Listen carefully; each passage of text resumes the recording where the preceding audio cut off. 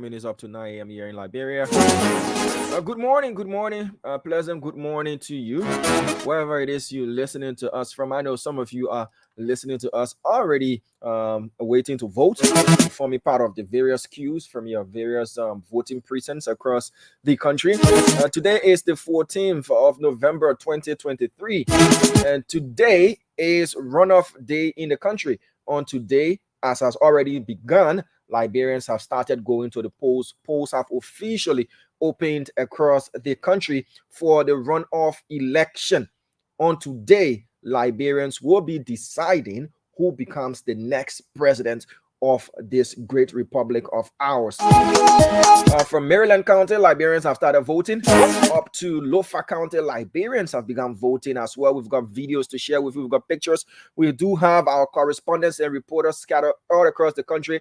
They are going to be bringing us real-time image of what's happening across the country and talking about reporters. The lines already buzzing as well. We'll be going to the phone lines. Ordinary Liberians will be telling us and letting us know how did the process go at their various centers. And we have a tip line opened for you to be sending us text messages, as we did do on the 10th of October, in order for us to respond and inform the requisite authorities as well to take charge of situations that might be developing.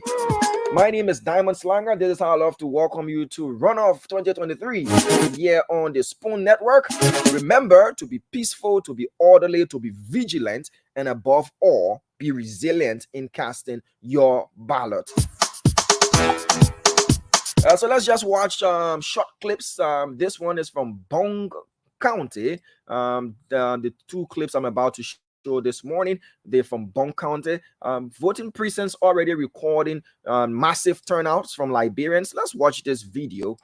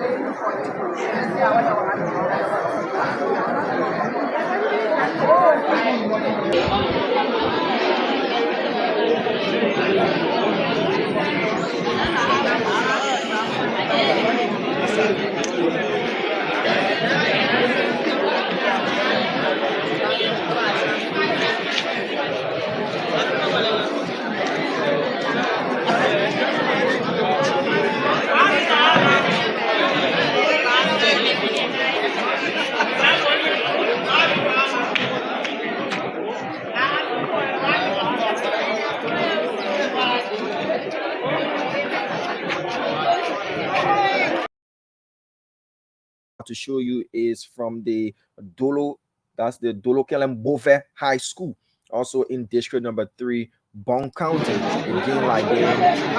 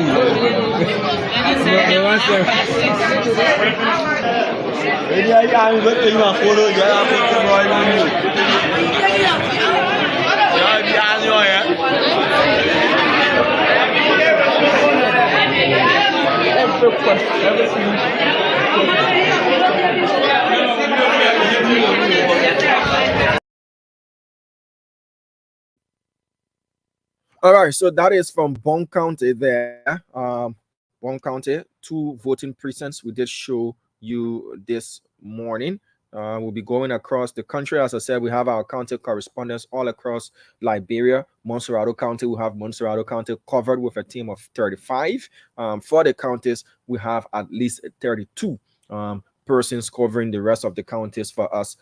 Teams that spares, sometimes we have trails in counties depending on the size of a particular county. So the Spoon Network, we've got you covered. Let's speak to some of our correspondents to let us know this morning, how is the process like, what have they observed, and to give us tips. As I said, we have a tip line just dedicated to texting only. Please do not call this number. Just send a tip by text, how the process went for you. Let us know. We like your feedback as well. So all you need to do is to send a text message.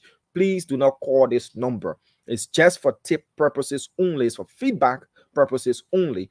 Text us. Let us know if you voted. I see people sending their pictures of voting. Others are saying they voted. Yes. So all you need to do is to text to this number, 0770 304519. 0770 304519. That is that number you can text to. If anything's happening, text us on that number. Positive or not so much positive, text us on that number. We'll be reading your feedbacks. We'll be reading your text messages out. And if there is anything that we need to announce for law enforcement or the requisite authorities to respond to, we are going to do that. So the number again, 0770 304519. That is the number to text to. So let's go across the country. I said text and somebody's calling. Please do not call. Just text to the number. Just text your feedback, whatever it is. If you voted, text us. Let us know. We'll open the phone lines as well. But our texting hotline is 0770 304519. That is the hotline number. I'm going to pin it on the screen so that you can see it and you can text and let us know it's for the hotline only. Just text to this number. Text hotline. Yeah, text hotline. And as I said, we'll be going across the country to speak to our correspondents. So this is the text hotline. Just send your message. Please do not call Pastor Sam. It's for texting only, Pastor Sam. Just text to the number. We'll read out your feedback.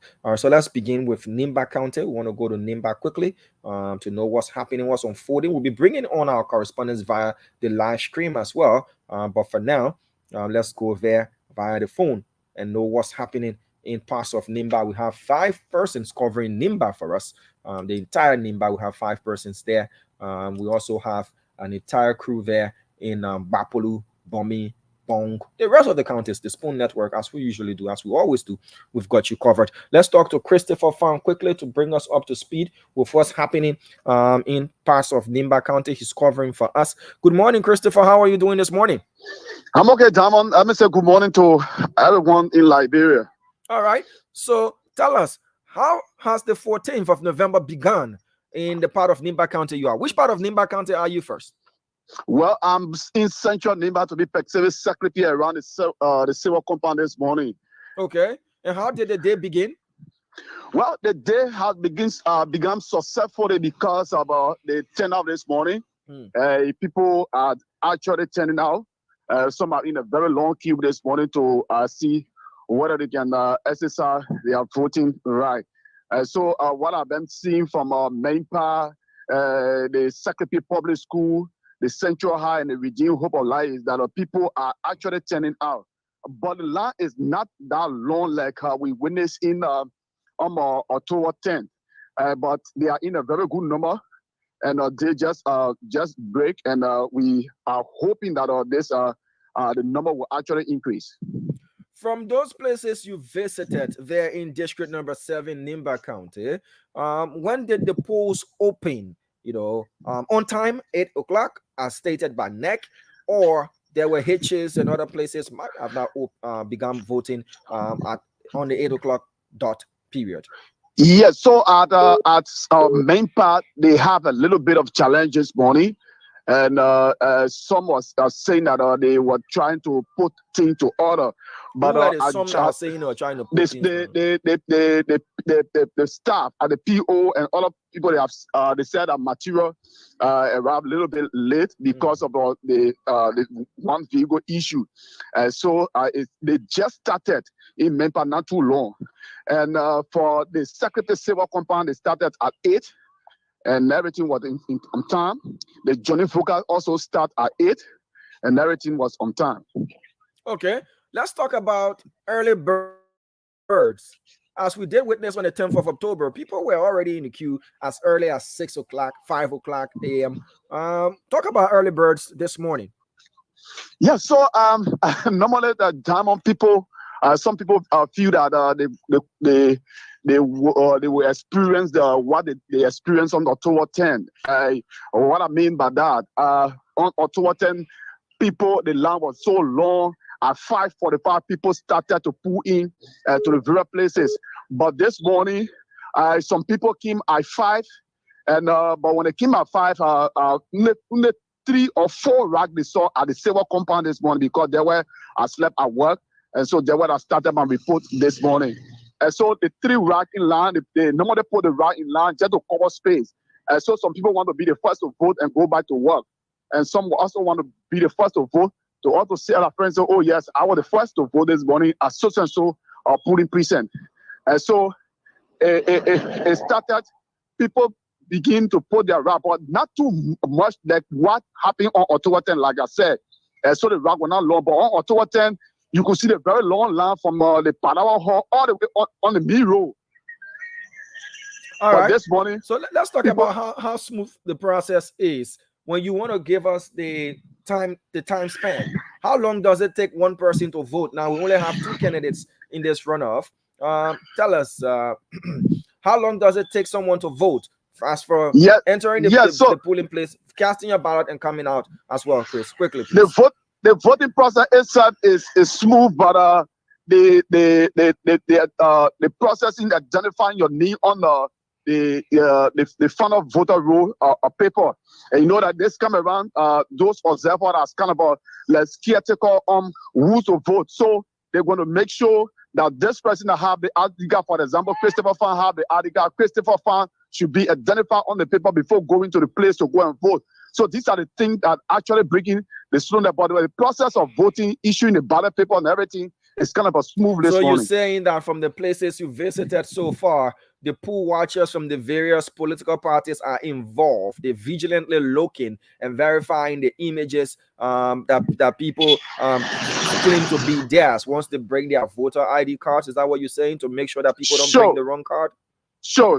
Because according to them, what they experienced in the time past, anybody can just come and show the ID card. They will only go and look on the ID card and see the name, and then they're not looking at the face. But this time around, they are looking at the name and also looking at the face on your ID card. So these are some of the things that are actually making the entire process a little bit slow. But in the issuing of the ballot and voting, the voting process is kind of a fast. As soon as they issue your ballot, not less than a minute, you out from behind the curtain. All right, Chris, have you voted? On my way. All right, thank you. We'll be looking for more updates. The link is in the group. You can use it to come on from the various voting precincts that you're visiting. Yeah, sure. I will use the link.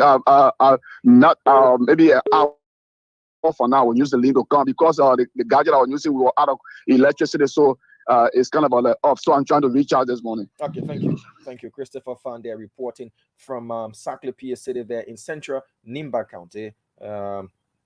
Let's read some text messages coming in. All right, so somebody says, "Good morning, Spoon family. I'm done voting. Please, the number that I read out is not for calling. Please don't call. Just text. We'll open the station phone lines for you to be able to call. That's the same number we're using to contact our correspondents and reporters all across the country. So please do not call so that we can have free flow of information coming in." This person says, "Good morning, Spoon family. I'm done voting, but I've noticed that what I've noticed is that people are not in attendance." This is from Jacobstown Calvary Temple. So let's see if we can speak to Cyrus Hammond. Cyrus, good morning. You want to speak on the radio, or I should call you privately? No, we can talk live. All right. Good morning. All right. So Cyrus Hammond is there in district number 1 for us this morning. Cyrus, good morning to you. What's going on there in district number 1? Good morning, Diamond. Well, I started in District 2. Okay. Just almost adjacent to District 1. In Mambakle. It's Mambakle Checkpoint. It's the Ulureni Tinubu Public School. This place has about 8 wooden places. And during the first day, on October 10th, this place was very, very crowded. And people who came here to vote have to spend about 4 to 5 hours in queue before they vote. But for today, the area is not really that crowded. It's not packed as compared to the previous one. The activities here is being controlled. I'm seeing the presence of police officers here. People are in line. They are in line very, very orderly. But the number is not very, very that huge. Because I was also at another polling precinct, just right within the same district area, because I was in the district. The Lucid Casing polling precinct, and I witnessed similar thing out, not very, very huge diamond. But the voting process is going on very smoothly and orderly. There's not been any issue of people not finding their name or whatsoever on the roster. I saw the observers from, let's say, the pool washers from Unity Party and CDC, and saw some observers also here at this Ulureni Tinubu Public School here in Mambakle. Okay, let's talk about. You said the process is going very smooth. That's something we want to give a plus to this morning. But when you spoke to those around, what are they saying as to how early they began queuing up there to vote? Okay, so like unlike the October 10th, this one people told me that they came here around 7 o'clock. Some said they came as early as 6 o'clock because they were anticipating the place to be very, very packed. But when they came, it was not as compared to the October 10th. So mostly they came around 6, some came around 7, and the process, people not really spending that longer period of time in queue like October 10th.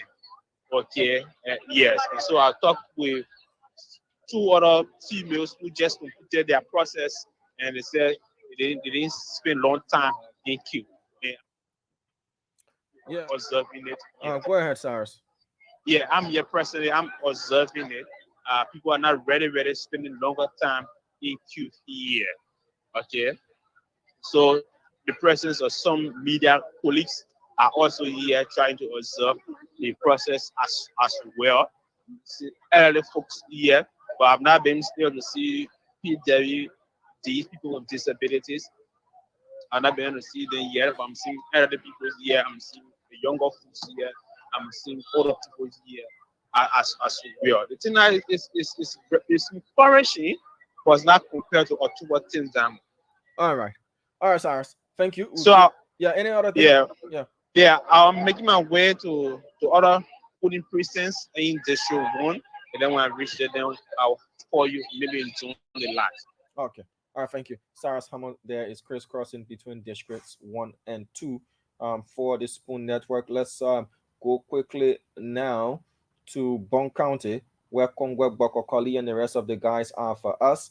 So, folks, please stop calling the number. Let's stop doing that so that we can be able to reach out to our correspondents and reporters all across the country. We'll be reading your text messages being sent as well about those who've gone to the various voting precincts to cast their ballots, and those who are already still in queue waiting to cast their ballots as well. Liberians are responding with their text messages. Their feedbacks are coming in. Let's see if we can connect with Kongwe Bokokoli, who's there for us in Bong County. We'll have at least 5 persons covering Bong County for the Spoon Network. We'll be able to reach and talk to every correspondent that we've deployed on the field to cover this runoff elections year in the country. So we were unable to get Kongwe, but I want to read text messages coming in. Liberians are sending in their messages. We'll read out the messages. We'll be doing this until preliminary results start to be pasted on the walls of the various polling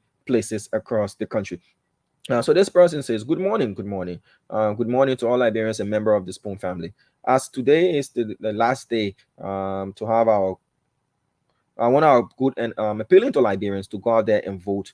All right, but the number is not encouraging. So this person says, well, they went out to vote, but the numbers at the polling places, the voting precincts, not encouraging at all. All right, so let's read this once.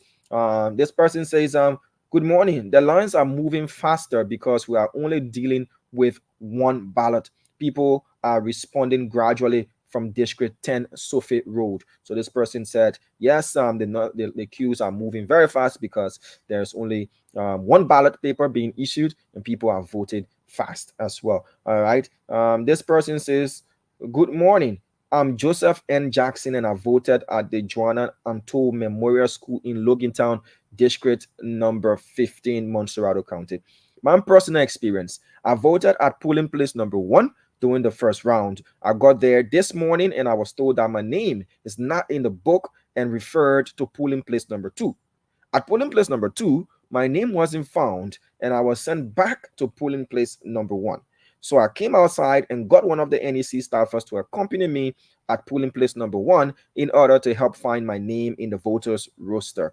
And my name was eventually found. The guy apologized and said it was an oversight and that's how I voted. The problem with my experience is that such mistake on the part of the person in charge of the voters roster has the power to discourage people from casting their votes. Not everyone will exercise the patience that I did exercise. Well, again, if you go to where you voted on the 10th of October and you told your name is not found in the voters roll there, make sure where you refer to, you go there and check. If your name is not found, still call one of the NEC workers, one of the polling staff, and let them go and verify. Let them do cross-check. Don't get angry. Don't get agitated. Don't say, oh, I'm not going to vote. I'm going home and all that kind of stuff. No. Exercise restraint. Exercise patience. Be resilient in making sure that you exercise your vote. Responsible resilience. That's what I'm talking about. Don't go start causing commotion and all that kind of stuff. Make sure that you checked and cross-checked until your name is found. That is your right to vote. These things happen. You know, somebody might be rushing to issue as many ballot papers as possible. Make sure that your name is found.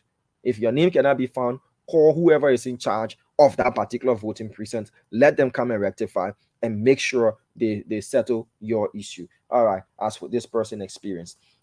This other person said, I'm reading the text messages. I'll read a couple of text messages.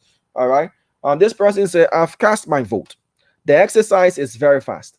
What I've observed is that the poll watchers are not verifying the voter cards as the UP has been saying. So this is someone else's experience. They're claiming that the poll watchers from the Unity Party, reportedly, according to this person, are not verifying the cards, you know, as the UP said their poll watchers will be doing. They didn't state where they voted. I haven't seen that in the text.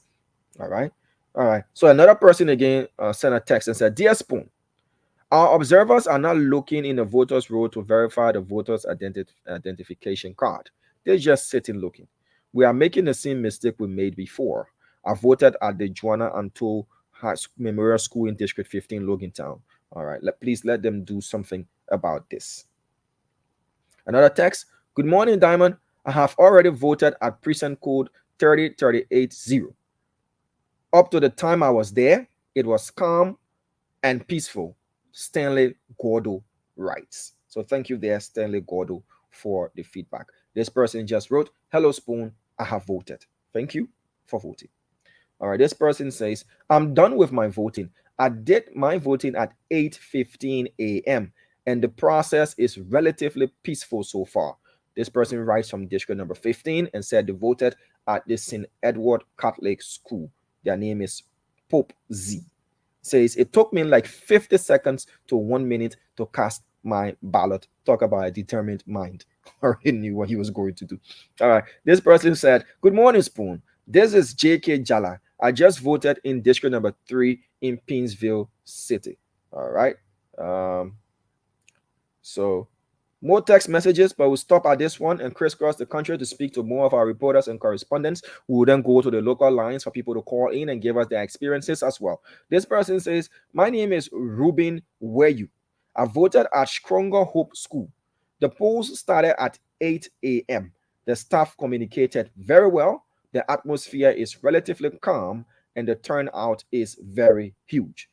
This is what Ruben Weah is reporting. So you now are citizen reporters. You need to keep updating us. You need to keep updating us as we do this broadcast, continue this broadcast throughout the course of the day. We'll be here until tomorrow and the next tomorrow. All right, so let's go to the phone lines quickly. But before we do that, let's speak to some of our correspondents and reporters. We want to speak with Emmanuel David.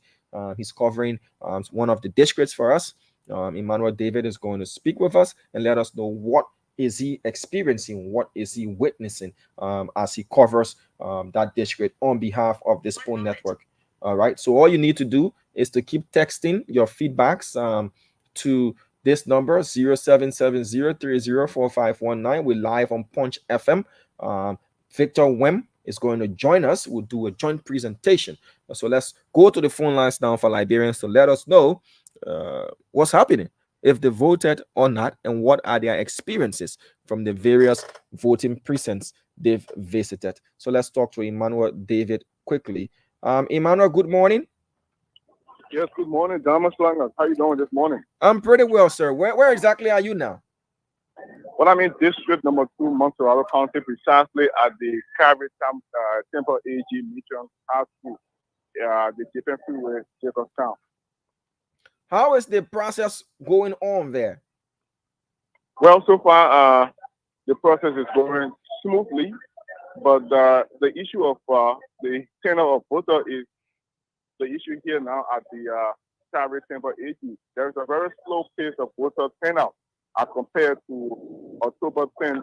October 10, when I was here early in the morning but this time, the line stretches from the building straight out to the car road. But unlike this morning, the scenario is a little different. You have a handful of people.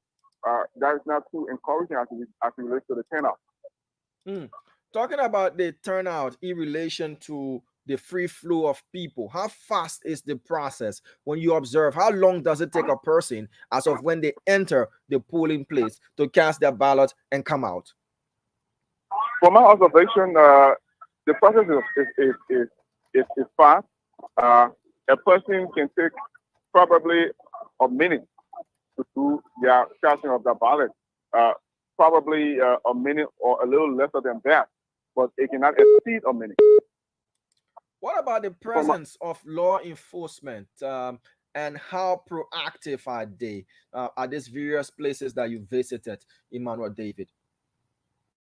Well, I visited 2 precincts, and from the onlook of things, the presence of security personnel, especially the LMP, we only have at the Calvary Temple, you have few LMP officers, and you don't have immigration officers or even officers from the other security apparatus. Only the LMP has few officers here.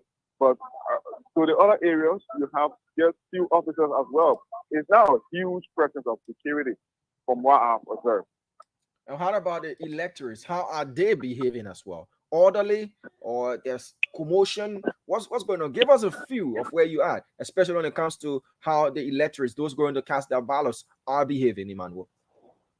So I was fortunate to have spoken with a few polling staff at the Carriage Temple AG, and they told me there have been no form of commotion.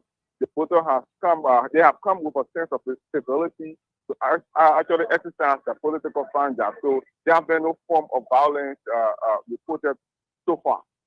Okay. All right, Emmanuel. Thank you. Thank you, too. Emmanuel Kbalin David reporting there for the Spoon Network. As I said, we'll be cutting across the country, speaking to our correspondents, but equally so, we are going to be reading your text messages. So this one says, good morning.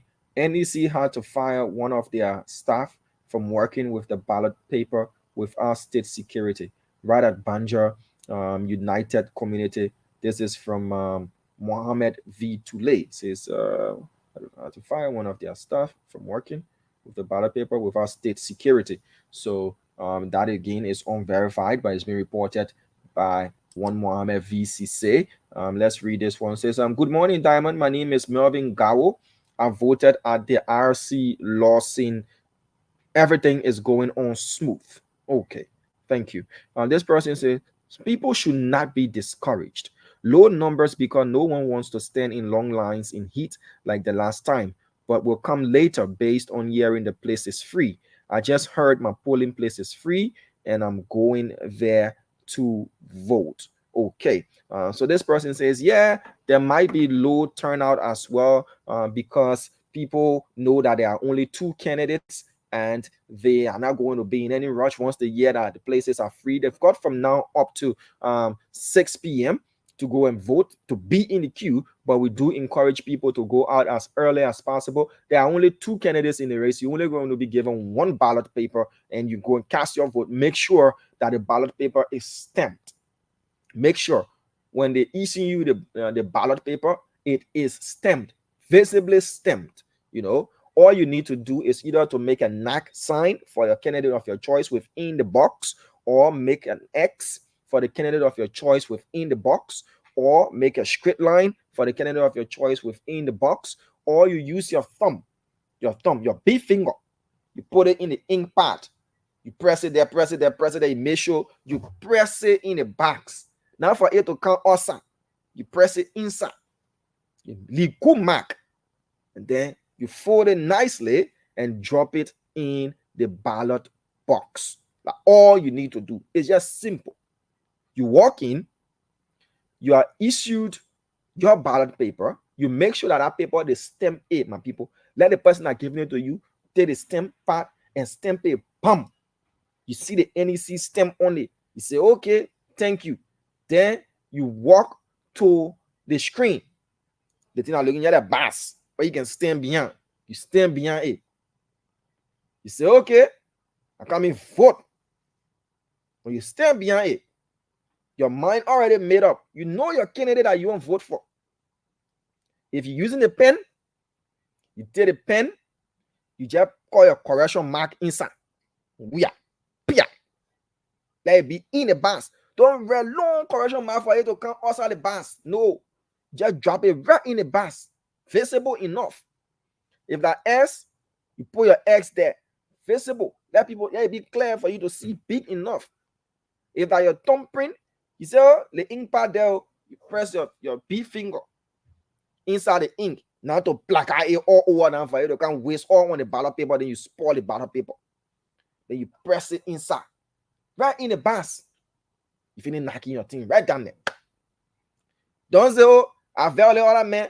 I let the other man. I value that person, so I'll correct the man. Now boss the other people out. Or I'll correct the man. Then I put X to the other person. If you do it, you'll be wasting your vote. You finish, you go put the ink on your finger, you walk out, you go relax yourself. Yeah. Conduct yourself very, very orderly. be vigilant at the same time. If they send you to a polling place and you can't find your name there, look for your name. Like you're right. Your vote like you're right. Look for your name. You know, you look for your name. If you can't find your name, you call one of the supervisors there. You say, excuse me, my brother or my sister. I can't vote on October 10th. NEC send or text messages and say, we vote to the same place that we voted on October 10th. But for some reason, I don't see my name. You please check again. Then they will check. If they find your name, they say, okay, go to polling place number 2. You walk there, you say, let's go, please carry me. They go check for your name. If they don't find your name, let them let you know why your name not there. But don't go do you start fighting, you start doing anything, you go disrupt the whole process. No. Be resilient. Be peaceful, but be forceful so that you can cast your vote. Yeah. If you need casting your vote, if you want to stick around, you can hang around, now you're right. If you want to go home, you come back. When you come and start counting, now you're right to be around, but it is not your right to go and tackle the whole process. No. If you notice anything, anything, you know what I mean? If the thing is something that looking kind of suspicious to you, you call the requisite authority that will get a text line. Anything, you call, you text, you call the police that are there, the immigration are there, other party agents are there, and say, oh, but the thing is happening. I saw the guy when I came for it, he went inside, he voted, he didn't come back again. He go change shit. Yeah, be responsible. That your right to protect the peace of this country, that your responsibility to protect the peace of this country. So you hearing it. They say the various voting precincts, they play them pack. Because everybody, imagine it taking one person on a minute, less than a minute to go and vote. So that is saying, let me rely myself, man, I'm waiting for later. Hello, go vote. Because they play them pack. They play them pack. General, you get out, you go knock your thing. You come back. Don't sit down and say, oh, me, I'm waiting for later. I'm waiting for them. You get it done. No. Why are you waiting for later? Get out, you go vote. Get out, you go vote. Many of you on the radio, we're waiting for 2023. We're waiting for 2023. 2023, yeah, now. You don't come in part 2. You have part 1 or 2 or 10. Now part 2. Go vote. If you didn't vote, you can sit down to how you play your video game. You sit down to how you call your potato green. You can sit down to how you play a checker. You and your friend can sit down, you have family time, you enjoy yourself. Go vote. You don't do your own. Ask your friend. But you don't do your own. Me, I finish doing my own. Let me escort you. Encourage another person to go and vote. Encourage another person to go and vote. The same way you can be behind your friend. But that gathering waiting for it, and the gathering take going. That's why you encourage your friend to go vote. But try to see in account, the beach party will be beaching. Go vote. How you encourage your friend. The same way you have to encourage each other. Time to vote, do the same. Get up and go vote. Get up. What are you waiting for? You hear they say just under 1 minute. I mean, between 50 to 55 seconds. It will take you when you enter the polling place. When they find your name, they issue your ballot. Between 50 to 55 seconds. To just walk, swear. Nobody has mocking you. They land and pack. People just coming, people going. People just coming, people going. People just coming, people going. And how the voting going smoothly. So waiting there, you say you're waiting for now. The sun not hearing hot. They say, oh, my skin color. Why your skin color? Go vote. That under 1 minute your skin will change. Go vote. Call your friend. Ask your friend. You not vote, but vote you, but then get out and go vote. Let go vote. They play register, I'll care you. Then you came into my own play. When register at the same play, you go and vote. Yeah. So that is right there. The reports are coming in from all across the country that folks are not finding it difficult as compared to the 10th of October, where there seemed to be a lot of commotion. You know, we had 3 ballot papers being given to people, presidential, the Senate, and the representative race. They were given to people, but now only one rare and wet ballot paper that it is giving you. That thing is just simple thing. My Oma, my Opa, the rest of the people there, tell your children, Joseph can't carry me to that place. Let me go vote. Carry me.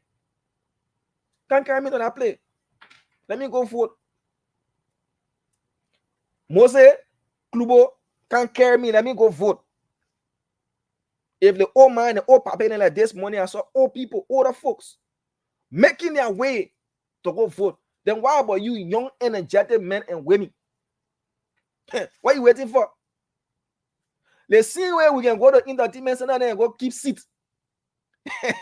You know the place. I won't cost my the place need. Before 8 o'clock in the night, the place already packed. You can be there by 6 to get your seat because you ain't gonna be left out. And the same way you might attach that importance to going to vote. So, folks, we'll cut across the country again. As I said, we're just encouraging you. All of what has been reported so far, and we hope it continues this way. The process is very peaceful, it's very orderly, it's very fast. So that's reason or reasons enough. Those are reasons for you to just go vote quick. You finish doing your thing. You can't sit down. You can enjoy the rest of your day. But don't be fun to be on the other side of history and say, oh, I wanted to, but I couldn't. Why you couldn't? Wasting time, the time pass. No. Go and vote. We'll take a short break to recalibrate, reconnect with our guys. And once we get back, it's going to be full blast. We'll be cutting across the entire country from Grand Gedeh to Maryland to Sino to Grand Crew to River G to Nimba to Grand Bassa. We'll cut across the entire country to give you a feel of what the process is like across Liberia. So we'll take this short break to be right back. This is Runoff 2023. Who gets the final prize? That is the executive mansion. Who is going to take the mansion keys and say, look, as of January 24th, thereabout, you're not person. Who is it? It's going to be crowned, named, inaugurated, pronounced by the NEC as the president of the Republic of Liberia. And it all depends on you. When you go and vote, you vote your choice. We'll be back right after this break. Don't go away.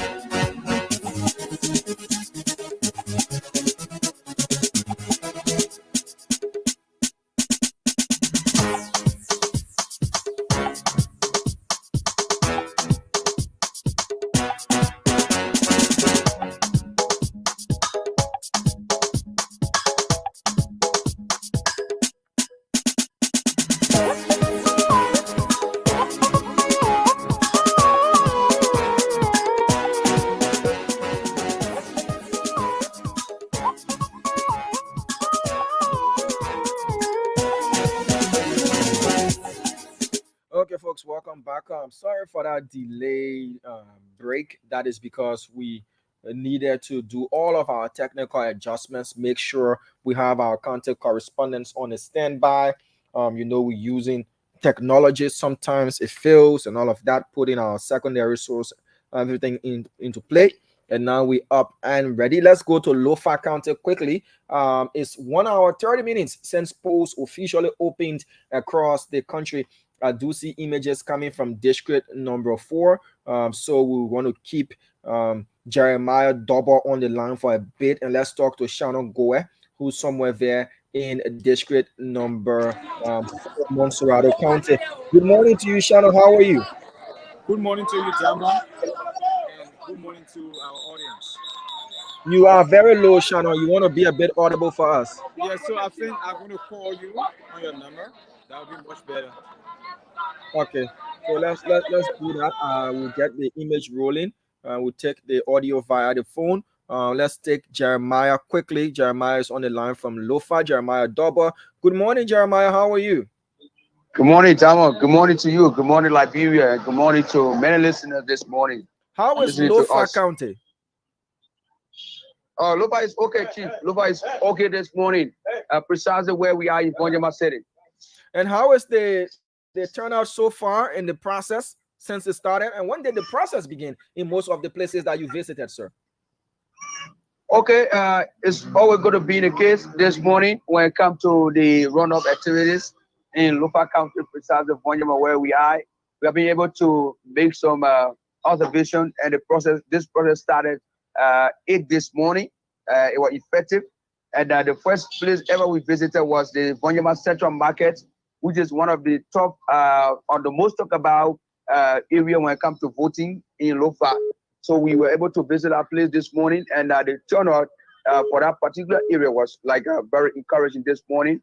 More especially seeing our old people trooping into cast votes. I mean, it rings in the ears of our young people that they have to do the same. So that area was very encouraging this morning.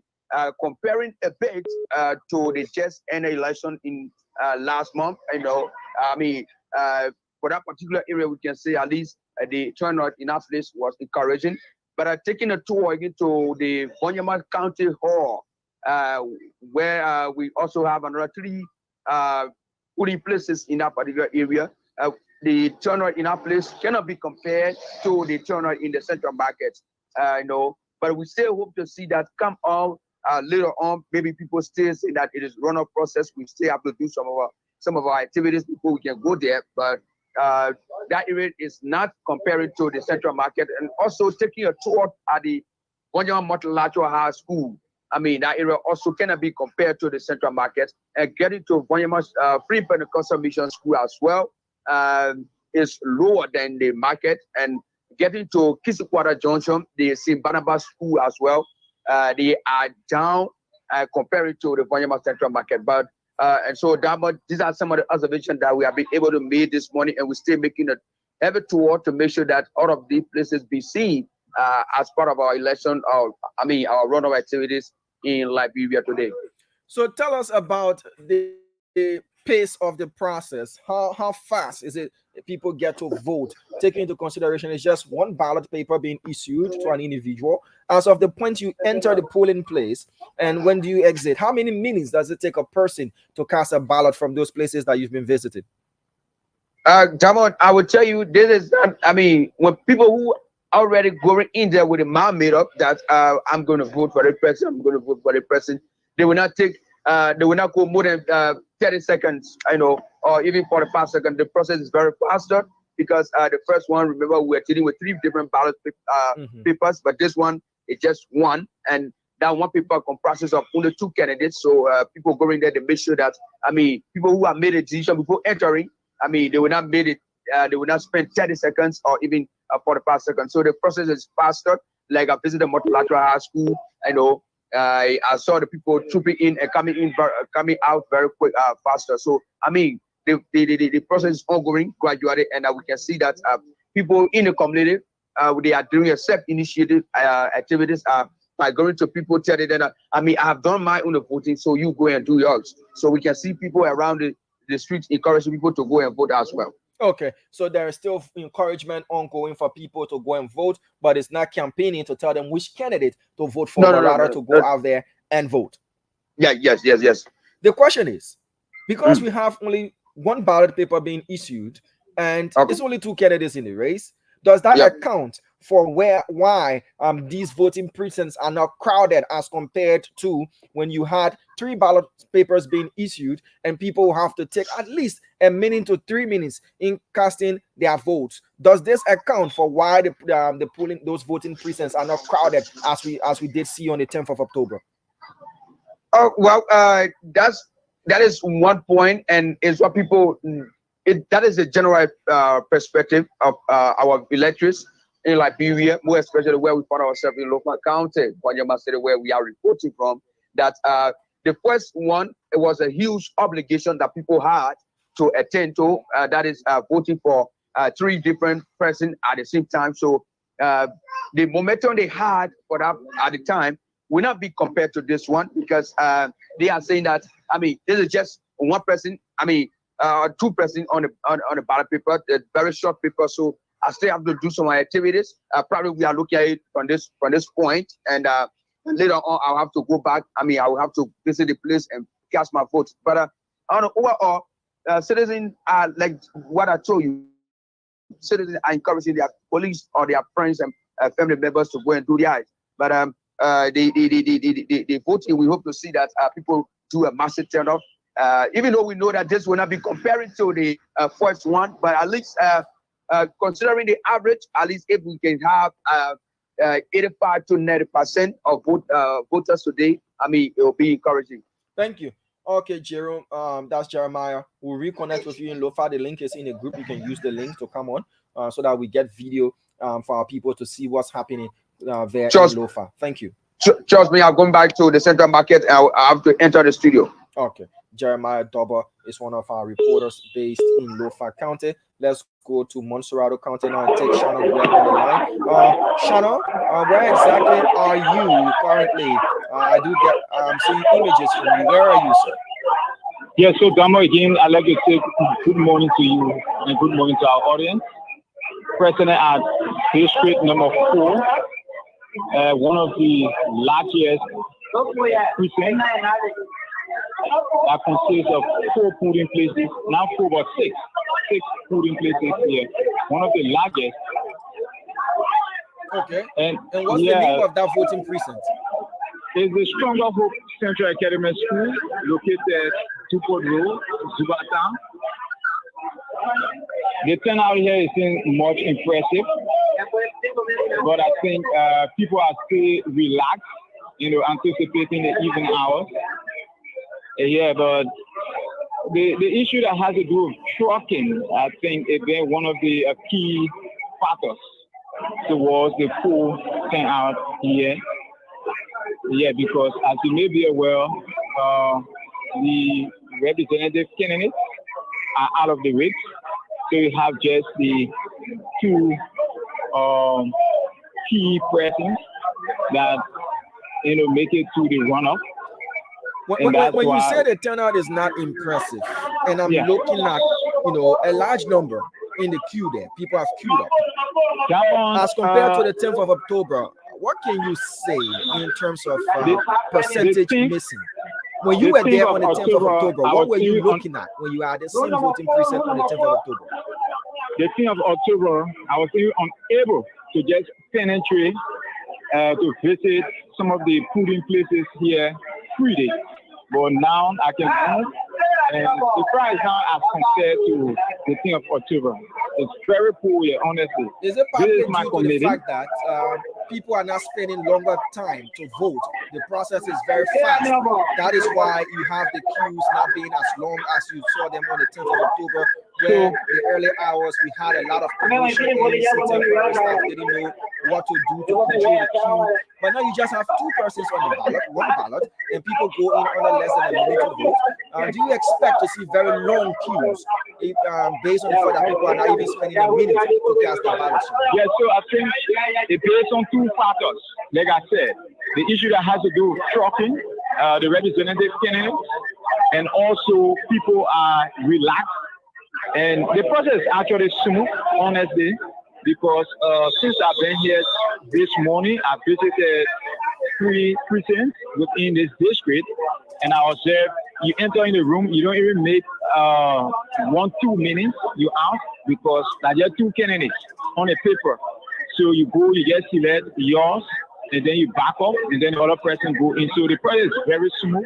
It could be one of the factors that causing the place not to be crowded, but also the trucking issue from the representative candidates, also one of the key factors here.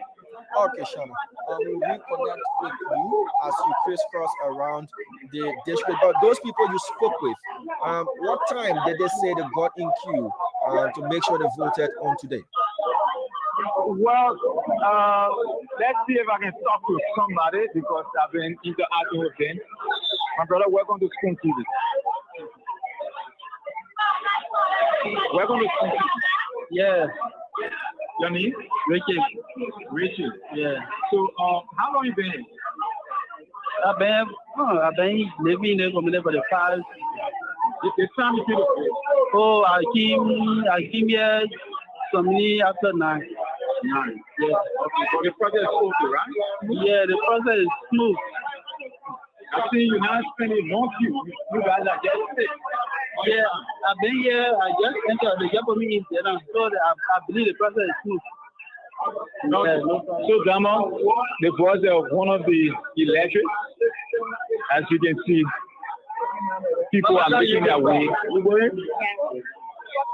People are making their way here. District number 4, very peaceful process. The security personnel, they are here also making sure that electors are safe and exercising their constitutional rights, including their weapons.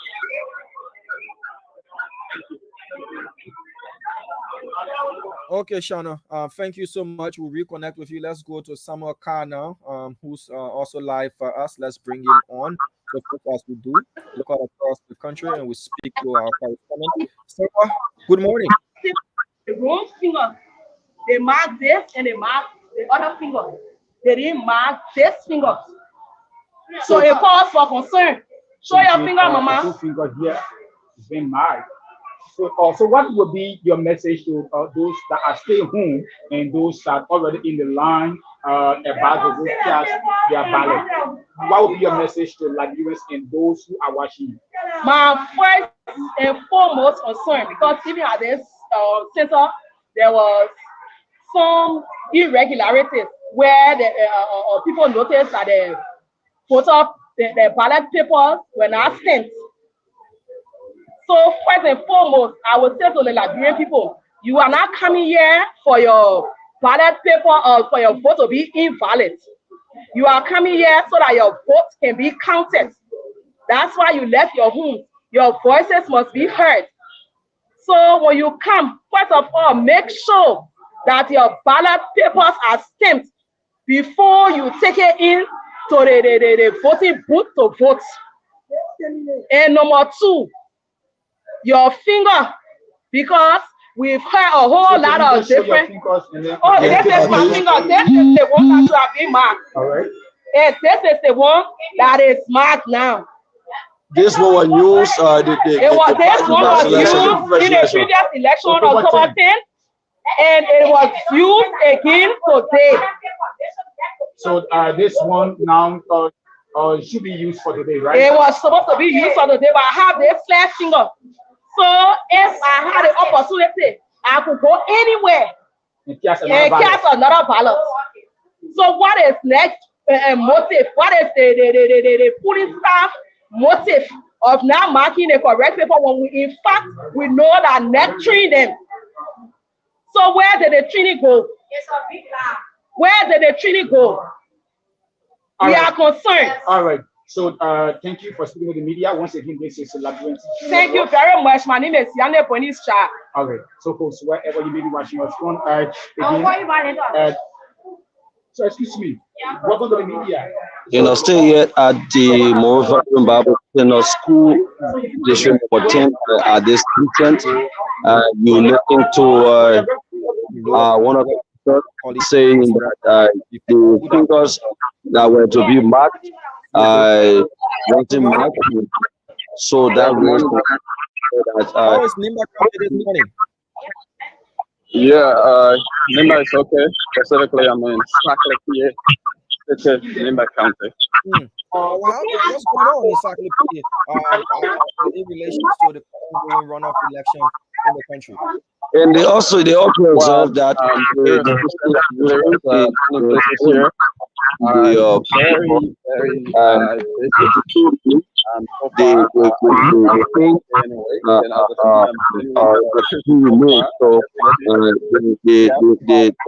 certain people that go pins at the rules what the National Election Commission pin that will give them.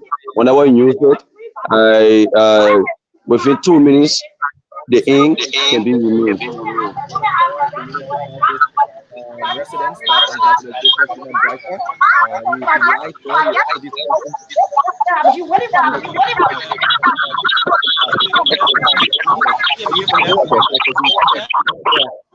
residents of the Unity Party stand up there. Okay, so Damon, for my own comparative analysis, the turnout, the enthusiasm, the first round of the election was higher than what it is during the second phase of the election. Like I said, I just arrived in Sacramento. The 7 is what I did register, and as soon as I arrived, I went straight to the polling center. I didn't take more than 3 minutes to cast my ballot. So to tell you how the turnout here is not really encouraging. So I mean, I'm hoping to visit other centers. It's probably that center only, but maybe if I visit other centers, it's going to be different. But so far, I mean, it's not really encouraging here compared to the first round. Okay, let's talk about the presence of law enforcement as well. What have you noticed? I know you left from Ganta to Saclay, and you'll be covering Nimba County in its entirety as well. Tell us about what you've noticed about the presence of law enforcement in Nimba County. Yeah, so there's presence of security officer. The polling center. I'm casting my ballot. I saw a security officer, but there are other security officers because there's a whole precinct that comprises more than 4 polling places. But there are other, security personnel, at other polling places. So so far in Saclay, the presence of security is not too bad. In Ganta, I visited a few centers before heading to Saclay this morning. And yes, the presence of security personnel is felt.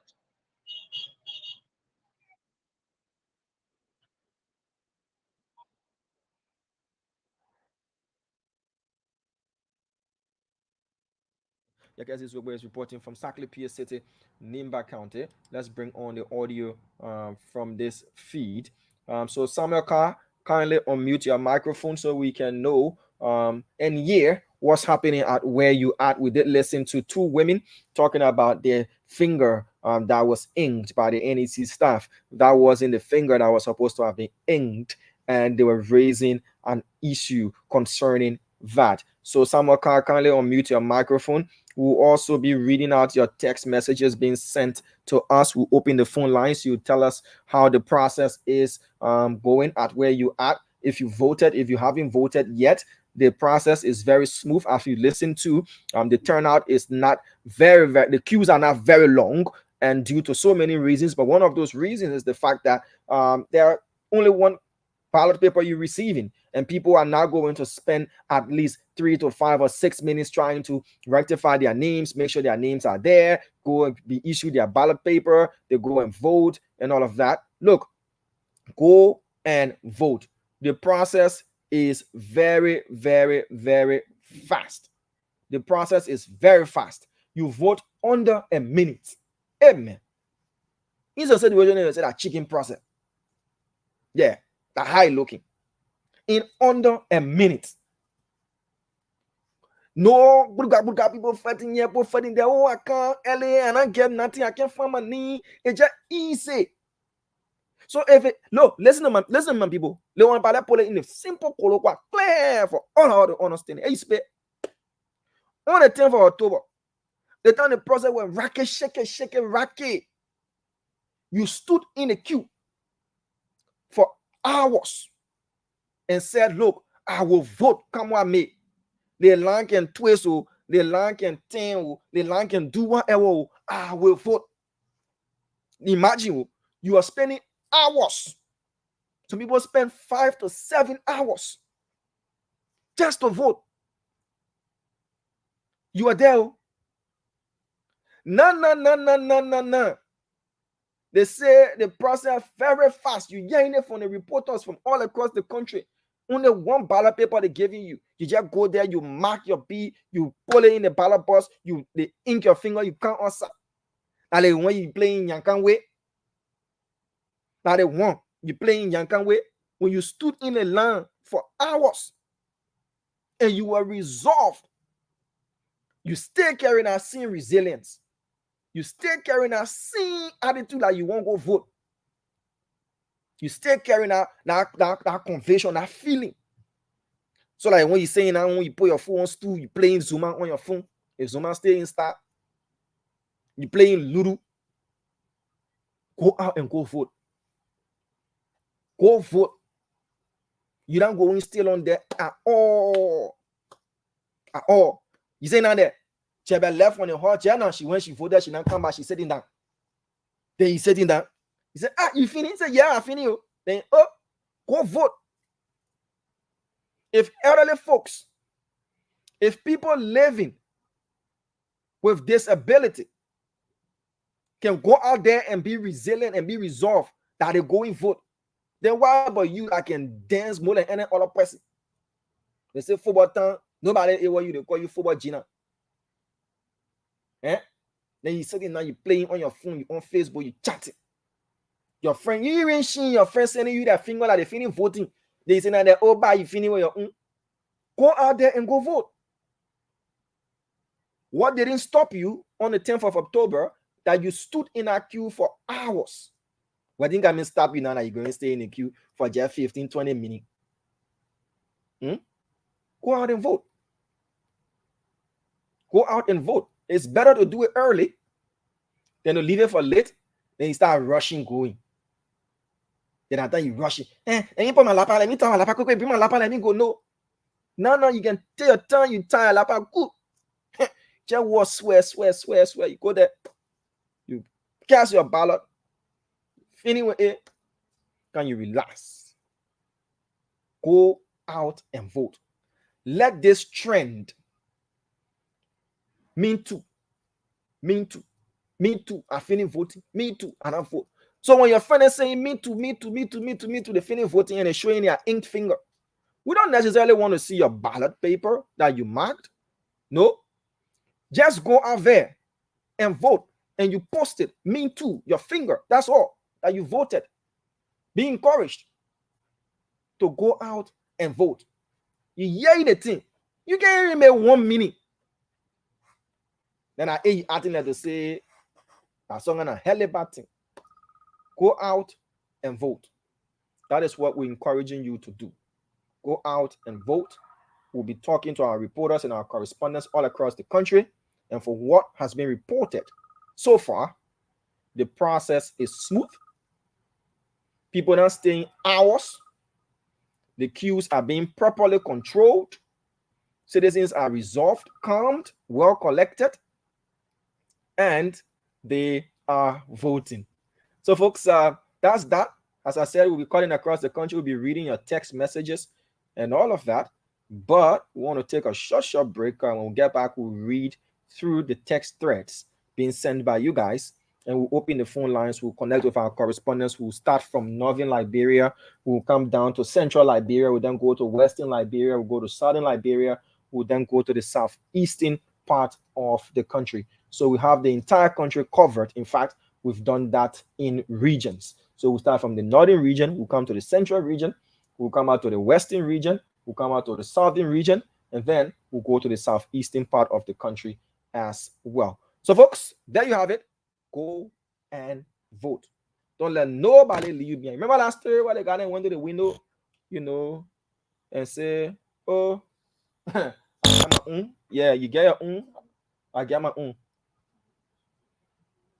Okay. They say, "Oh, you get your Say, "Yeah, I get my Go get your Mark your finger, finish voting. You come by, you say, "I finish doing my own." The thread is me too. You too need to vote.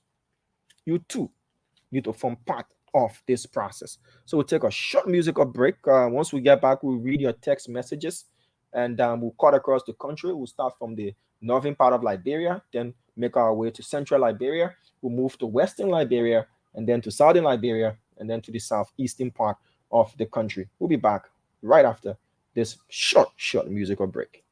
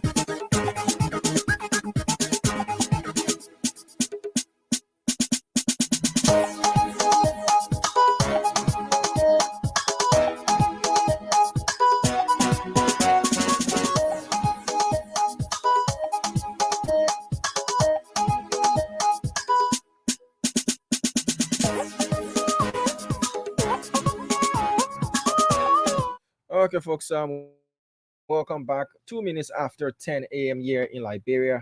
That means that 2 hours, 3 minutes ago, Liberians began casting their ballot for the candidate of their choice in a runoff election that sees the ruling candidate, that's the ruling party's candidate, George Mane Weah, going against the main opposition candidate in that of the Unity Party's presidential candidate, Ambassador Joseph Human Boakai, a one-time vice president of the Republic of Liberia for 12 years. These two men are facing it off in a race to becoming the next president of the Republic of Liberia. Whether or not incumbent President George Mane Weah will be given a second term, or there will be the inauguration of a brand new president, that's in Ambassador Joseph Human Boakai. That is to be determined by Liberians on today. They will cast their ballots, and the results will be released by the National Elections Commission, and there will only be one winner. So, who is going to become the next president of the Republic of Liberia? That is the 26th president of this great nation of ours, is going to be determined by the ballots being cast here today by Liberians. Runoff 2023 across the Spoon Network. We're live on other stations. Let's bring on Alfred Colley. Good morning, Alfred. How are you? Good morning, Damo. And let me say welcome to all of our viewers and listeners across Liberia. Where exactly are you now, Alfred? I need District 5, Montserrado County, to be specific, Weah Town Hall. Okay. And since you've been there, give us an update on the turnout there at the Pingsville Town Hall. Thank you, Damo. It's the same thing as our colleagues been reporting. The turnout is now really encouraging as compared to October 10th election. But one thing I observe, and I don't want for people to feel discouraged, is that people coming, they are coming, they are voting, but it's just that the queue is now really long as compared to the past. So, but yeah, they turn out, they come in and they are voting, just leaving. So you will not really realize that, hey, what happened in October 10th, it will happen the same time around. Okay. So from your observation, the process is very fast, and Liberians are not queuing up for a very long time. So what have you Yeah, noticed the in process is fast. security? I visited the Pingsville 7th High School where I voted.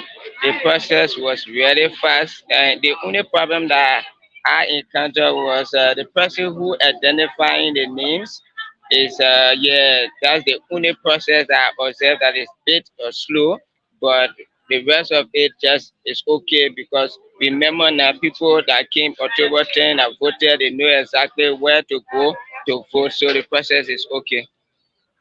Talking about the verification of the voter ID, who are those involved in verifying that? Are you seeing party agents being involved as well with the NEC staff to make sure at places you've been that faces do correspond to names and cards presented? No, the lady who verifying the name, she's alone, and she, when you give your card, she will look at your face and check in the record. Once she finds your name and give you your ID card, so you can go and they issue you the ballot paper so you can be able to vote. All right. So from your observation, places you've been, voting precincts you visited, party agents are not involved. They're not doing any sort of secondary verification along with the NEC staff. They're seated opposite the NEC staff and just observing the process. That's what you just said. Yeah, sure. They are not involved. They are just sitting there and making sure that the process is okay. I was there. I saw the secretary of the Human Rights Advocacy Platform, Adama Dempster. He was there with a couple of his colleagues to observe the process, and they left. So yes. So I don't know if we can speak to some of them that are here. Yeah, you can just speak to them based on how long they've been there, what's their take on the process. Okay. You know. So good morning and Yeah. welcome to school. What's your name? Okay, so how long you been here since this morning? Oh, you just coming. And how it process like for you? Okay, any message for Liberians who are still sitting home thinking that they will come later on, or maybe they feel discouraged that they don't want to come? People will come. Are you sure of that? Okay. Good morning, ma. What's your name? Good morning. I got in for the How long you been here? like 10 minutes. 10 minutes now, and you are almost close to the place. So how do you feel? How's the process like? When you say good, I mean, okay. So any message for other citizens that stay at home? Okay, thank you. So, Damo, one thing I observed you were asking earlier on, these are things that I saw on the ground is that people came earlier on this morning to get Mhm. space in order to be able to vote and leave. So, as you can see, these are things that I saw, and yeah, we have The about lady said she's going to be there for at least 10 minutes. yeah. And all of a sudden, she's looking at the edge of the voting, the polling place to go and cast a ballot. Is that not a sign that the first phase of the process has got the place not to look hard as it was on the 10th of October? Yes, that money process is actually fast, but what I observe here is that you have some area, you have people stay in the queue and the queue is long. You have some other places that is totally empty. The fully place one. When I came earlier on, it was totally empty. People just coming to walk in. But this is fully place number 2. As you can see the queue, we have a lot of them here. They are stay in the queue waiting. Unlike other places, you have few of them in the queue. You have some just coming to enter. So that's how it's looking like here. Okay. All right. All right, Alpha Collie, we connect with you as you make your way around. What's the presence of law enforcement there? Have you seen law enforcement officers Yeah, on your round? we have a couple of them here. We have the police, we have the LRS officers here. They are all here observing the process, and everything is just coming from my location here. Everything is okay. All right. Thank you, Alpha. We reconnect. All right, Emma, thank you so much. Leave Alpha Collie for a bit and bring in Samuel Carr, who's also making rounds for us. Samuel, you have to unmute your microphone so that we have a conversation with you quickly before reading text messages being sent by Liberians via the hotline. Samuel Carr, kindly unmute your microphone so that we can have a quick conversation with you. As I said, we'll be cutting across the country to speak to our correspondents. We'll be showing you pictures and videos from all around Liberia being sent in our situation room by our reporters all across the country. I'm seeing pictures from Sino. I'm seeing pictures from River G. I'm seeing pictures and videos from Grand Gedeh. According to our Grand Gedeh County correspondent, there was tension at the Swedru City Hall. So we want to call quickly our correspondent there in Grand Gedeh County to bring us up to speed with what exactly happened. We'll also show you the video. According to Dave Nair, the police had to intervene. So let's get you that video prepared, and we'll bring on Dave Nair, who's one of our reporters there in Grand Gedeh County, to bring us up to speed with what really happened that caused the tension at this Wedge City Hall. So President George Weah is going to cast his ballot. That image is coming live. The picture's coming in live as well. We'll bring you the president casting his ballot. We'll also bring you the main opposition leader in Ambassador Joseph Yuman Boakai also casting his ballot as well. So let's put on the screen as the president is going to cast his ballot, and then we'll go to Grand Gedeh County, where Dave Nair has reported that there was tension at the Zwedru City Hall. So let's join now the team that's covering the president as he casts his ballot. Gerasi, are you there? Yeah, I'm here. Okay. Are you getting me? Where is that price now? You getting me right? Yeah, we can hear you loud and clear. Where are you people? Okay, we are at Kenija, where the president is about to cast his ballot. The convoy just arrived and he just stepped out of the convoy. As you can see, he's wearing all white with the first lady.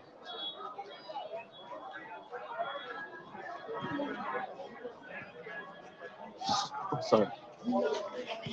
So he's moving with the first lady. They are walking into their put in place to cast their ballot. They are wearing all over white.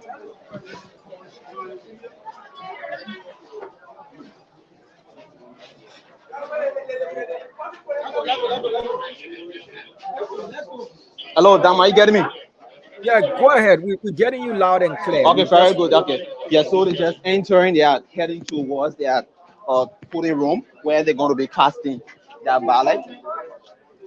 As you can see, the first lady is Just in take your front. time. I know it's fast movement, but it's taking hands too much.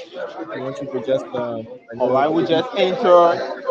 We just Yes, enter where very the president will be casting his ballot. yeah. So, Okay. So just take a good position so that you wouldn't be blocked by anybody. You see President Weah. yeah, sure. He's wearing all white. The president is casting his ballot. And why is this guy saying Jamaica should wear something about the president casting a ballot? That is going to be there. Retain your position, please. Don't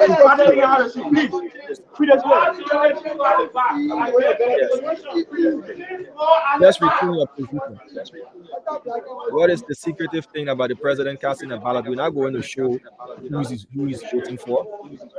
Now, just be right there, Jurassic, so that we can get a clear shot. Sometimes people overdo things. So that's the first lady just went behind. You're just calling the whole Jurassic, to cast her. you see her beyond the screen.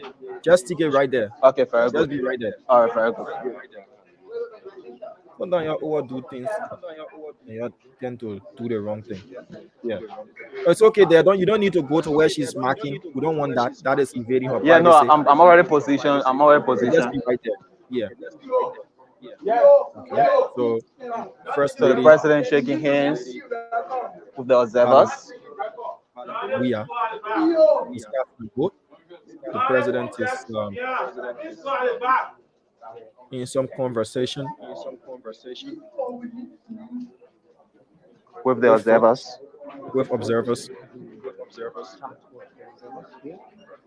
And after his wife is done casting her ballot, he is going to cast his ballot. He's wearing all white with a white face cap. Jurazi, Yes, sir. let me be a bit cynical. With the knock sign that he's wearing on his face cap, is that indirectly campaigning? I can tell, sir. The knock sign is one of the ways you can vote. So I think that's a brand. I understand it's a brand, but it could hold a deeper meaning. There are other caps that the president could wear without knock sign or anything on it. You know, plain face cap for that matter. Not a knock sign. Is it in a way telling people that look, knock it for me? I don't think so. Probably it's just a sign of a brand. That's a sign, something. So I don't want to interpret it that way. I'm just being a bit cynical. I'm just being a bit cynical. Like there are other face caps that you could wear, not Nike. It could be plain. When somebody look at it and they remember that if they go into the booth, they should do the knock sign and they see his face. Sometimes you have to look at things below the surface, beyond the surface. But anyways, you say it's a brand. But when you look at the face cap with the knock sign and then you see his face, you say, okay, this is what I need to do when I go to vote. Well, the president is casting his ballot. He has marked his ballot. He's put it in the ballot box, and there you go. President Weah cast his ballot. So the President Weah just cast his ballot along with his wife and other delegates that came along with him. So he's heading outside, and he came along with international observers. They were here, and he spoke with them earlier today, and they are all leaving too as well. All right, so we want you to follow him up. Usually, after casting his ballot, he will have a brief conversation with the press So you can just go there and be part of that conversation. Don't ask the next sound question. No. I don't want to go that. I don't want to go into that, Chief. I'm being real skeptical right now. Yeah.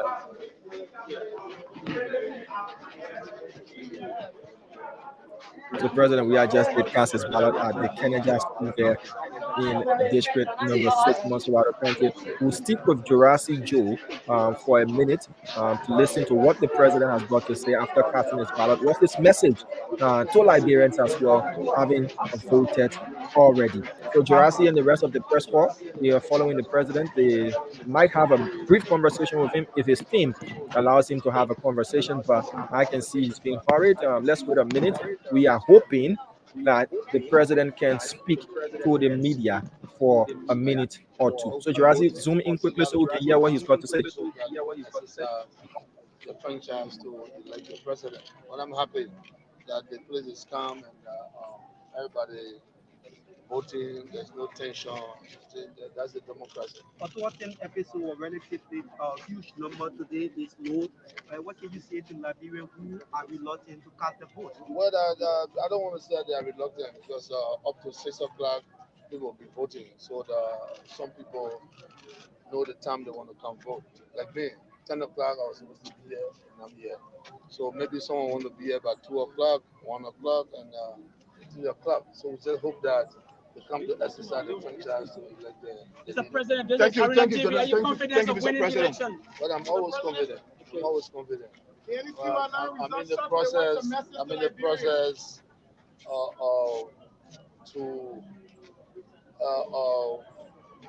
Again, the confidence that reposed in me for my work, and I think with what I've done already, the Liberian people will elect me. This is I'm running. I'm running on record. Can I organize that right now?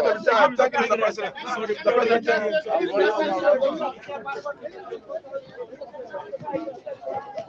I'm working my egg.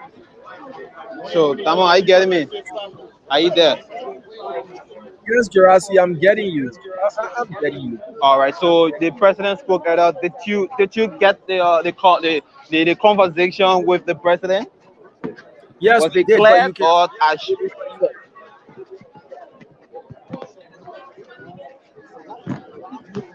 All right. So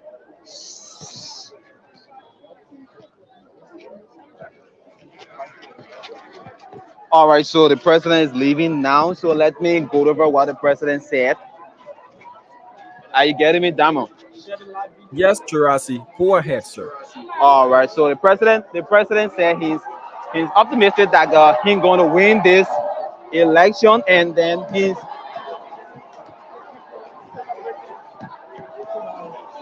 I'm trying to get outside to get some view while I will be going over the message.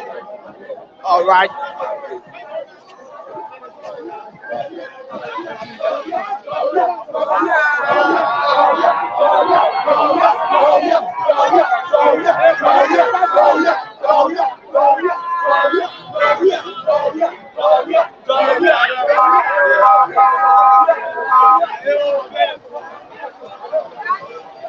All right, so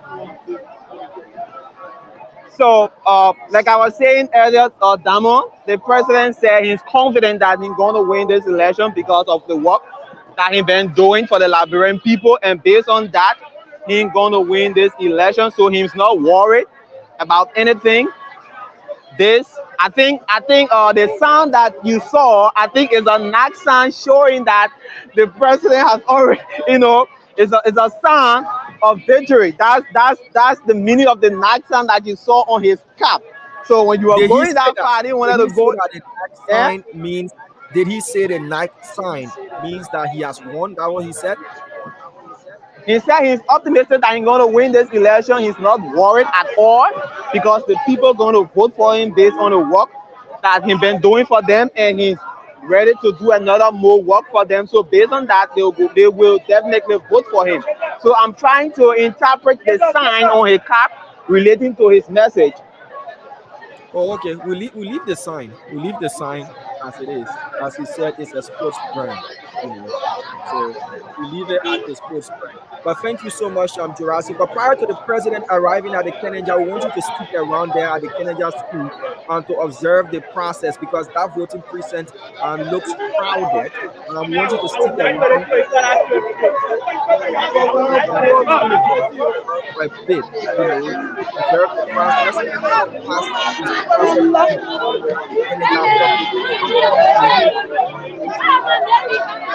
Kennedy public somewhere there for us as well. Good morning, Emmanuel. Where exactly are you now? Yes, Tama. Are you getting me? Tama, are you getting me? Where are you? Yes, I'm at the MVTC precinct, one of the largest precincts in District Number 2, Montserrado County. And what have you noticed about the queue plus the process? How is it moving? See that? You are coming, brother. How is the process moving like? Is it fast? How many minutes do people stand in once they enter the polling places to cast their ballot? And what can you say about the queue out there? Well, the process is very fast to admit. From our observation, electors who are entering, they are spending approximately 30 to 40 minutes because you have to check your name in the ballot voter rolls. Seconds. Beg your pardon. beg your pardon. So 30 to 40 seconds because you have to actually check for your name and then access your ballot paper and then cast your ballot and come back to ink your fingers. So you have to spend like 30 to 40 seconds to actually complete the entire process from my own observation here. Yeah, yes, honor of many, exactly. And besides, those that are in the queue, how long, we want to know how many minutes people spend in the queue once they arrive to when they cast their vote. You want to speak to them as to how long they've been there, and especially those at the doors and all of that, plus those at the edges of the tail of the queue to let us know how long they've been there. And I was checking to let me talk to one of the folks here. Can I talk to you? This is Small TV. Yeah. Hello and welcome to Spawn TV. So, how long? What's your name, first and foremost? Ayoba Keita. Yes. So, how long you been here since you came at this precinct? 30 minutes. 30 minutes. So, you have spent 30 minutes here. And how is the process so far from your observation? All right. I've spoken to this fellow, and he said he came here 30 minutes ago, and the process is fast from what he has experienced. Come on. Come on. Those that are willing to speak to. Yeah. So let me talk to another. Yeah. Let me talk to another fellow. Can I talk to you? This is Spawn TV. Just hold on. Just hold that person there for a bit. Let's take observers, international observers, or observers are speaking to the media. We want to hear what's their take on what they're saying. It's an amazing thing. So we're still on. Jurassic, that person is probably very low. Compared to October 10th. So what are your recommendations to Liberians watching you right now? What can you tell them? Oh, it's amazing. It's amazing and it's a good thing because the people have the power. The people have the power. And your power is your vote. So I encourage all Liberians, wherever you are, please come out. Don't be discouraged. It is your time, to choose your leader. Yes. What is your peace message for Liberians? My peace message is this. No life is worth taking for politics. No life is worth it. Come do your best and leave. No, there should be no crisis. That is not just good. No crisis. Come out peacefully, nicely, cast your vote, and then you go back home. My name is Blessing Ruth. Okudiafo, Head of Mission, SEMA. Thank you. You're welcome. Thank you very much. Okay, so that was the voice of Madam Blessing from the UL CIMAC Observer team. Here, that's one of the international organization that came to observe the presidential runoff. So she said that Liberians should vote peacefully. They should come out in numbers to cast their ballot, and they should avoid electoral violence. So that was a message. So we will be speaking to few people who have come out today to cast the ballot. So, Chief, how you doing? Can we talk to you? Can we talk to you from Spoon? Spoon? Yeah. How you doing, sir? Hi. Your name? Morris. Alright, so today you came out to cast your ballot. How do you observe the atmosphere? For me, actually, I just come in. Every person this morning, I just decided to come to I don't know what to do. So I just come in, but as per my own observance, I see everything very calm. There is no noise. As it used to be like the first time we came. But today I see everything is calm, everything is going on smooth. So if you're comparing the first time to now, well, how's it turn out? Like I said, from the initial stage, I just come in. I know I was here from the beginning, so I can tell how the queue was like. But now, as I see it, the turnout is not bad. So you just come in and, yeah, you know. But now All I right. still see people in the queue, so I believe that most people were here this morning, but they are cast their vote and they are home. So I believe that the turnout wasn't bad. All right. So thank you. Thank you too. All right. So we're trying to get in again to talk with few observers. A lot of international observers that are here today. They came out to observe the process. So we're trying to make our way in to speak with a few of them. We are at Keninja where the President Weah came to cast his ballot.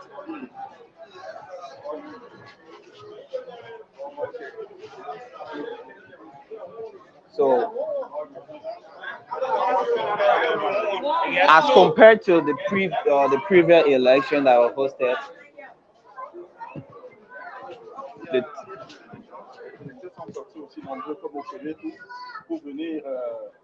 accomplir le devoir citoyen. C'est une très bonne chose, c'est la démocratie libérienne qui gagne. Et le président de la République vient de voter. Et nous avons visité tous les bureaux de vote.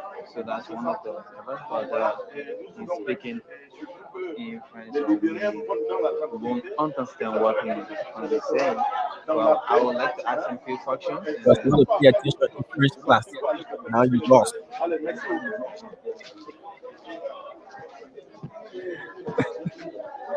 All right, Jurassic. You have to. All right, Damo. Now I can speak French now, so I won't go that far.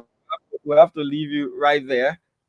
Let's go to Grand Gedeh County quickly, where Dave Neo is our man in the county. He had earlier reported that there was some commotion at this Wedru City Hall. So let's see if we can get Dave Neo on the line to bring us up to speed with what's unfolding there in Grand Gedeh County, and will remain in the southeast to speak to our southeastern correspondents to know what's unfolding in the southeastern part of Liberia, and then we'll move to the southern part to speak to our correspondents there in the southern part of the country, in Bassa, in Margibi. We have our guys all around. Good morning, Dave. How are you this morning? Good morning, Dama. Good morning to the people of Liberia. This is from Grand Gedeh County. How is Grand Gedeh this morning? Liberians all around the country went to the polls almost 3 hours ago. How's the situation like in Grand Gedeh County?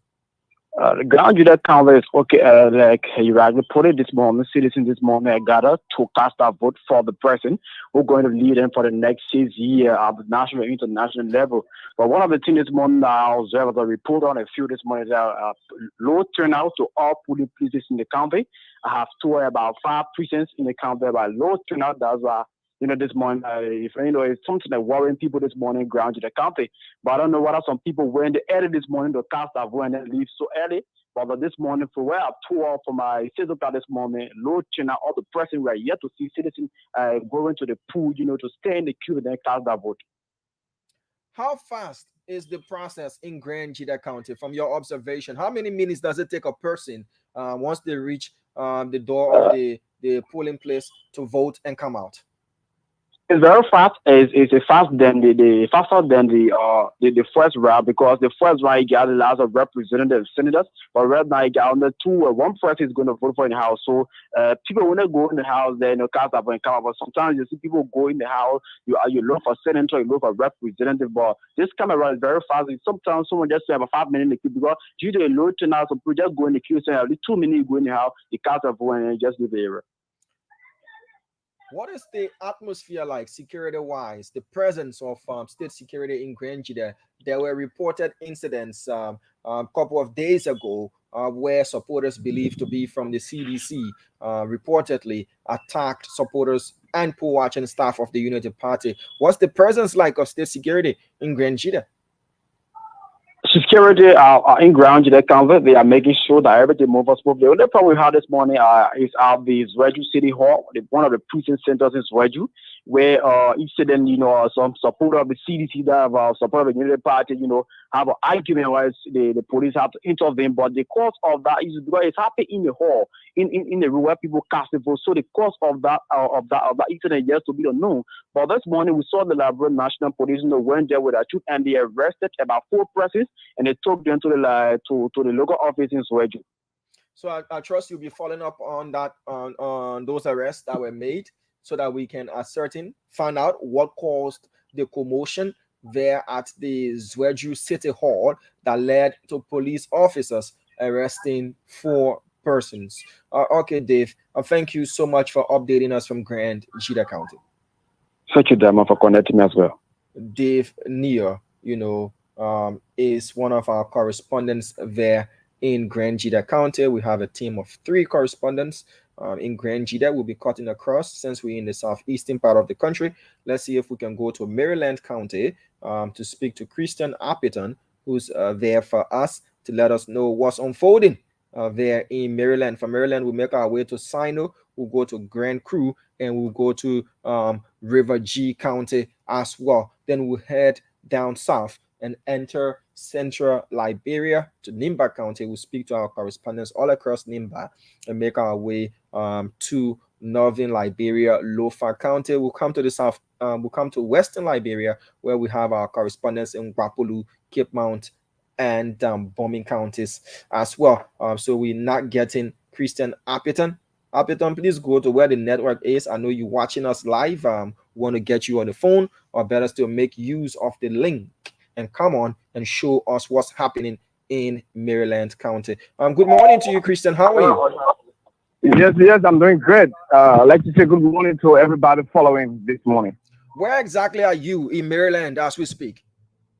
Yes, I was this morning at the Plebo High School, Plebo Commercial Hall of Maryland County is where I am. This morning, our first visit at the Plebo High School, where there is a precinct. In that precinct, we have about 5 polling centers.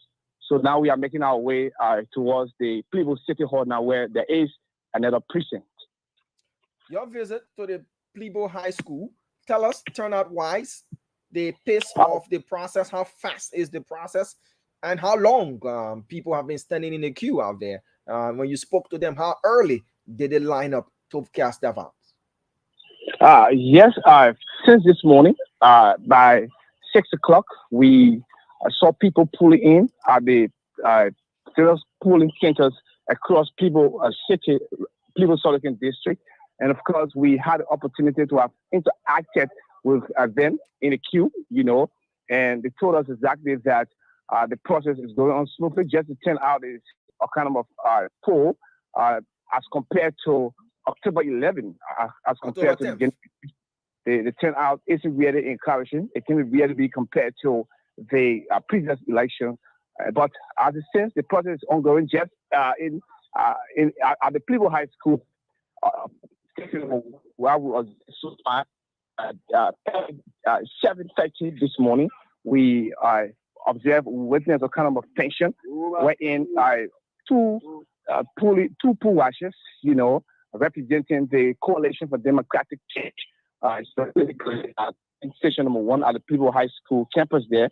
They were experiencing something like two persons want to go in at the same time. And according to the presiding officer of that place, he initially informed them that we understand that each party we have about 2 pool washers, but not the two people will go in at the same time. At least one needs to be outside, to substitute the other one that will be in. But I don't know how the pool washers from the CDC background, timid. The other one said he couldn't go outside, and it was a kind of tension in there. But later on, it was put under control because they saw our cameras, they saw the police coming in, and all the requisite people. It was put under control. Okay. How fast is the process? How many minutes does it take a person to cast their ballot? Once they reach the polling place, get their ballot paper, vote, and exit? Less than 1 minute, 1 minute, 30 seconds. The process is smooth. I must admit the process. The turnout isn't really encouraging as compared to the previous election.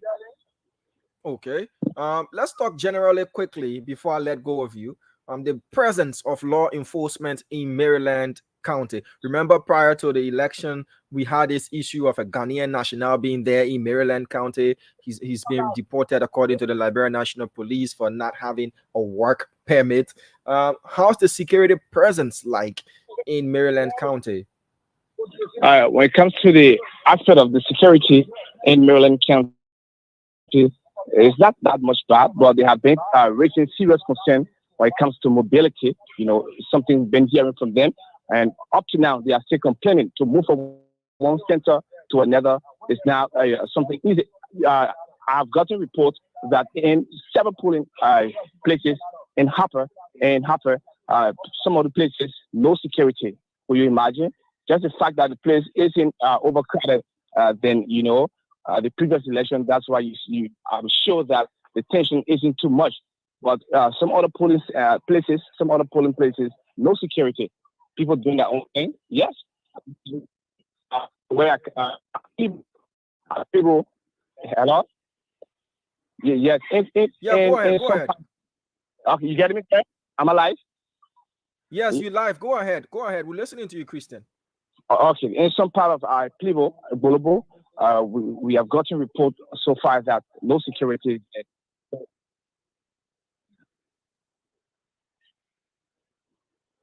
Hello. Yeah, Christian Appleton.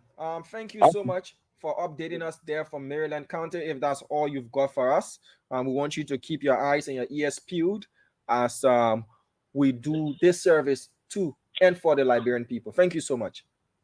Sure, Ambassador. So I'm making my way towards the People City Hall to know what's happening at the point at appropriate time. We're going to fill the public in. So we remain posted. Maryland County remains posted. Thank you, Christian Appleton. There is one of our correspondents in Maryland County, to be precise, in Plibo, Sodican District there in Maryland County. We do have others in Harper and other parts of Maryland. When the Spoon Network tells you we've got you covered, indeed, we have you covered to the fullest. Now let's go to River G County, where we have Ben Brooks is there for us in River G. Ben is going to update us, with the latest coming out of River G County. Remember, not just audio.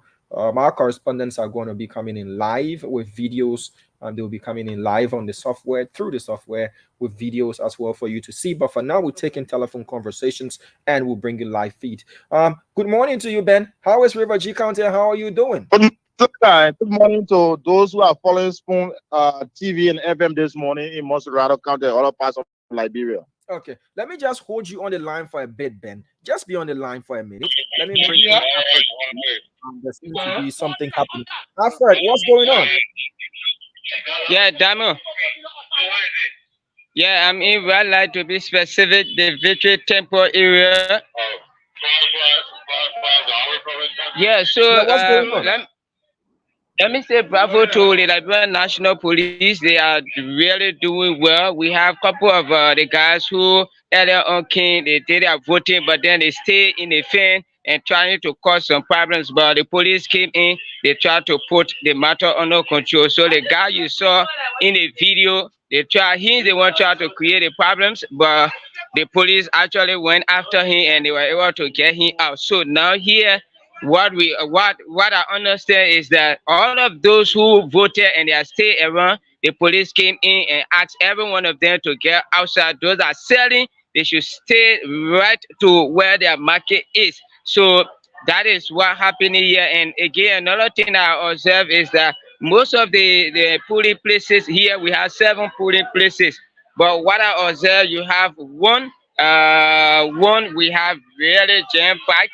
We have people in the queue, but the rest of the places, washer, that is polling staff, they are all here relaxed, they're doing our normal activities because we have people now really turning out to vote.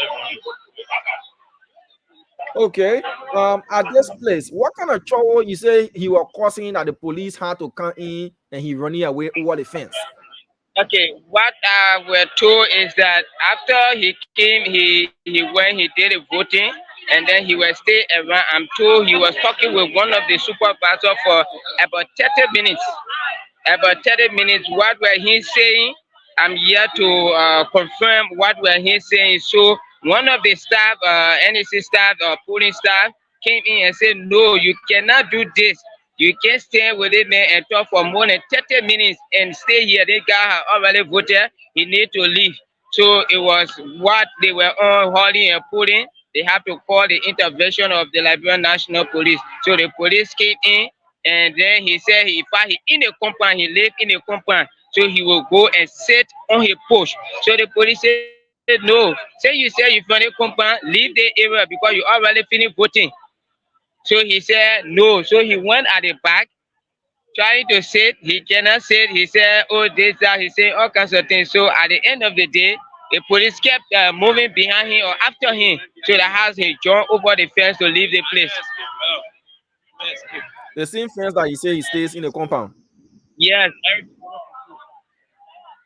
Okay. All so right. now we have everything under control. Yeah, everything is all actually under control. So as you can see, the place is actually empty. The turnout is very, very, very low in this polling place number 8. We have, yes, just so polling staff, they are in, and that of the observer, they are still waiting. They are just sitting, they are relaxed. This is what we do. This is what I want us to do, Alfred, right? Pan your camera, focus on one person who's at the edge of the queue, who's at the front of the queue, who's about to go and vote. We want to observe how long it will take that person to enter the polling place, cast their ballot, and then exit. So we just want to see in real time for ourselves somebody who's there and enter the place. We now show their ballot paper though. You know what to do. He just came. Enter. Okay. Yeah. So you are the first in the queue. The second, who's the first? Okay, he's the first. I'm not inside. Question again. Okay. So Damo, they are saying I cannot do it in the queue, so I should get also. Okay, the guy is just entering. Yeah, that's what we want to see. We want to see as he enters, how many minutes it will take him. Even that NEC staff are saying you can't enter, he's wrong. You can enter. The only thing you can show the man voting what he's voting for. That's all. But we don't want any kind of commotion and all that kind of things. So just stand right there, and let's see how many minutes it will take him to be issued his ballot paper and for him to exit having voted. So we just want to watch that in real time. Okay.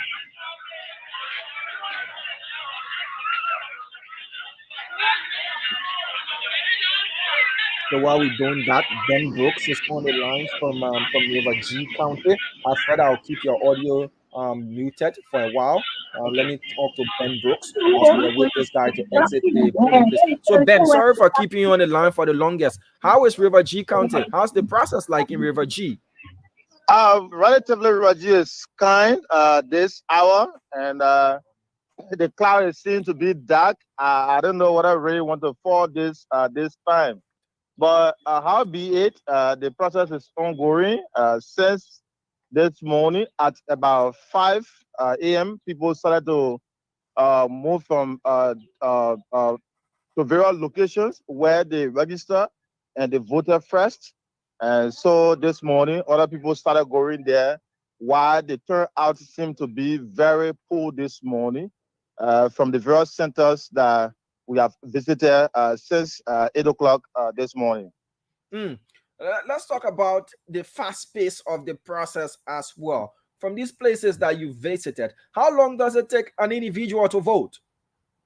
Well, it is not that much longer time because it's just a one ballot paper they have to issue. So, let's say about 1 minute is enough for a person who understands I already made up their mind to cast a ballot. My very self, I have just done through with my voting. For those that were ahead of me, were not actually staying long in the hall where they went to vote before coming out. So less than 1 minute, that person can be out. Okay. All right. So how's the presence of state security and international observers, not just international, local and international observers? Yeah, how's the presence we have some international observers in the county. They are in county, and also have some local observers and also the state security. In one of the centers where I registered the G Foundation that is in Baspa Community Fish Town, there was a little tension there, but being put under control by the state security. What was the tension? What caused the tension? The tension, one of the supporters of the CDC have accused the party supporters of carrying black plastic beer in the voting room, and the guy said it was a water that he had in a plastic bag was taken to the pool washer. And so when they saw him taking in with the plastic bag, they thought that it was some level of maybe other ballot people or whatever. So the tension blew out, and as soon as the friend came out, he went and held him by his shirt, started asking. So the guy told him, but you cannot hold my shirt. Ask me. So ask the PO and ask the local staff there and let them tell you what I took in there. And when they go look, it was plastic bag. And I mean, it came out with more than about 30 minutes. The noise was like people were carrying different information that, they caught one of the staff, one of the supporters of the UP, caught them with ballot people and whatever. But when the police came in, the judge really came in with international observer. It was just a lot of water that he had in a plastic bag he took to a colleague that was there washing. Okay. All right. So what was rumored to have been ballot papers turned out to be just ordinary mineral water. Yeah, mineral water. Plastic bear or water or bottle? Plastic bear, mineral water. All right. All right, Ben. Yeah. Thank you. Keep us updated. Posted. The link is in the group. You need to come on via the link so that we see videos. I know you guys are sending in pictures and videos and all of that, but one real-time reporting from the various counties as well. Thank you. Thank you. All right. Ben Brooks is there for us in River G County. Let's now bring on Alfred Colley. We wanted to observe how long it would take an individual to vote, not just to be told, but to see for ourselves as well. Alfred, let's hear you out after you in conversation with this young man. Yeah, he been here a while now. This is the same guy who I came earlier on. He was moving in, but let's speak to him. Welcome to Spoon TV. What's your name? So how do you feel just coming and you went? Yeah, whatever device you're using for the audio, take it closer to him so we can hear him really clear. It's not like where it was jam packed. Where it's other people just come in, where they easily and then move. At first, that was very long and still a very long time the song. Between you and getting your already tired but now. And the room was really I came with. I'm grateful to God that it's not like before. You talk about people putting Liberia first. What do you mean? I mean, like, it's because you are getting money or because you think that this person is the kind of person, but it shouldn't be because of Liberia. Okay. It shouldn't be because of racism, because of color, because of your tribal person, or Liberia first. Yeah, young man, where this idea coming from? Putting Liberia first. Others will say, hey, they will just go for what they can get for today. No, because it's the future of Liberia we're looking at for now. Now, to the years, we are looking at one of better Liberia, one of beautiful Liberia, like for our children and children to enjoy. So that, you gotta say that says, something that they enjoy it tomorrow. So we want that Liberia be better today. Even if they do not enjoy it, but our children to come to enjoy Liberia. So it's something that you are going through. Sure. What message do you have for your colleagues that are out there? So like I said earlier on, that they should put Liberia first. Let me put Liberia first. All things they do, because Liberia is the only nation we have. Let's not look at racism, look at color, look at travel, or look at whatever thing, whatever party or getting money, but let them put Liberia first, because Liberia is the only nation we have, and no else where we go and have freedom in Liberia. Let's put Liberia first and have a better nation. Thank you so much. What's your name again? I'm John Esfala. Thank you. All right, Dama. So you heard him. Come on, hello. You finished voting? Yeah. How was the process? Eh? You just came and you go into that street? Yeah. You voted fast? Yeah. Okay. So, Dama, this is it. We are in right line to be specific. Victory Temple, district number 5, Montserrado County. This center, we have about 8 polling places. We have 8 polling places. So as you can see, people just coming in, and as they come in, they go in. Yeah, just okay. Let me see. Yeah, hello, Fabi. How you doing? Welcome to Spoon TV. What's your name? You just coming? From where? Okay, so how do you feel about today's election? Alfred, we are not getting him. Alfred is not audible. So you going vote? Okay, thank you. Okay, so this is Victory Temple in Wildlife District number 5, Montserrado County. We are here at the center. Earlier on, people who came in, they voted and they were all around. But when the police came in, they tried to put everyone outside of the fence. That hey, once you have done voting, you should leave the place. We don't want for people to be passing up and down. So yes, currently we have everything under control. We have people going about their normal activities. The process is okay. We have the joint security here. They are also observing the process and following all of the rules. So as citizens pull in, they are just voting and leaving the center as well. So this is it. I'm Alfred Holly from district number 5 of Montserrado County. Okay. Thank you so much, Alfred Colley. Alfred Colley there. So there's been reported tension at the Totman High School, and our teams covering District 8, 9, and 10. Please respond to that particular scene there at the Totman High School.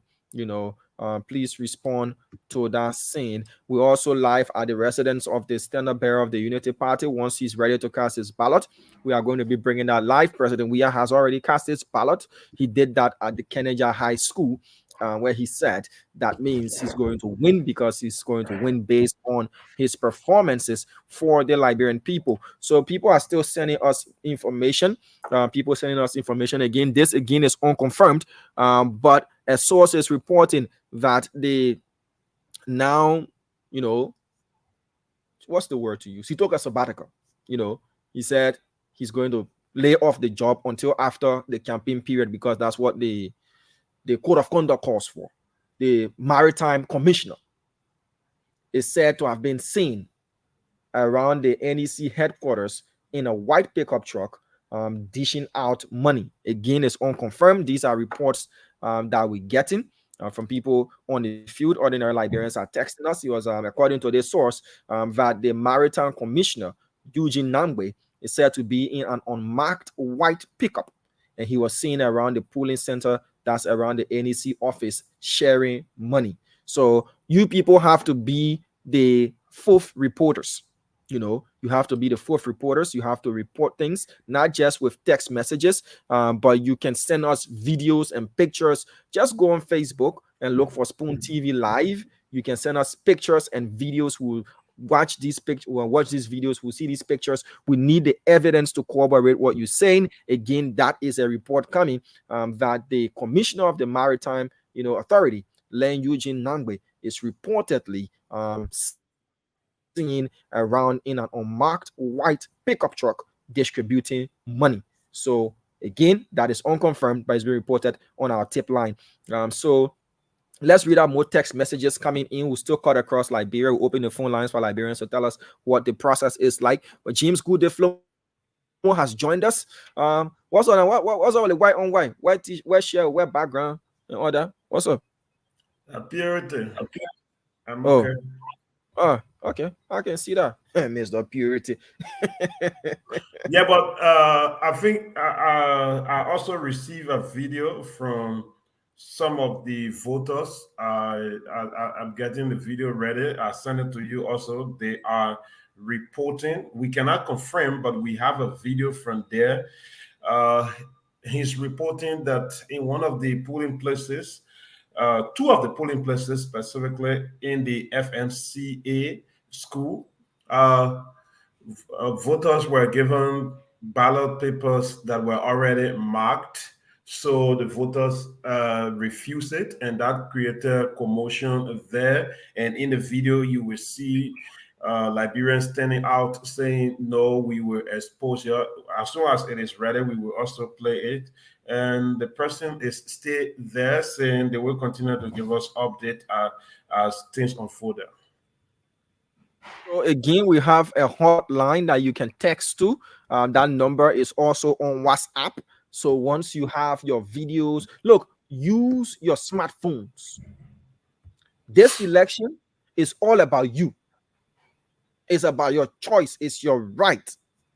So you have to protect that right jealously. You have to. So that's why you have your smartphones. You have anything that looks suspicious, smells suspicious, seems suspicious. Use your smartphone. If you do not know how to go live, do a recording and you can send it to Spoon TV. The hotline is +231 770 304519. For us in Liberia is 0770 304519. Just text to that number. We have our teams all around. They will respond to the scene. They will respond to that scene. Share your videos, share your pictures, and let's all together support transparency in our elections in this country. So we'll be reading out the text messages as well. And I think the video is ready. We can listen and watch the videos. Again, this video came in from an observer, a Liberian who voted but stayed around, and they observed this. According to him, in the FMCA school, that's on the audio. Yes, voters were presented with ballot papers marked already with one of the candidates. He did not name the candidates. But he said one of them, it was already marked in their favor, and the voters said no, they were not going to vote, and they came out with noise. And in this video, you're going to listen to them talking about it, that we were exposed. Here's the video.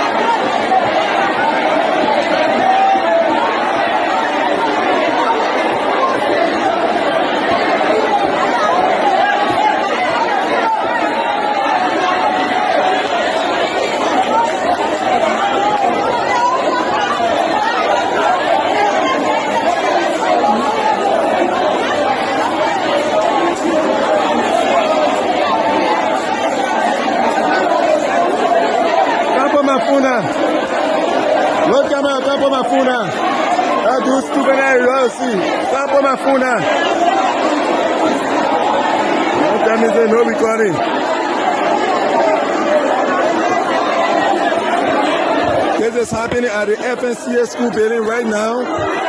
There was a ballot paper that was marked. They got papers that they have marked and then giving it to people, and somebody brought it outside. Happening right now at the FNCA. So we are calling on security forces to come right here and then let them check all the ballot paper before we can start the process here. If not, something different will happen. Yeah. Y'all got to come. There's a need that security come here because the people here, every one of them inside it.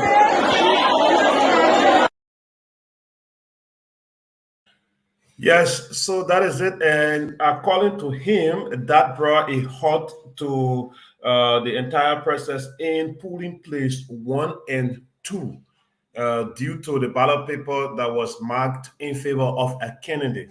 So the entire process came to a halt, and the voters said they were not going to vote until the security come in to check the ballot papers. If they can have some that are already marked, it means that there are lots of ballot papers there that are marked in favor of a candidate. So there was a stop to the entire process, and I will get to him in the next few minutes again to know what's happening there.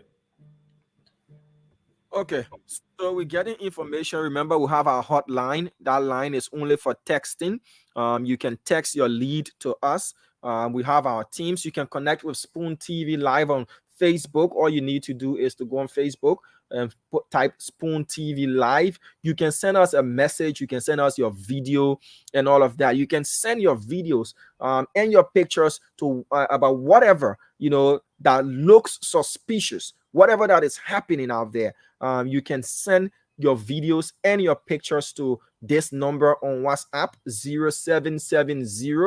0770-304519. That is the same number that doubles up as our hotline number. You can just text to that number. We will have our teams responding. If there is a need for the LNP and the Joint Security to respond, we will definitely forward that information to them. Guess what? They all do listen and watch Spoon TV. So whatever it is that's happening, report to us. Text, let us know, good or bad. How's the process going? More for fun, and just text me, whatever it is. Please do not call. Once you send those text messages, we are going to respond. We'll have our teams responding. Please do not call the number. Just text, even if just a line. We'll call you. We'll let you know. So we have Mr. Henry Flomo on the line. He is the communications director of the NEC to speak to issues. It's almost 8, 9, 10, 11. It's been 4 hours since polls opened across the country. Let's speak to Mr. Henry Flomo quickly. Good morning, sir. Yeah, how you doing? I'm fine, sir. Can you kindly reduce the volume of the radio that you're using to monitor? The feedback is terrible. I'm sure it's better. Yeah, it's far better now. Let's hear you out, Mr. Flomo. How are you this morning? Yeah, I'm good. I just thought I don't know if the chairperson has called on your radio, but we are noticing that there is this plan to get people discouraged from turning out. So it's like, oh, the ballots are already pre-marked. You don't need to go. They already voted. These are all lies. I just listened to the fellow, for instance. It's not possible that you want to vote and they give you a pre-marked ballot. How do I mark the ballot and then give it back to you to go vote? And I don't know you. How is that possible? Sometimes tell your reporters to go just beyond. All right. Sir, point of correction, all of our reporters are well trained. They do go way beyond the story. No. What I'm saying, you heard was a citizen's video. I'm played a citizen's video. The person you heard in the video is not an employee of the Spoon Network. Citizens are reporting, and our reporters are going above and beyond. That's why we always investigate whatever is said to us. So kindly go ahead. Yeah, then the point I'm making to you is the journalists should maintain that this remain false until proven beyond all doubt, because people are listening to you. The moment they feel that you even got the slightest, thought of believing what you're saying, then they will believe it. That's the point I'm trying to make. I'm not saying it is a reporter. Okay, because yes. So I'm saying that, like I said last night, right? Before the poll opens, all the ballot paper were counted. Serial numbers were taken. You have to see it. If it's pre-marked, it's not possible that the process will even start. So when you get there, if you're a CDC president, you have a representative there. If you're a Unity Party president, you already have a representative there. It's not possible that your representative sitting and agree that a ballot is marked. But if it's marked, it should go straight in the box. Flomo. But to you again. So why about, so sometimes we have to be a little bit careful. These things are clever. Can you please allow me to ask Flomo? To any of such claims as per investigation, especially at the Floor Mason School where this complaint hailed from? Have you gone there, or have you sent any of your supervising officers to ascertain whether or not that happened and take control of the situation? Yeah, this is what I'm saying, Slanga. I don't know if you're getting me. What I'm saying is that have you been there? That's the question. People giving you yourself make a mistake. You have a right to give it back and request for another one. Then you go behind the screen, right? You're trying to mark, you made a mistake. You bring it back again, still give you another one. So you don't have to alarm. But the point I'm making is that how is a dama rather? How is it possible that I marked the ballot already? Then I give it. Why am I doing now? Because once I mark it, maybe I'll be looking for time to, maybe you say I stuff it in the bag, but I give it again to you coming to vote. Mr. Flomo, the question is whether or not, as you said, you need to investigate. Have you sent your supervisors, since this video is out and you calling on the radio to debunk it? How have you? I'm not seeing the video, but did the video show? Have you sent your supervisor there? The voter ran outside with the ballot paper. So now it's like assuming that even true, you have destroyed evidence. Who now mark the ballot? Who mark it if it is marked? But I'm just saying, just from a common sense. Have you followed up this story? Why should I give it to you? And you can't vote. I don't know you. I don't know who you can vote for. Let's say I'm marking for Mr. A. I don't know who you can vote. Why should I give it to you? So sometimes we just look at it, elementary. But to answer your question, yeah, we are going around. As I speak to you, I'm at the Rock International in Dwazon here to enter and see what anything here. So supervisors are going all around. But besides that, the parties are there. That's the key point I want you to know. The parties are there. The two parties are there. The observers are there. The media people are there. So and they were there before the pool open, and they will be there before it closes. Okay, so just 1 minute. James has got a question for you. So in short, what I understood from you is the NEC, even after you calling on the radio to debunk this, have not sent anybody there to ascertain whether or not this happened or it didn't happen. But you just talking it from the let's assume that this didn't happen angle, not the fact that you sent somebody there to go and investigate and found out that, well, it was probably a voter who made a mistake and wanted a new ballot, or this thing actually happened. How did it get resolved? The NEC has not done anything, but you saying from a common sense perspective, it couldn't happen without investigating whether or not it happened or it didn't. Yeah, that's I don't want to take it from your angle. The angle I'm trying to take is we, the media, you not damn. I'm Mr. saying, Flomo, I'm speaking to you as Mr. Flomo, stop playing with words here. About investigation.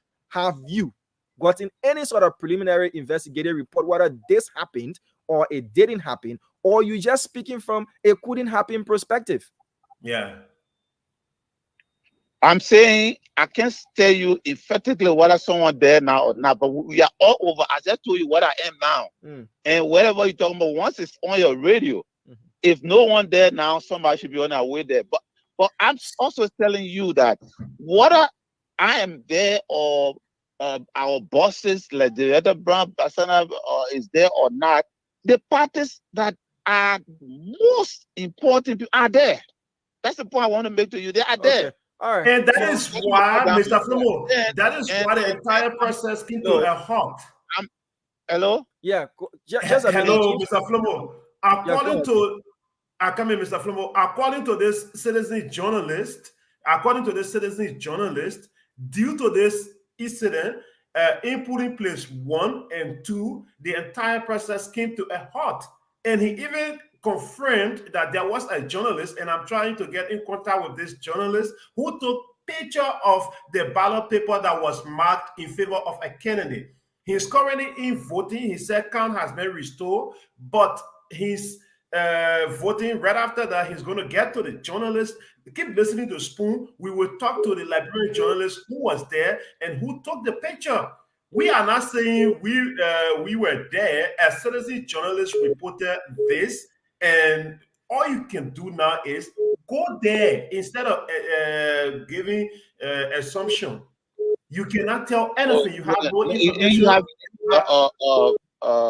James. Is that James? Yes. It is James. We have at least 2 minutes. We want to move to other matters, so especially with the James and Damo. The point I'm making is you on the radio, you are speaking to thousands in a second. Thousands in a second.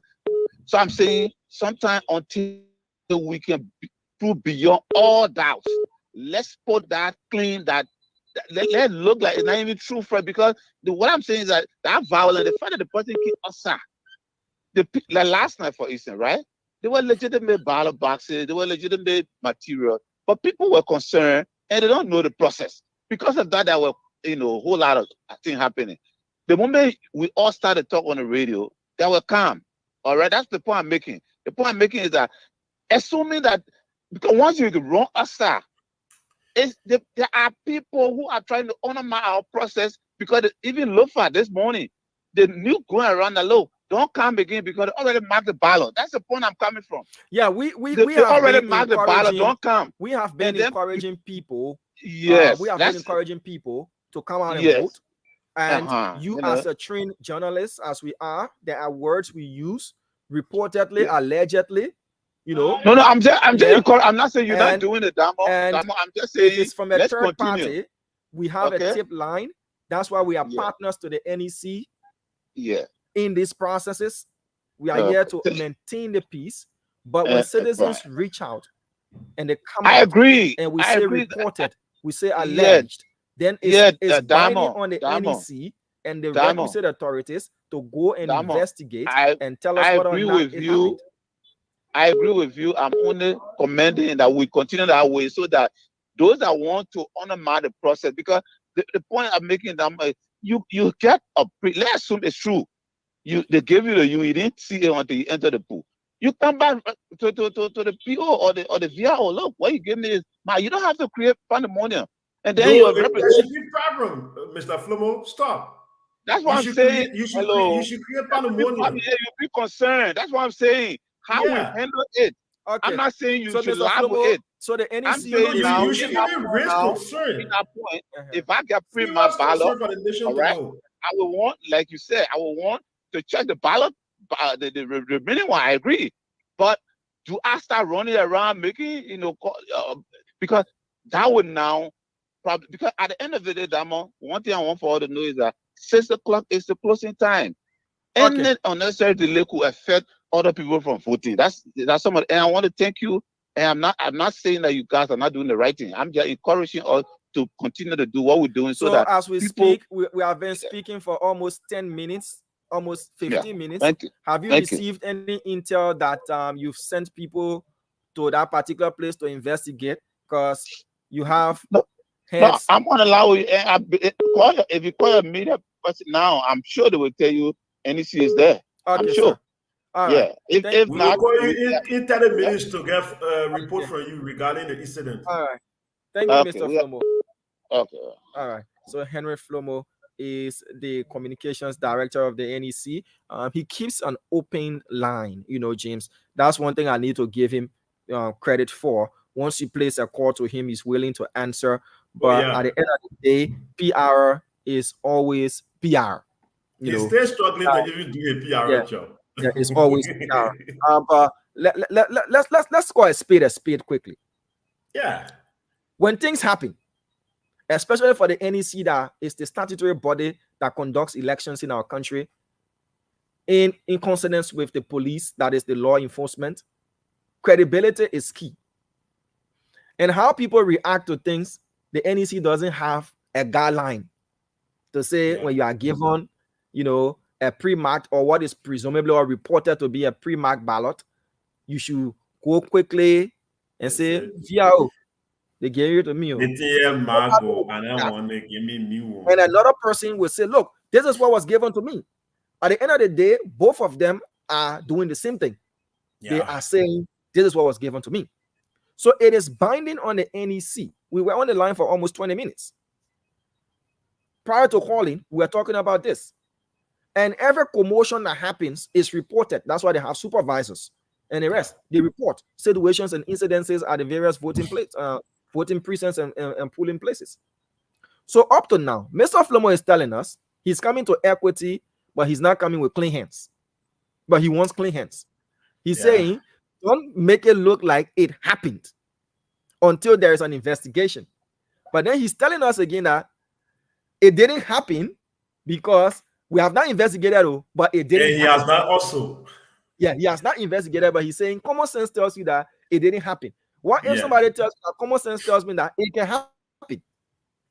And we watch video where people standing out. The person came to a we're talking, go and investigate and ascertain this claim, whether it happened or not, and if so, why did it happen? I expected the NECPR to come to us and tell us that when that thing happened, we sent a crew, they investigated, it wasn't true. Based on our investigative findings, it wasn't true. And I think from the PR perspective, Mr. Flomo did not even do well. Let's agree he was not there. It was the very first time Mr. Flomo listen or watch this video. Don't call right away. So he said he didn't watch the video. He said he only listen. Okay, you listen, right? Don't call right away. Call some of your guys who are close to that place quick to do a fact finding quickly. Send them there. As soon as they get it, you just get a fundamental update from there, and then you can call in and say, hey guys, this is what happened and this is the information. Be on top of it. APR, Mr. Flomo is a very good Liberian journalist who been in the media for several years, but I think today by his school CEO, he do well in all of PR. If you get a report card, we you should have called to get an update, and watch out he's going to call us later to give additional update. So let's take Dorina Dakwa. She's reporting an incident at one of the voting precincts where an individual or individuals were reportedly caught with a number of voters' registration cards. Good morning, Dorinda. How are you? I'm doing okay, Jamon. Where exactly are you? The Victoria Williams High School, and an individual by the name of James was caught with with more than one voting card, and then he came to register he came to vote to Victoria Williams, but then he also registered to Jalawa. But according to him, while speaking to him, he did not vote the first round because when he went to register, the NEC worker did not take his photo well, and his guys will vote him. So because of that reason, he told the NEC workers to take a photo over, and they said they would not do it. They'll take his photo over, so he had to go to another precinct to register again for the second time. That was what he did. So the police officers caught him, and they confirmed that he registered to another place. So they actually asked him for the other place on the voter registration card. He said he don't know where is it, but then he know that he's not aware that he registered 2 times because his picture was not clear, and he didn't want his friends to vote him about his picture being not clear and ugly. So let me get this story right.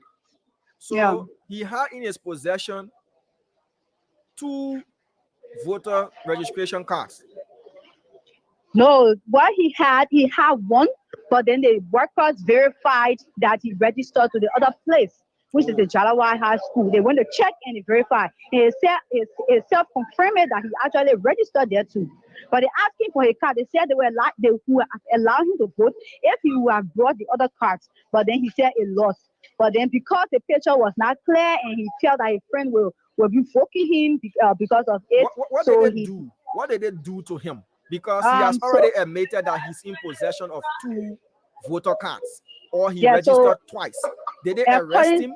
Yes, according to the Liberian National Police officer that was there, they are detaining him. According to him, they are waiting for their supervisor to tell them what further step to take, but he's still being detained and he's not being allowed to vote.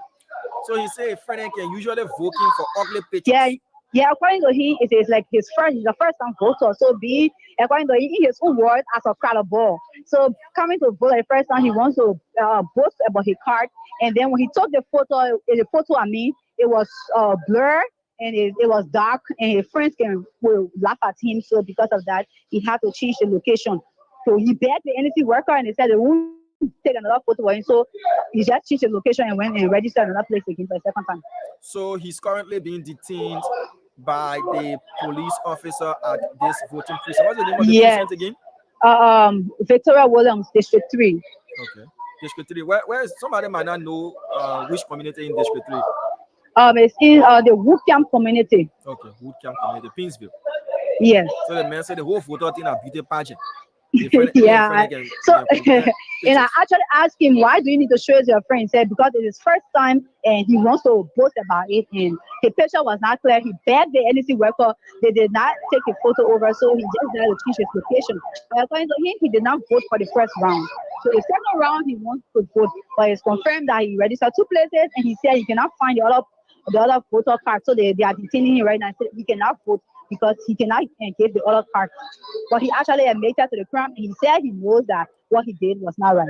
So he's currently being detained by the Liberia National Police. Okay, Dorita, keep us updated as well. But before we let go of you, how is the process like at the various voting precincts you've been visiting? Yeah, so it's very poor. I've visited about 4 or 5 precincts. It's very poor. The place is empty. Some of the line, nobody's even on the line. The workers are just sitting. The place is empty. The room is empty. Everywhere is empty. Nobody's turning up. I really don't know the cause, but according to some of the people that I talked to, some of them said that because some of these people that came to vote, they were trucked.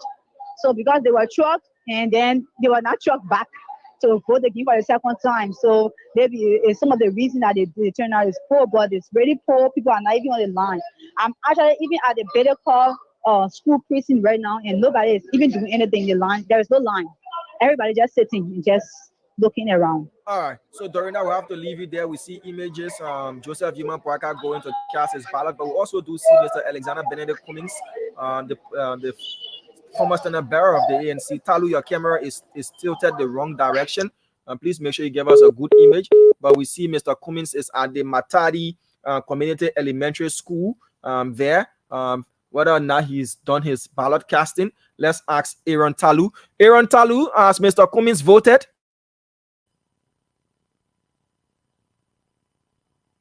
Aaron Talu. Okay, so we're not getting audio from Aaron Talu, but we do see the motorcade of the Unity Party's standard bearer going there to cast his ballot. Remember, the place empty shouldn't discourage you. I am not for that particular reason, James. If the place is empty, it should even encourage me to go and vote, because it means I'm not going to be involved in all of the hassle and all of the pushing and shoving that went on during the first round of elections. That place were overcrowded. The place being empty means the process is very fast. It means the process is very fast. That is why the place is empty. That's why people are not queuing up for as long as hours. So waiting there now will discourage me from going to vote.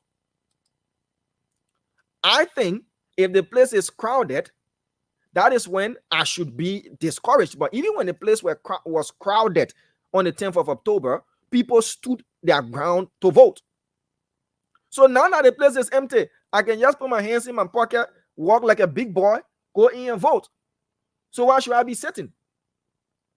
Look, my people, go out there and go and vote. Equally so, we are encouraging you to report anything that looks, sounds, or smells suspicious. Don't just report it, document it with your camera, either in picture or with video. It is our responsibility to protect the peace and tranquility of this country. We are a country of law, and in the law, evidence presentation is very important.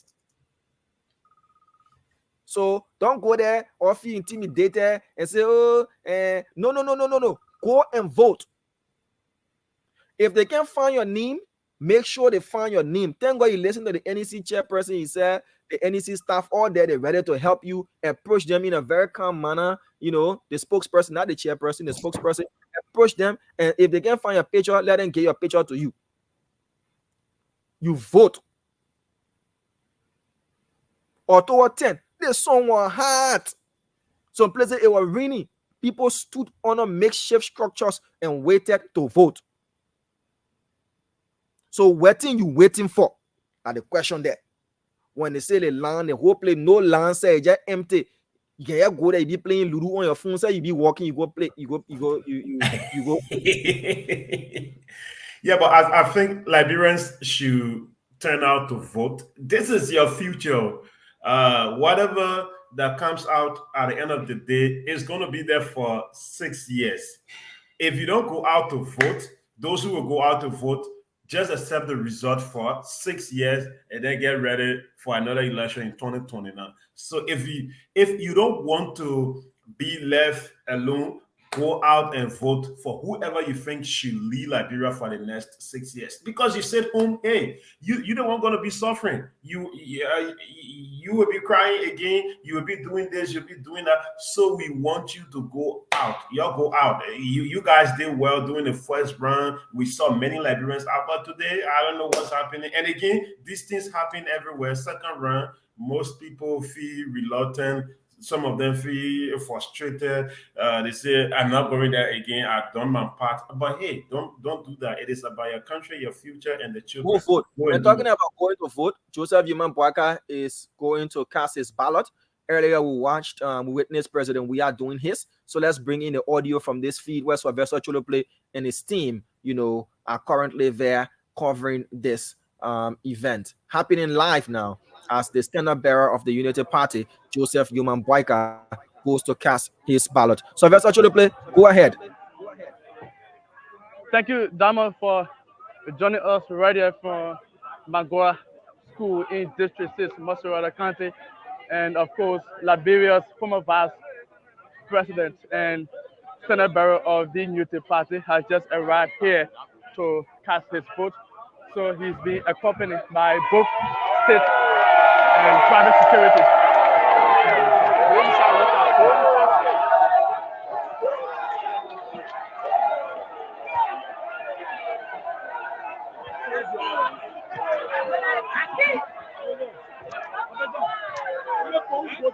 Hello. Okay.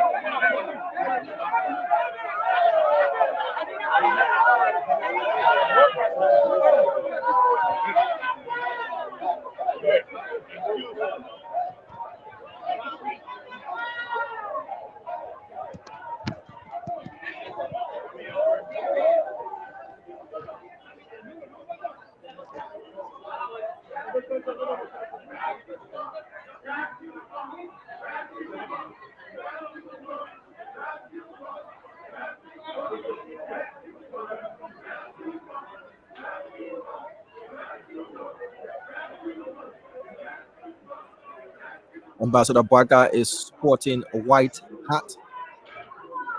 Looks like a ball hat. Wearing a beige shirt. He's verifying his name. Having presented his card. He's accompanied by his wife. She's wearing all white. And the ballot paper is being issued to the Unity Party standard bearer. It's being stamped by the ballot issuer.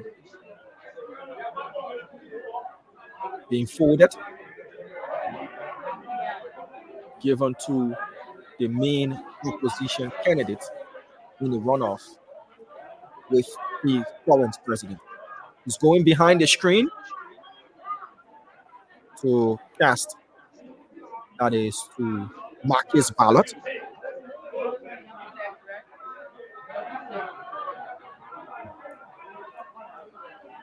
He's in a situation room.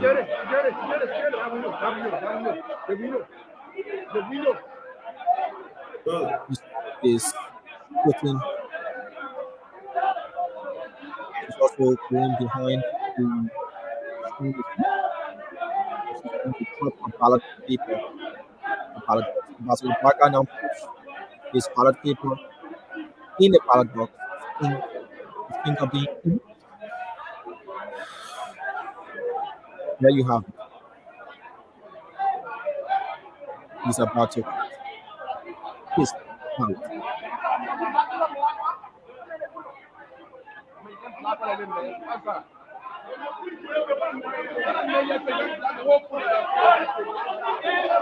Well, what guy is done? So, Ambassador Joseph Boakai has just cast his vote. Right here. And he and his wife have just done with the vote casting and doing verification now. That is a checking. Widow.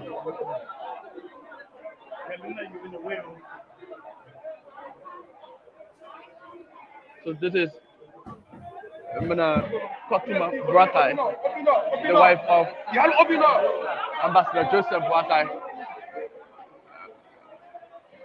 So, all right. So he's done. Cholo play. Please, yes, with the rest of the media guys, please press the candidate on the United Party ticket to have a short press briefing with you guys. We want to know his thoughts on the process, as well as how confident is he of the election plus other issues. I'm sure once he gets out, we will be taking a few words for him as it relates to this process. So he's getting down. Once he gets down of this step, then we will see how best to take a few words for him. Okay.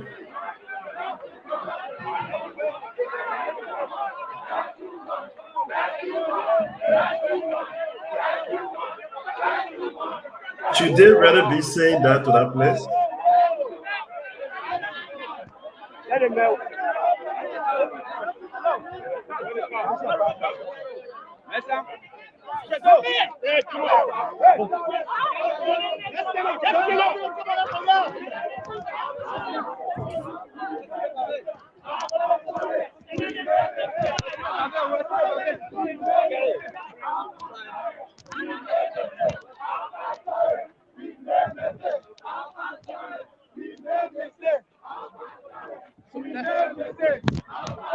Ambassador Joseph Boakai, you just cast a vote.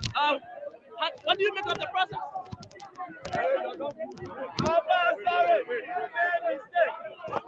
Don't let them to stop you, bro. Keep forcing.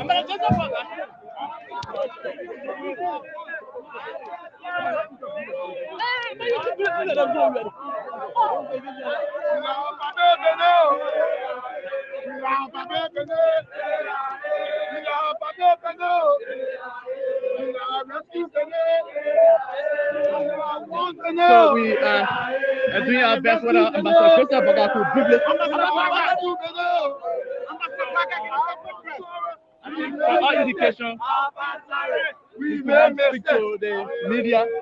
So, Dama, are you there? So we try to get a few words from him. However, he declined speaking to the media, but he has just cast his vote right here from the Magua School in District 6, Montserrado County, and he's about now to go back to his residence. So, supporters of the United Party accompany him, and of course, as you can see there, he has been accompanied by both state and private security right here. I start saying that rescue thing, that election day. What a problem. Yeah, man.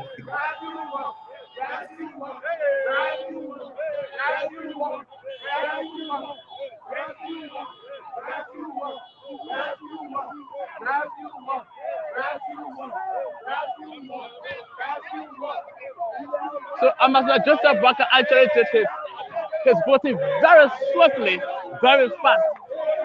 And I can remember the last time after he cast his vote, he briefly spoke to the media, unlike today, where he declined to make a statement. But supporters of Ambassador Joseph Boakai continue to express themselves by using slogans, chatting. So I understand that Ambassador Joseph Boakai will make a statement at his house. That's the information that I'm getting right here. So we are making our way back to his residence. Several media practitioners also compelling him.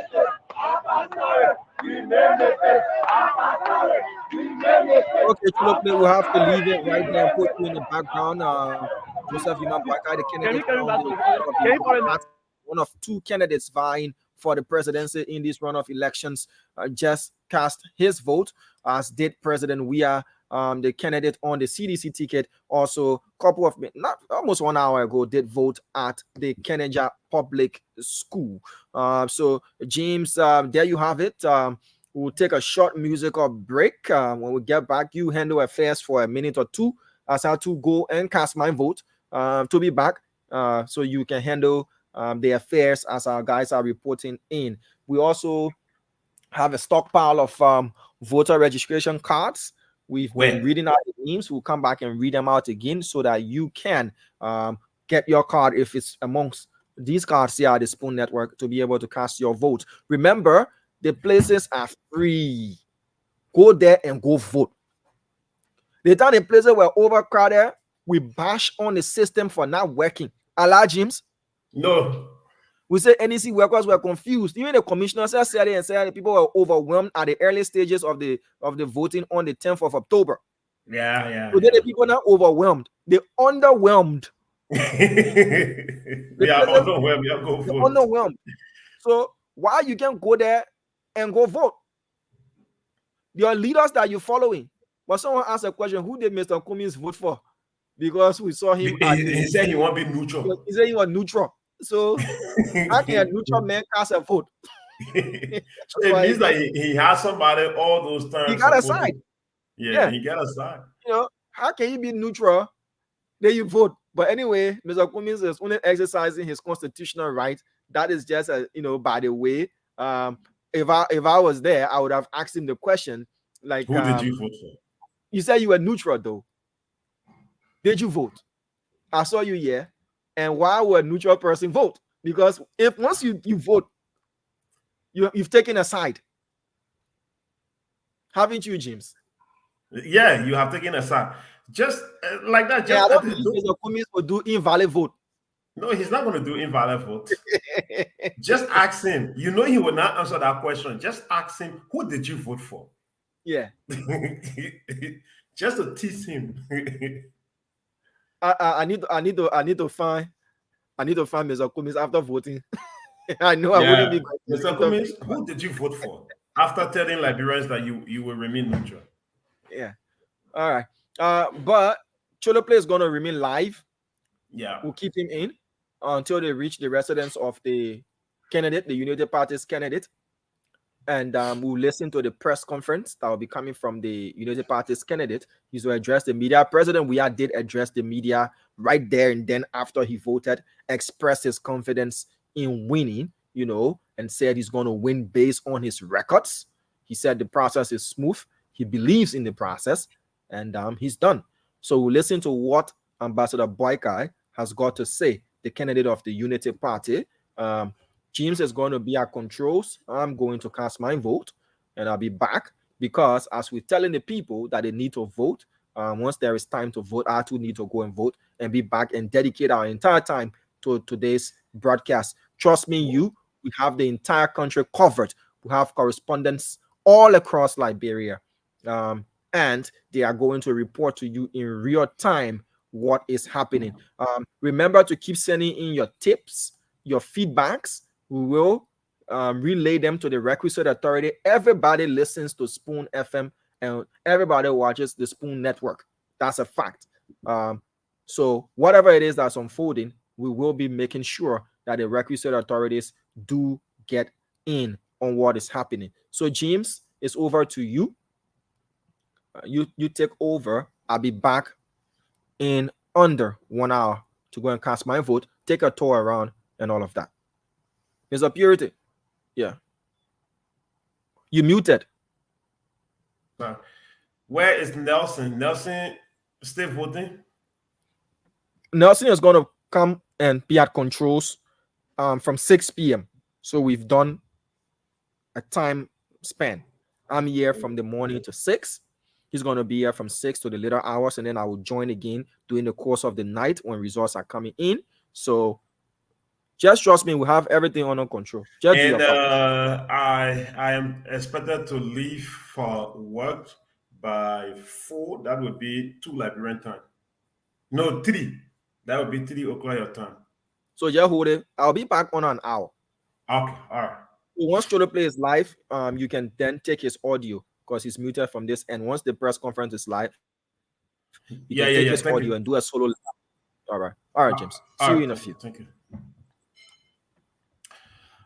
Okay, folks, welcome. If you just joining, we want to welcome all of you. This is Spoon Network. We are live on Spoon FM 107.5, Fabric FM 101.1, Super FM 95.5.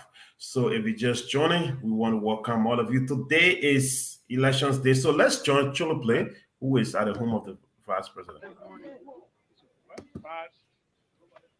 now, like now, we know that runoff elections are usually not as crowded. But I think it was okay. How do you see the process? Are you satisfied with the process? I'm satisfied with what I saw.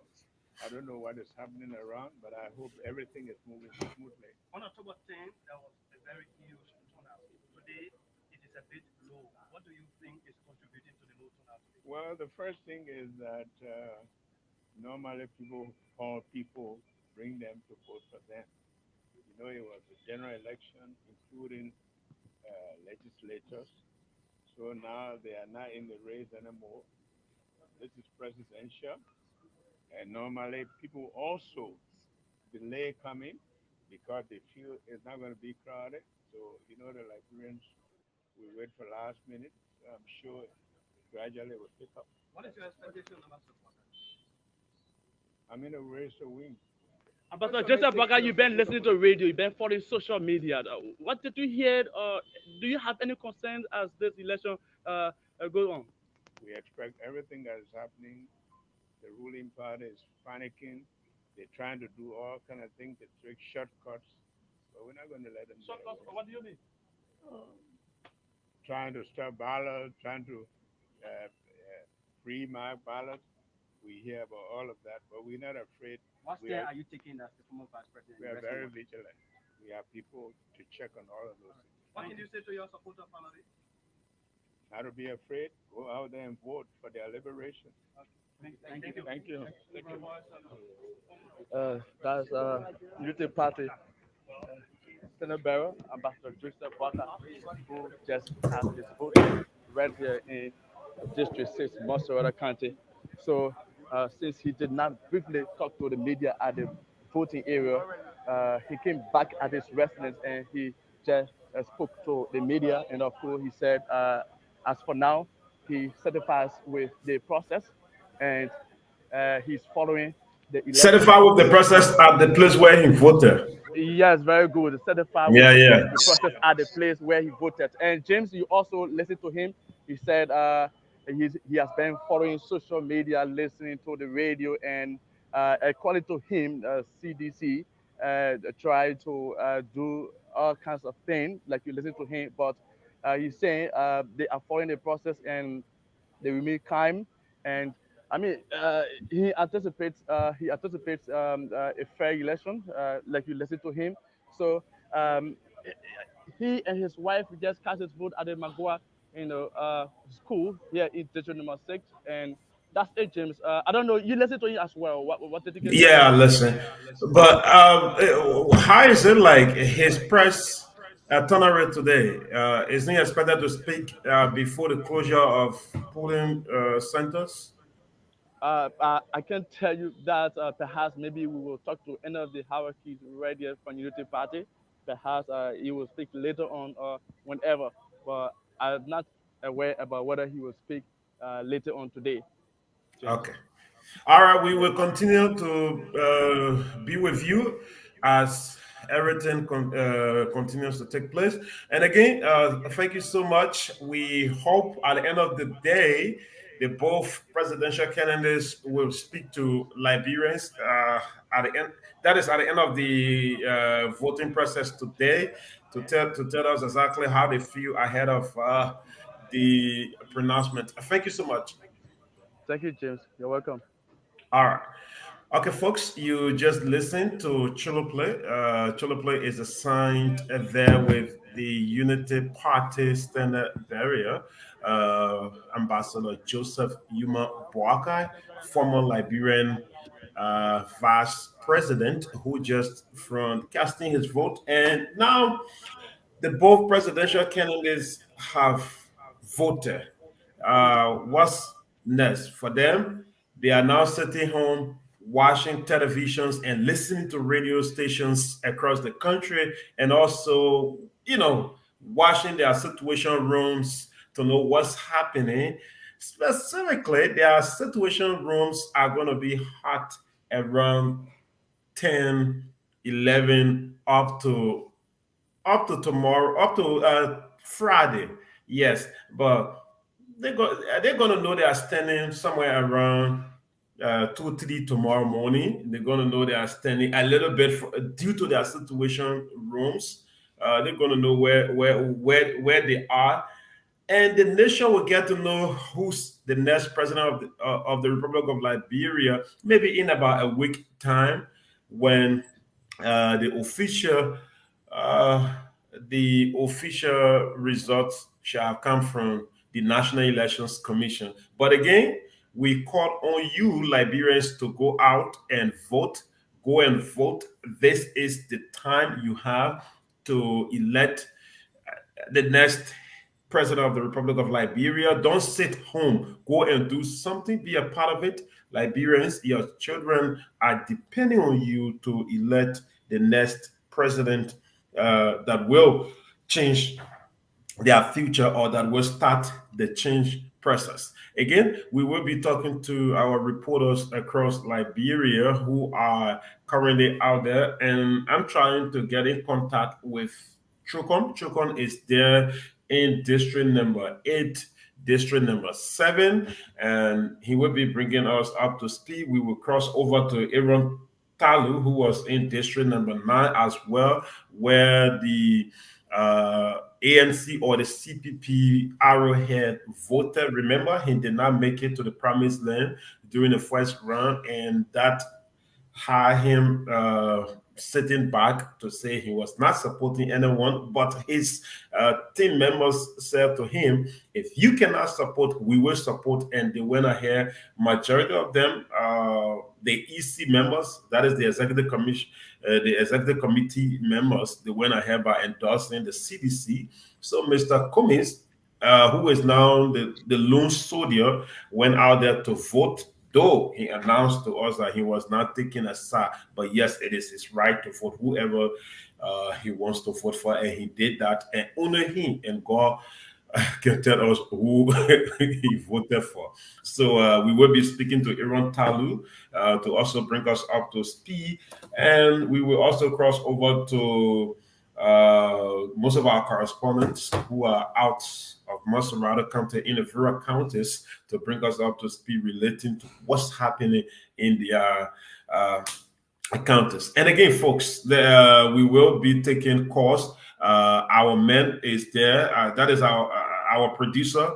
Our producer Magic is there. We will be taking calls from Liberians to tell us exactly what's happening in their community, whether they are getting prepared to go and vote, and if you are at any polling place, we are asking you to also send in. You know, there's something called citizen journalism. Citizen journalism, practically, you don't have to be a professional journalist. Whatever you see, you can take a picture of it or a video, you send it to us. Yes, we will broadcast it, but we will tell the people that this is from a source. That is, the source is a citizen journalist. So the public will know that, yes, this was not a journalistic work, meaning it came from the citizens themselves, and they will watch and be the judge. So wherever you find yourself, get a picture or video and send it to us. We don't want audio. Yes, audio can be manipulated. We want to see. So you can get a picture or a video and send it to our WhatsApp.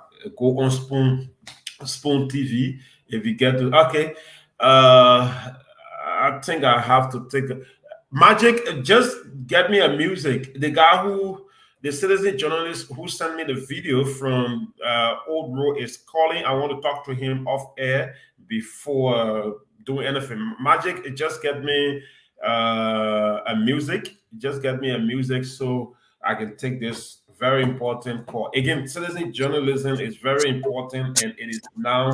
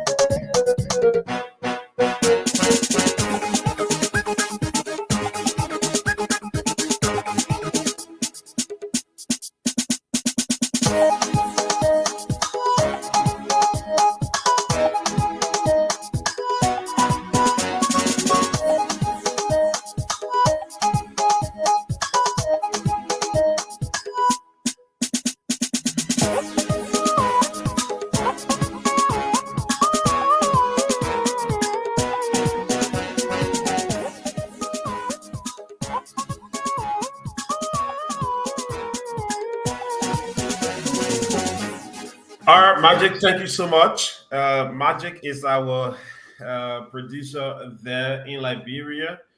He's in charge of everything you're getting on the radio today. So again, congratulations to Magic for this beautiful work. So let's also bring in our friend and brother. I hold him in Voodoo. Victor B. Victor, how you pronounce your last name? I thought I Weah. You would pronounce your last name. So, folks, again, I just spoke with our citizen journalist, or our, one of our followers there from the FMC. Let me get the name right. From the FMCA school. The individual, and he said I should call his name. His name is Prince T. Nelson, who sent us the video that got NEC PR struggling to defend. And he gave us another update, but I'm waiting for that video to come. As soon as the video land in our system, we will play it. And let me speak to my friend and brother, Victor. Victor, welcome. Good afternoon from Liberia. Is good morning. Yeah, good morning, good day, and it's wonderful to be here again. Something we started on October 10th, and we are actually continuing it today, where Liberians will be going out today again to exercise their franchise. And I've been listening to the messages you've been sending out there to, people who are going to cast their votes, and not just them, politicians as well. So I guess today should be one of the days in Liberia that will go down in history for our unborn children and other people as well. You voted already? Normally I can stay in the morning and later I go. No, not yet. Wow. And now I'll go. I'm waiting for the next person to come. I will go. Yeah. I will go. How you pronounce your last name? Wem. Okay. I saw the M like A. I almost to call you Victor B. Weah. Hey, what kind of Weah? Oh man. So let's try to bring in David. Okay. So David can bring us up. Hello. David is there in District 2. Hello, David. Yes. Yes, how you doing, James? Good flow. Yeah, David, how are you? Yeah, I'm okay. Well, I'm fine.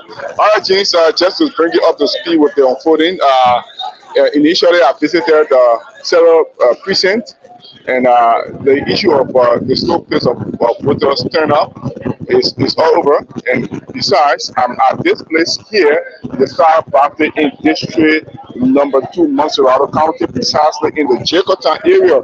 As you can see on the video right here, the police staff, they are very relaxed, sitting as they wait the voter to actually come and exercise their political franchise. So for the whole lot of things, there's a little slow pace of voting in District number 2, Montserrado County.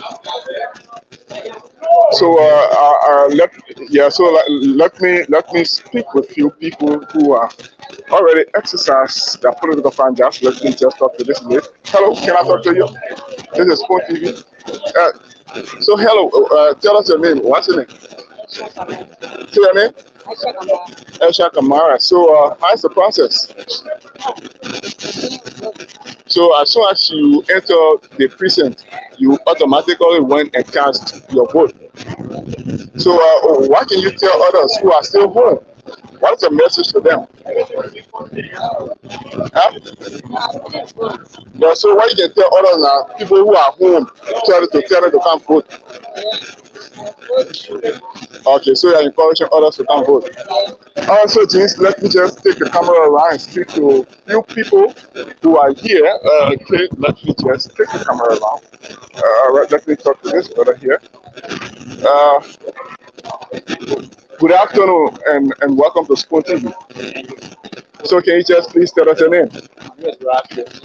So Rab, I'm seeing on your fingers that you have already voted. So tell us, how was the process? It was okay.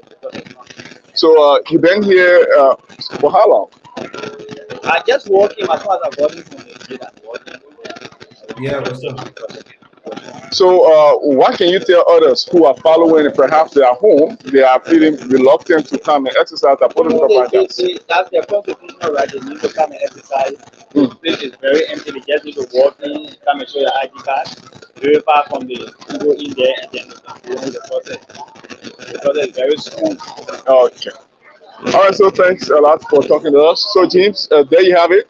Spoken with a few voters who have already exercised their political franchise. I'm still touring District number 2, Montserrado County. So I will actually hit you up in Utah as I get updates to inform the Liberian people. All right, thank you so much, David. And before you go, can I ask you, how is it like when it comes to security? Well, the security are intact. As you can see, at the gate, we have the presence of the Liberia National Police. The officers, they are here, and other precincts that have visited. The presence of the Liberia National Police, they are all there. And besides, they are not catching harder as compared to October 10, where you have a holding and putting at the very entrance of the precinct. So on today, it's a very easy route for them to put it. They are taking it very easy as they restrict the movement of people entering to exercise their political rights. Okay, thank you. Victor, do you have questions?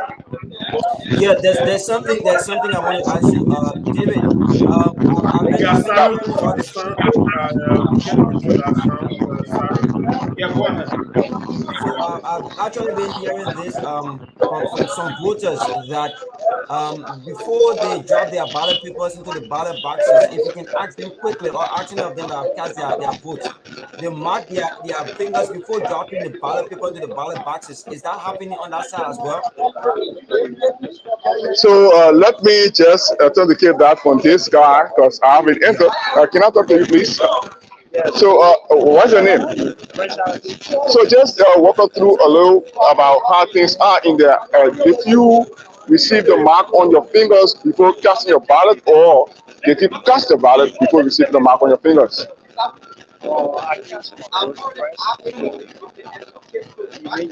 Yes, to have the finger ink. So you cast the ballot before the police staff ink your fingers. All right, thank you. Victor, there you have it. So they cast the ballot first before the police staff ink their fingers. Yeah, we're not tolerate that yet.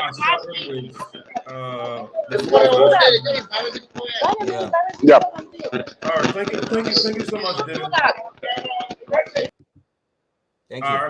So there you have it, David, one of our reporters there at Spoon Network, bringing us up to speed from District Number 2, Montserrado County.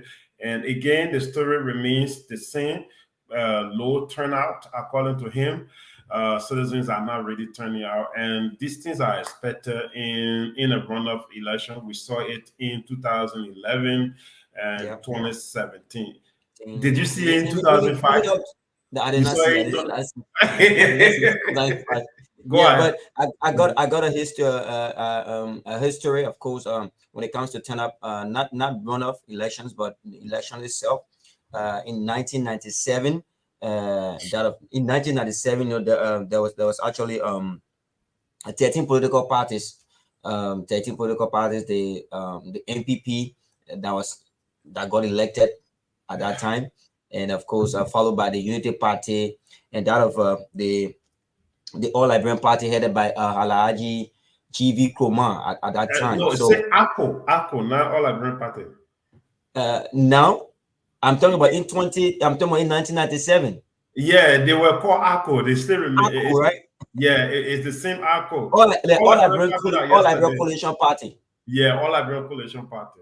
Yeah, at that time. So the thing is, when we do the analysis of those past elections and comparing it to 2023 elections, you will notice that 2023 elections has had a huge history in our electoral process in Liberia, with the percentage as well.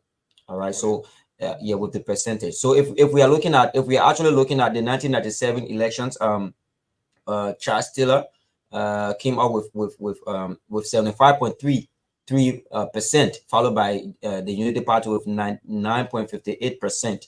All right. So so now comparing it to 2023, where with the same percentage, 43, you will notice that this election is actually unprecedented. All right. You notice that it's not something for us to joke with. Past elections, people been winning them with the heart of the people. They've been coming up to vote immensely and widely for the person of their choice. So if that was in the case in 2023, then we should know that the ruling establishment, all right, the ruling establishment should have actually won election, overwhelmingly. But now going with the same percentage with an opposition of a political party, you should know that it's serious.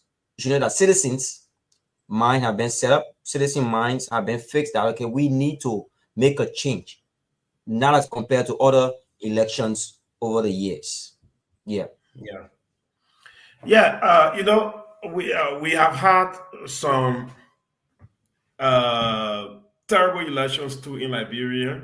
Let's look at the 1927 election. I think 1927, 1927, Charles D.B. King, the re-election of former President Charles D.B. King, he got 96%. 96.7%. Yes. And that election is also regarded as one of the fraudulent elections ever in the history of the world. So after Charles D.B. King, another president who got massive percentage is Charles Taylor. Charles Taylor, he had 97.33. The 1927 election, presidential election today is also being discussed everywhere in the world, where the voters were more than the registered voters. So So the thing is, nowadays, as the era goes, as the year goes, as technology advances, and the things will change.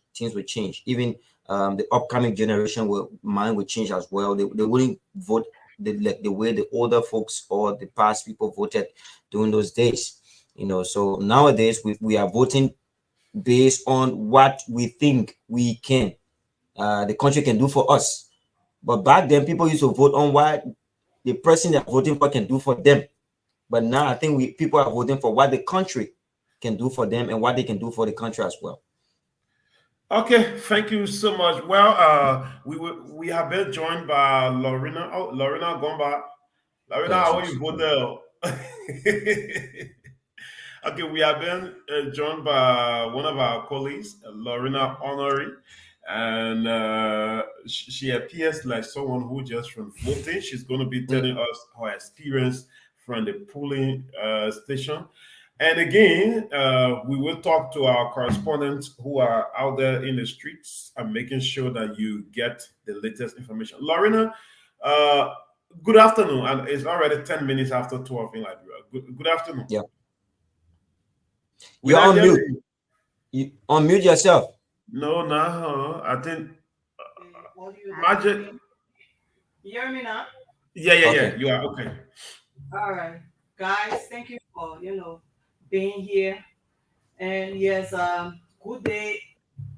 My experience, I didn't just go to where I went to vote. I also decided to tour some centers, and the turnout is not as it was, during the first the first election where we were voting for senators and representatives as well as presidents.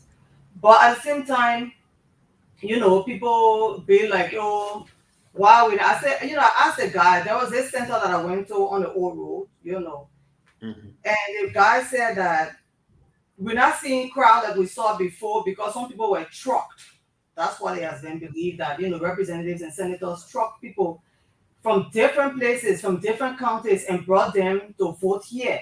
And some of these representatives and senators, they didn't win. Some of them won, but then they think they have nothing to lose because they have already won the seats.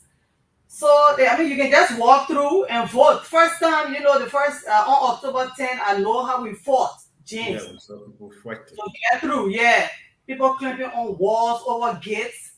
That's not what's happening right now. You tour the centers and people just walk in and just vote and come out. The turnout is not like before. So you see what happens to those that were allow themselves to be trucked.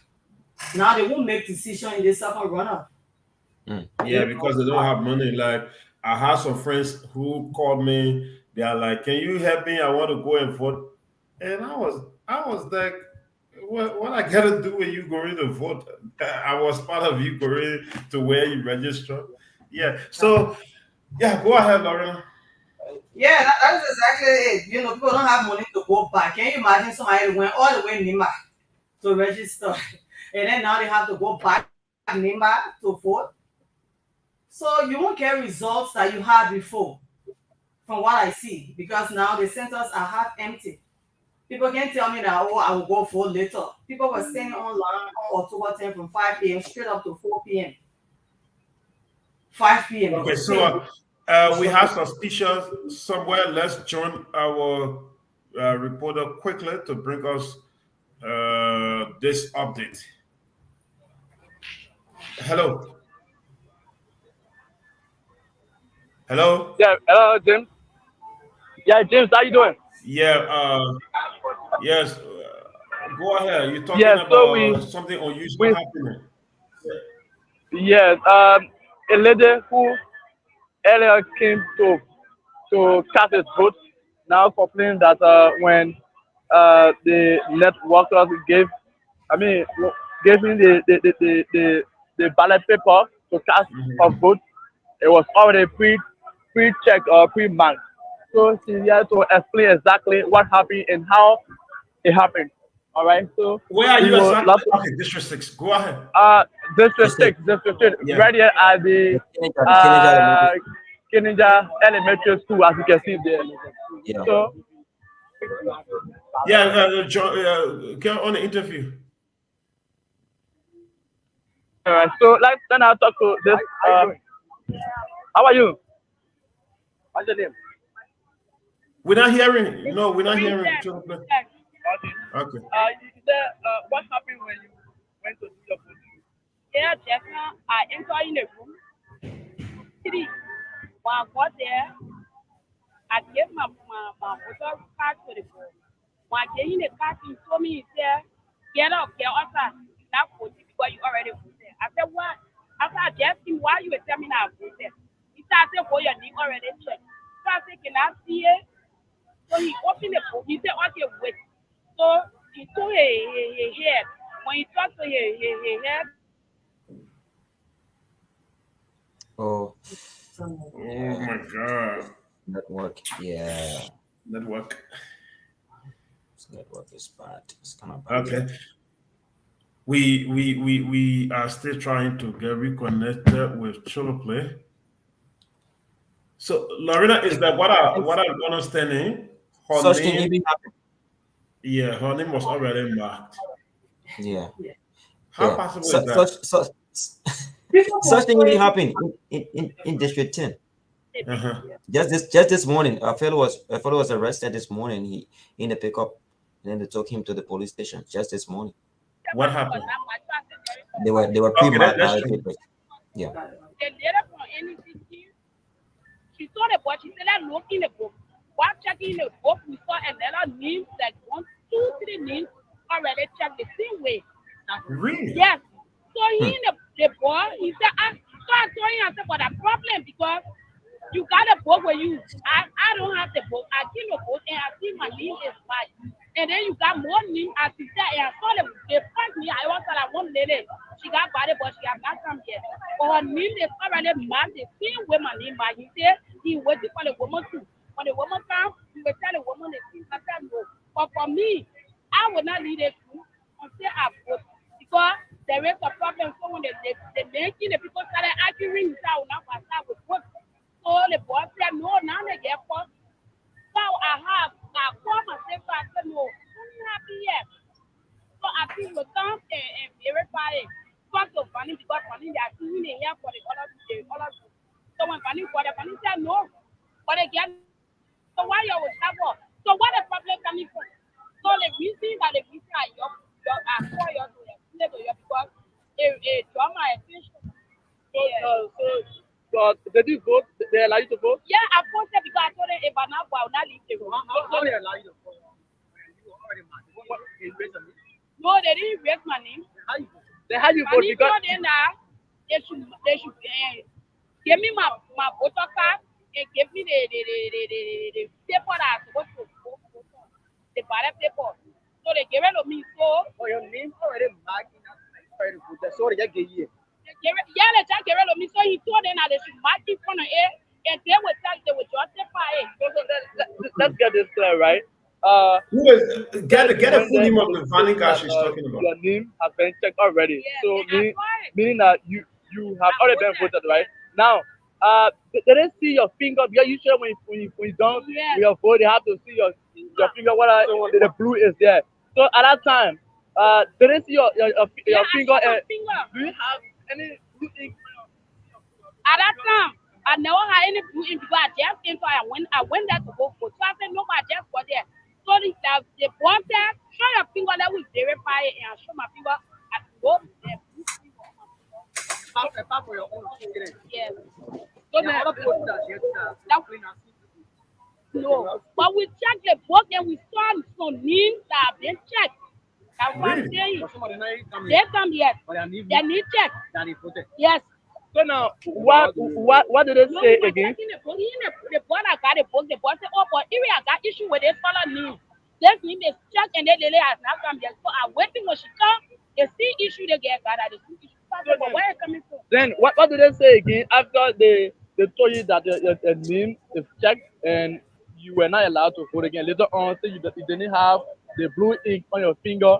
I mean, what did they say again? I wish your name was pre-checked and then you voted again.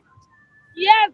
When I told him that you should mark it, they check marking for my name. When they come, when anything people enter the group, they will drop the it. Because they were not the one that checked it. But my question was, who checked my name? Okay. Yes. Okay. What's the name of the precinct? I was the one who brought the first complaint for. So, she said her name was previously back. So it was when I decided to call Honda and Robert Ballot. I decided to call Star Wars of the Union Party. Why should this go on? So the basis of that, they asked me, were you able to? I did not go in, but she said the magistrate allowed us to vote for the second, the first vote was a false vote, so she was allowed to vote. Thank you very much. Okay, Chiloblet, before you go, let me ask you. James. Yeah, go ahead. James. Yeah, so I think you listened to the lady who earlier on said she went in to cast a vote, but the NEC workers told her that her name was already checked as voted. Polling place number what? What's the number? Okay, yeah, that's very important. Let me answer again. That's very, very important. Yes. Yeah, we need to know. So man, I wanted to know exactly which place is it 1, 2, 3? I said polling place 3. Okay. All right. Polling place number 3. Polling place 3, James, according to her. Polling place 3. Right? Yeah. Here is the school. Right. It's Keneja Elementary School right here. Keneja Elementary School. Thank you. Thank you so much. Okay. Thank you, James.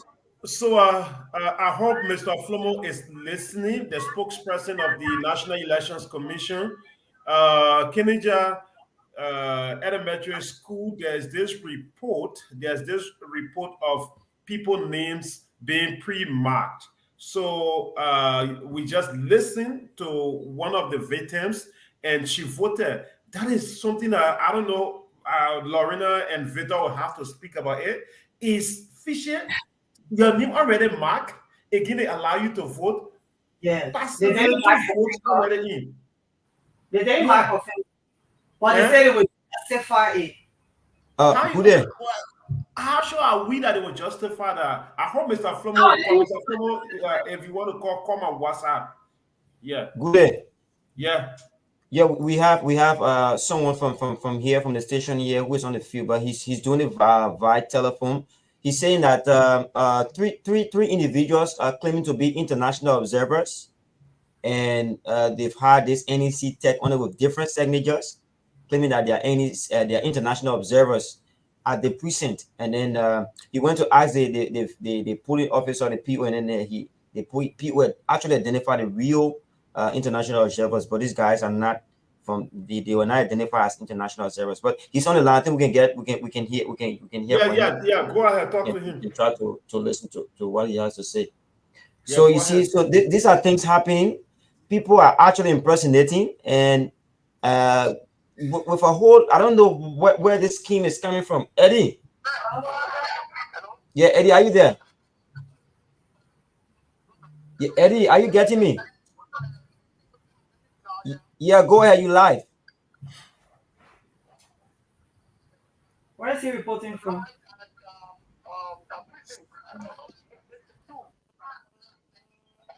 It's very low. Can you put him on speaker? He's on speaker.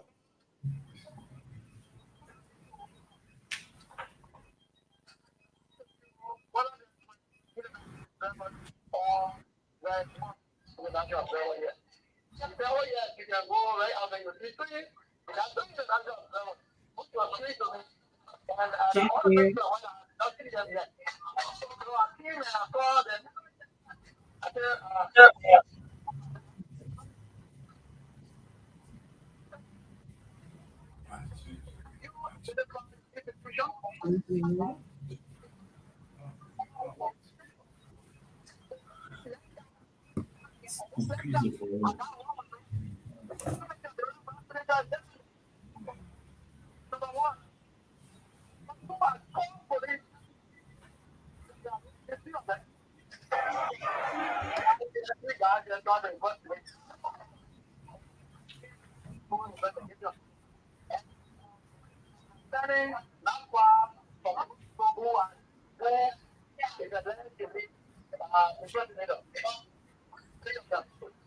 So can you talk to any of them there? I mean, like, can they give us their names?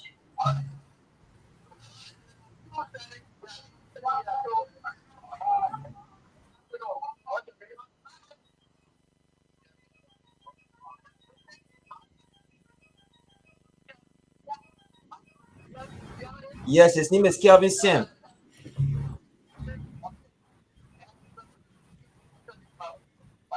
After all, please explain to us. We're not hearing him.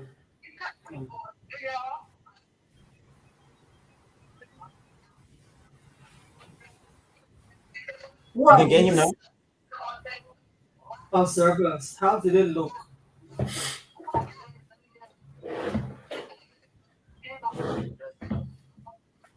Okay.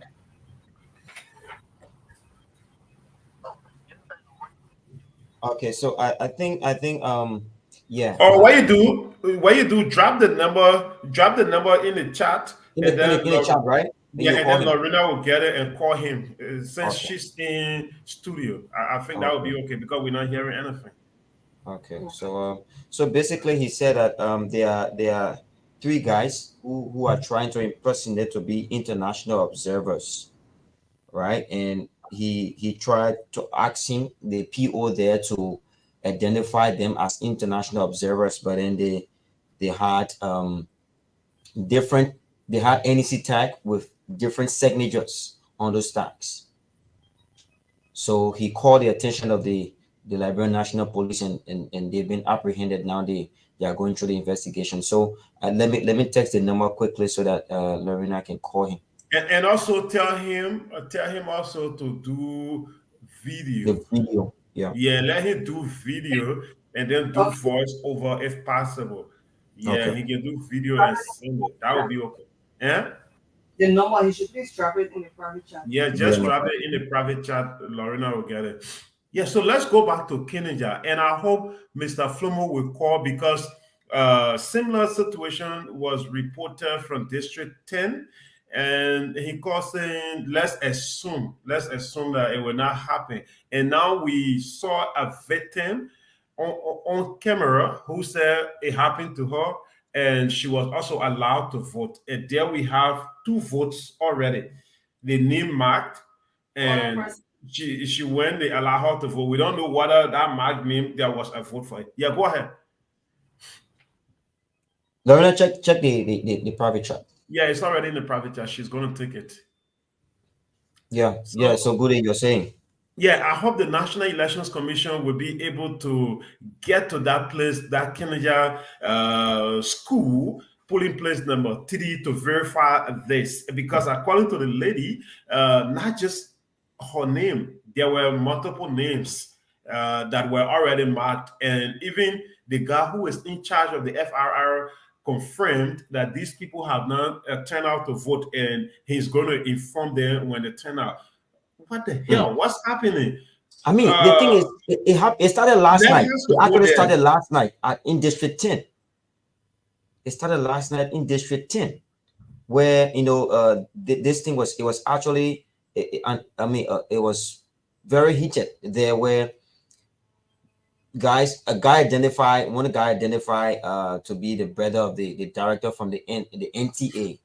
He had glasses on yesterday. He was the one in charge of the ballot boxes. And then the only box he opened last night, was the box carrying those items of flashlights, I think, and other things. But he never actually opened a box for us to see, or for the public to see a ballot paper that is not marked. He never did that. He only opened the box to show flashlights and other things. No, people started saying that they saw pre-marked ballot papers. So why you couldn't show the ballot papers for the public to see that? Oh yes, there's no pre-marked ballot papers in the ballot box. Yeah. You see. So this Canadian situation is very serious, and I'm sure the National Elections Commission is listening. You have to move in quickly. Information like this needs to be addressed very, very, very quickly. You have to move in to verify. And again, my question is to the Unity Party observers and the CDC observers, because this is not in favor of anyone as per any being marked. It was not a ballot paper that was marked, right? To say, oh, candidate A or candidate B, it was marked in their favor. It was just a voter name. Yeah, go ahead. Yeah, how are you? Hello, you live on the radio station Spoon and Punch. You left the line. I will keep trying it. Because we want to understand what it's.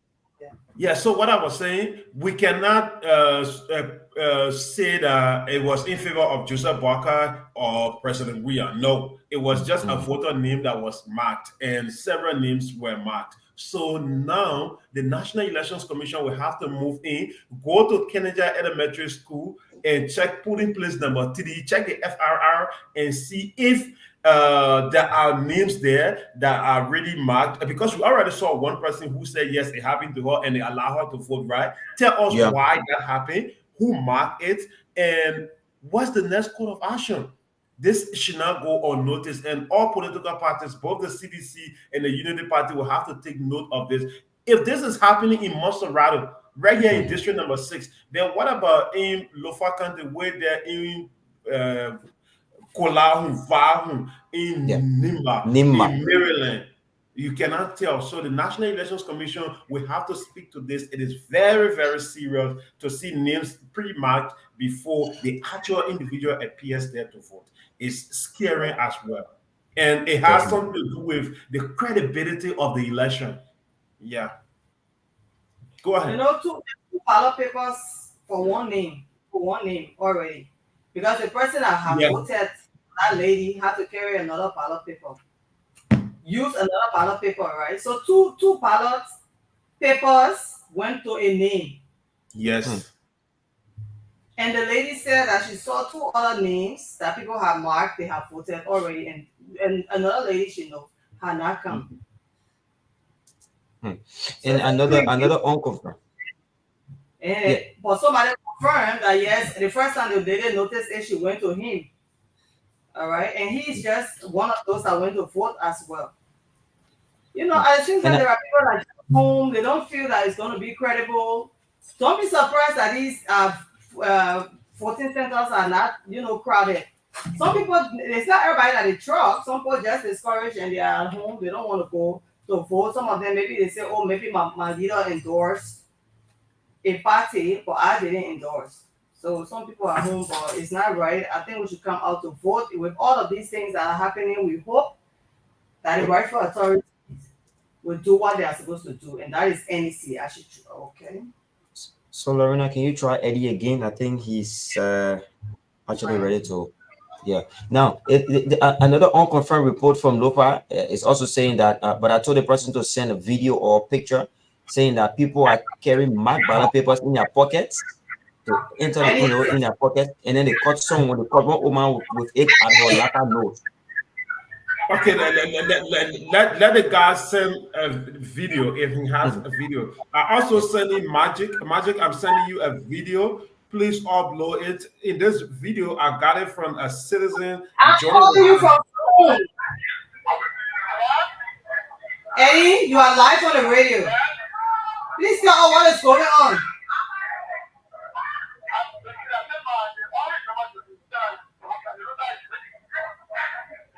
All right, we will get you all together. We hear you. Just go ahead, Eddie. Yes, go ahead, Eddie. What's going on?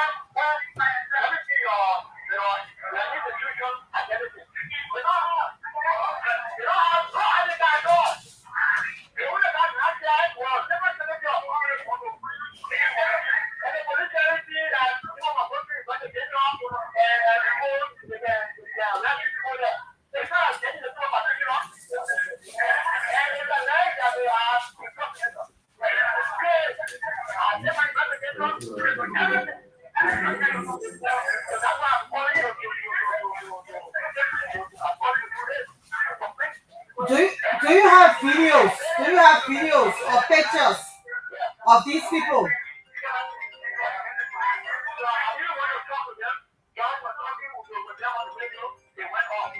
Oh, where are they now?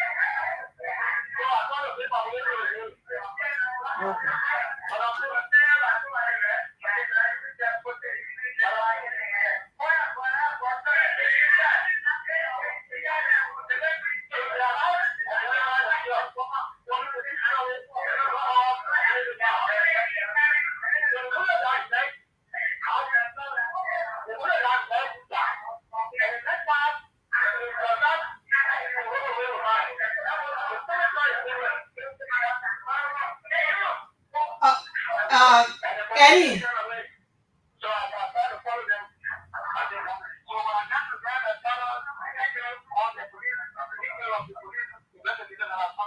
All right, thank you. You guys heard Eddie. He's following them to the police station for the investigation. They have the tax, but it's different signatures on the tax. So it means that even though they have NEC tax, those tax belong to different entities. It's not NEC tax because All NEC tags, we have NEC tags. They are all signed by Director Brown Lasana. So let's see what's going to come out of the police investigation. But yes, James, Victor, these are the things that are happening around different centers. You will get more complaints coming from different counties, not just here in Montserrado. And these are things that trigger people to do things that they don't want to do. We're asking and praying for a peaceful election, but if you push people to the point where they will start being violent, and then it's another problem for the country. I was telling somebody the other day, I said, look, the South region now, they don't have space for us again. Something happened before we have war. Whatever it is, you myself, they didn't understand it. It depends on who got on this earth. But yeah, we went through a lot. It kind of delayed some of us in so many ways. All right? So we don't want to go back there to the dark days. But then people will tell you, yeah, we want to go back to the dark days. So, but when they try anything, it will not be easy. So people still make these statements.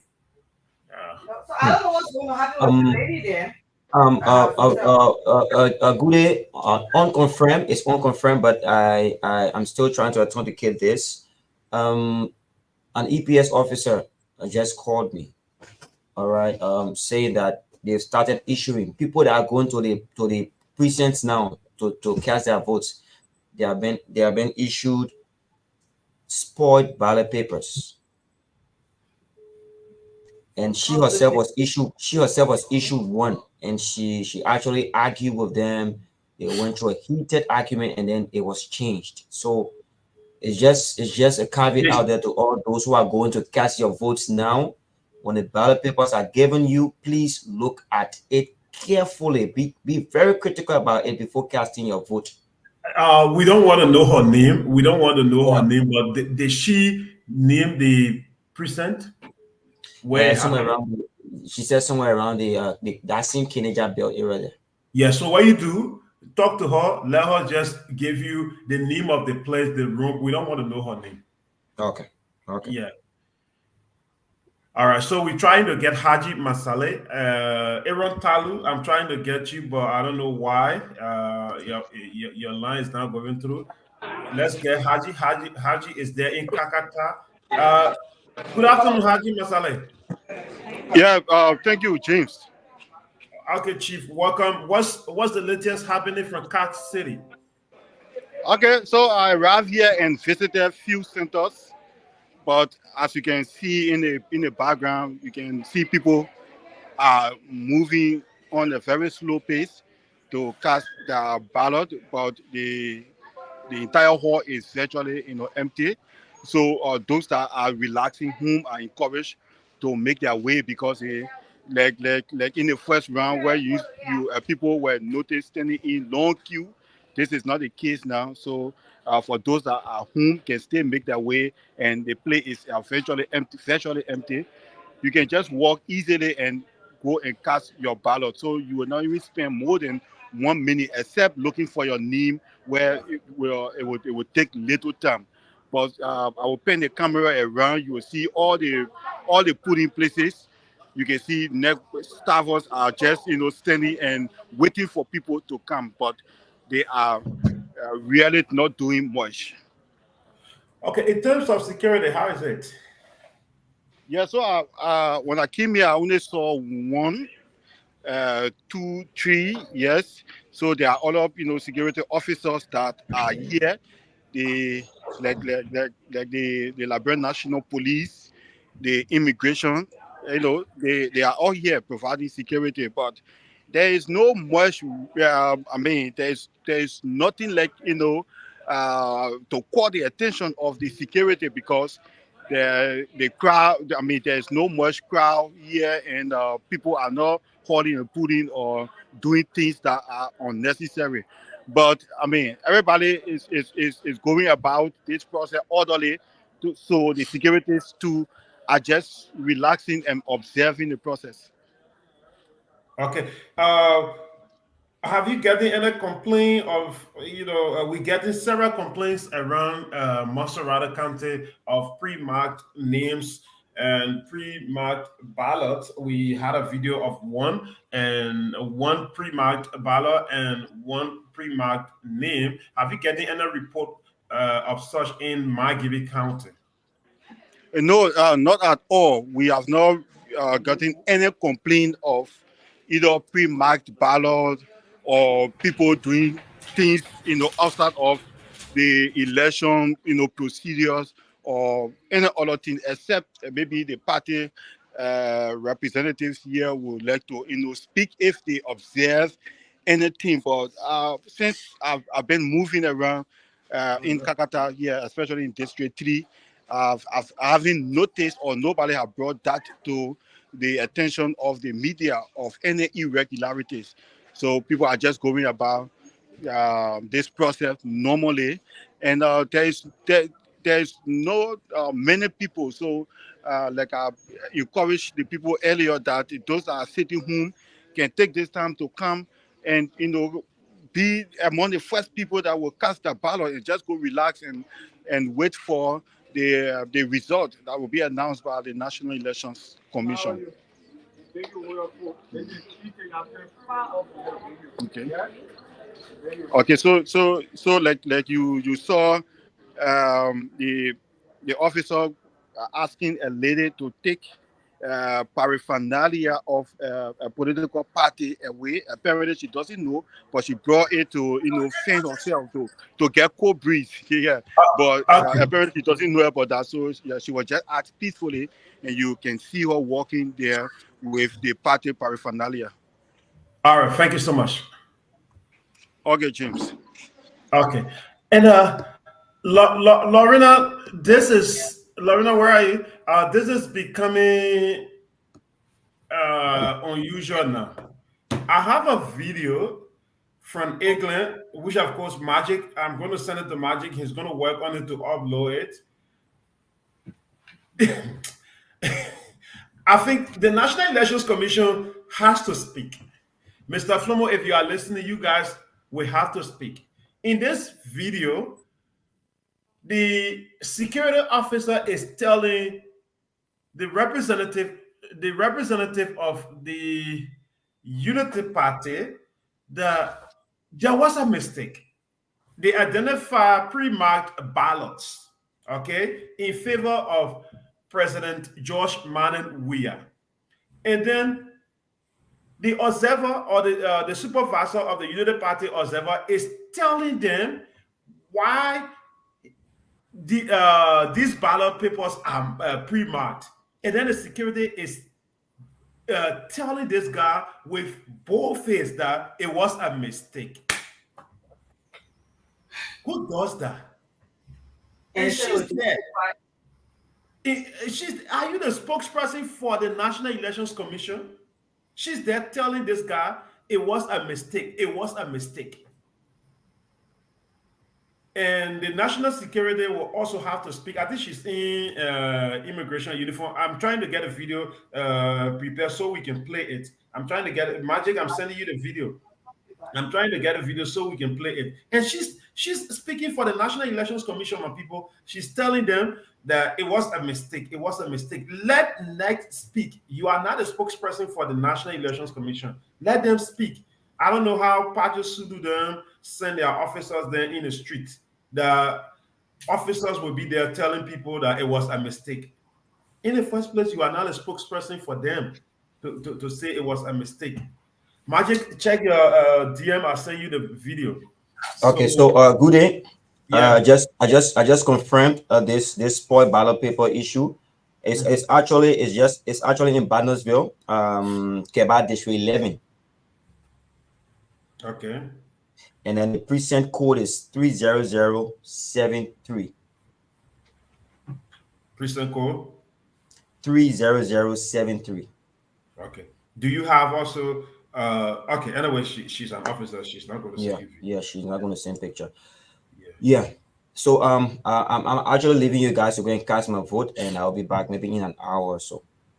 Okay. I have to go and exercise that right. Yeah, you have to go and vote. Okay. So I'm trying to get this video. So maybe Flomo has not getting it, or the National Election Commission has not getting it. Let them. Okay, Magic. All right. I was sending it to the wrong DM. I just sent it. As soon as Magic get it prepared, we're gonna play it.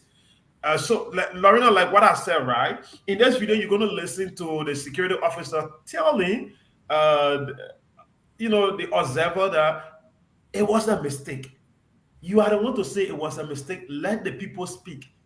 So we're going to play the video. It's about 49 seconds video was sent to me, and I cannot confirm it, but we're going to see the PO, the NEC representative, and the security officer who now is doing Mr. Flomo's work for him. Yeah, go ahead. Okay. All right. So we are waiting to load that video. Yeah. So James, you see, the kind of complaints that are coming in is going to cause some issues. Serious. People that have cast their vote, because the people say, after casting my vote, me, I will sit around, but they're not sitting around. It's like, the momentum is already low. And I like what Hachi was doing, encouraging people to come and vote. So many people are home. The other lady said there are about 11 in your house. All of them, reached the age to vote. But I think it's only she and her brother going to vote. So what will happen to the other 9? Okay. We have the video ready, Liberians, and this video is not from Spoon. We are not the one who got this video. This video is from a citizen journalist who sent it to us because we announced. And now the ball is in the court of the National Elections Commission to move into Eggland on the 12th Street. Eggland Elementary High School, I think it's the elementary school, right? You can now move there and verify this. I'm talking to the National Elections Commission, but in this video, you're going to listen to the observer talking about a pre-marked ballot paper in favor of President George Madden Weah, and a security officer in the same video is there saying how it was a mistake. Okay, so let's take a listen. And then we are waiting for action to be taken. Oh, yeah, when you say it, because there's a serious thing we're coming to this place here. And I told the PO I wanted to talk to you this morning when I was sharing my observer. You see? It's an issue. Why would the ballot be marked before time? We don't know what a mistake coming from. What do you mean what a mistake coming from? Why should it be marked to George Weah? It was marked. It's not mistake. It can't be mistake. This is not mistake. You said a mistake? This is not mistake, oh. P.O. This is not mistake. This is not mistake. No, you cannot talk on camera. We need to know why it was marked. I am the supervisor here.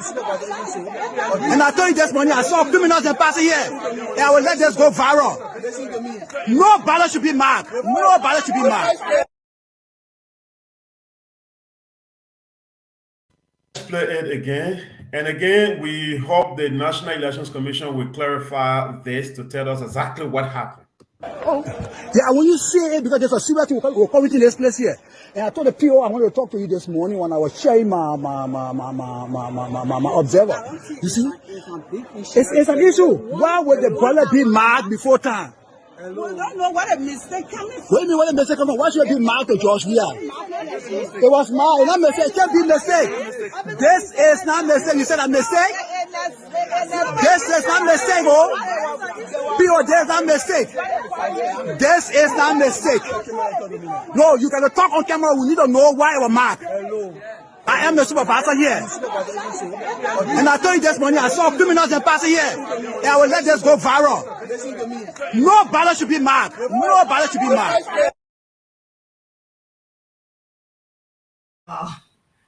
James. And we look up to the National Elections Commission to verify this. So let me see if I can get Mr. Flomo. Yeah, go ahead, Lorena. I know you want to speak to it. Go ahead. Yeah, I mean, it's just shocking, the kind of things that are happening around the voting centers. The reason is, and I like the way they're bringing it to our attention so that we can make sure that people watch and listen to it at the same time. That's why we are right there on all the stations, and we are on Spoon TV Live, so that you can see these things. Before they say, oh, that's Spoon. No, it's not Spoon.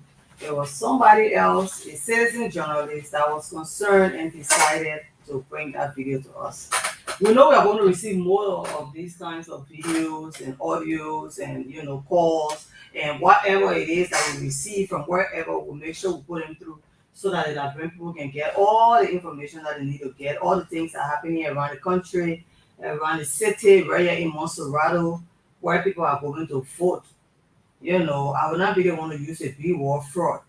But if these kind of things coming in, what will happen to some of the ballot papers? What are they going to say in valid vote again? And already so many people didn't come out to vote this time.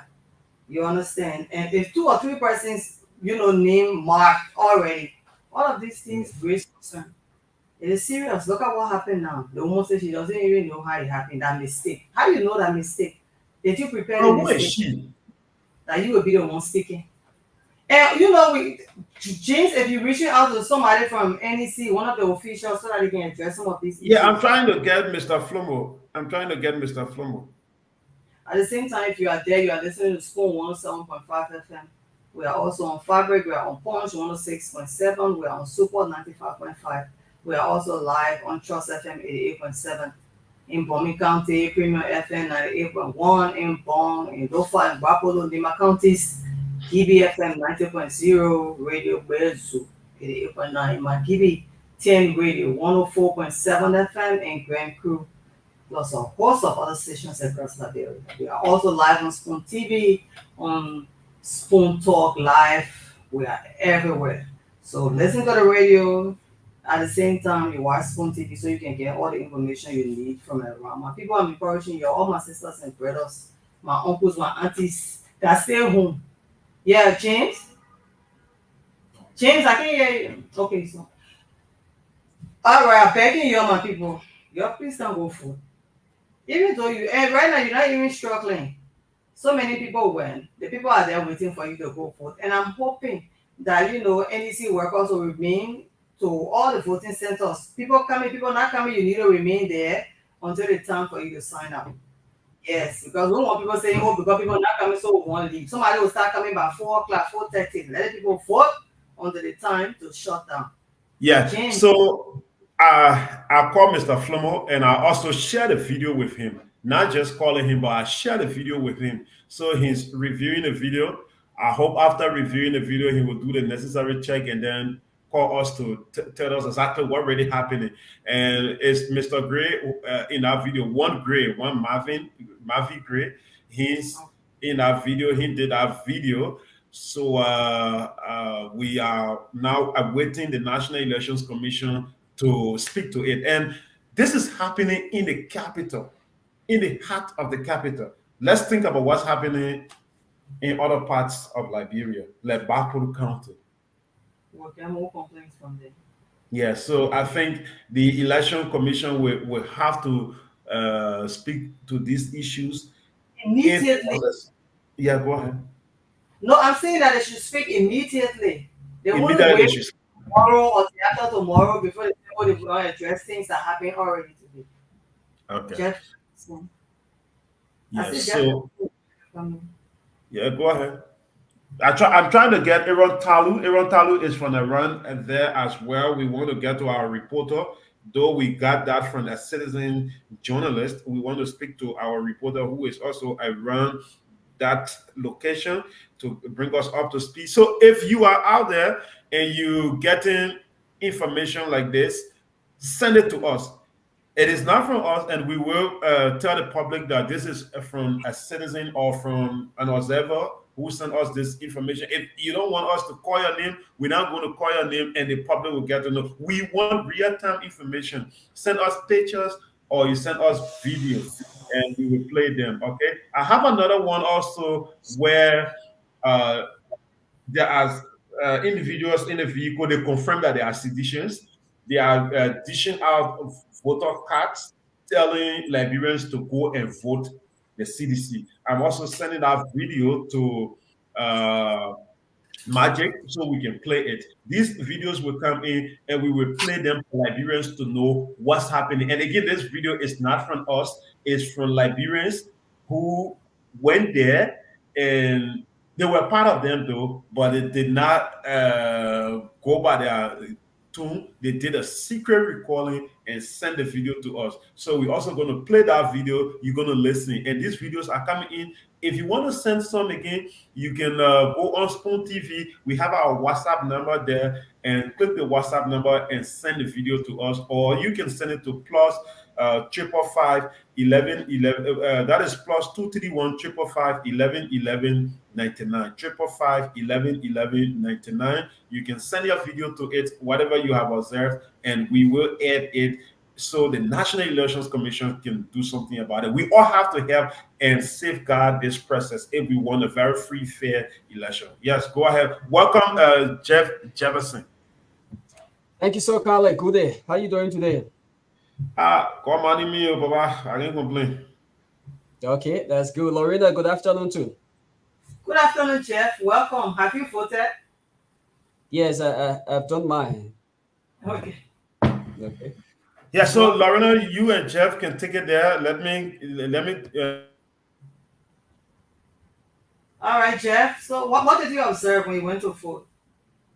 Yes, just before that, I was just on the phone with some guys who claim that they are observers of the Center for Development and Election Movement, CDEM, and they were asked out of the Little Fatima precinct in district number 2, Lower Johnsonville, with the code 30100, and they said that they alleged that seditionists went there and asked them to leave the center, the precinct. That's the Little Fatima precinct in Lower Johnsonville, and so they wanted to bring it. They were bringing the situation to our attention. They said that NEC actually accredited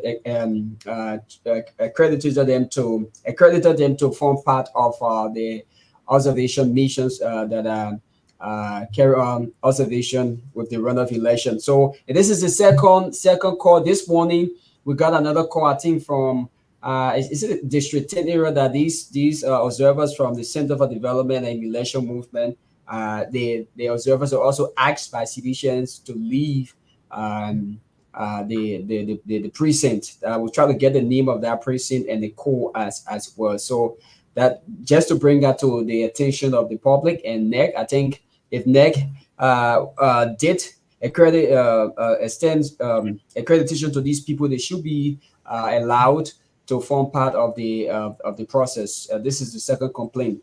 Then I voted in District 5.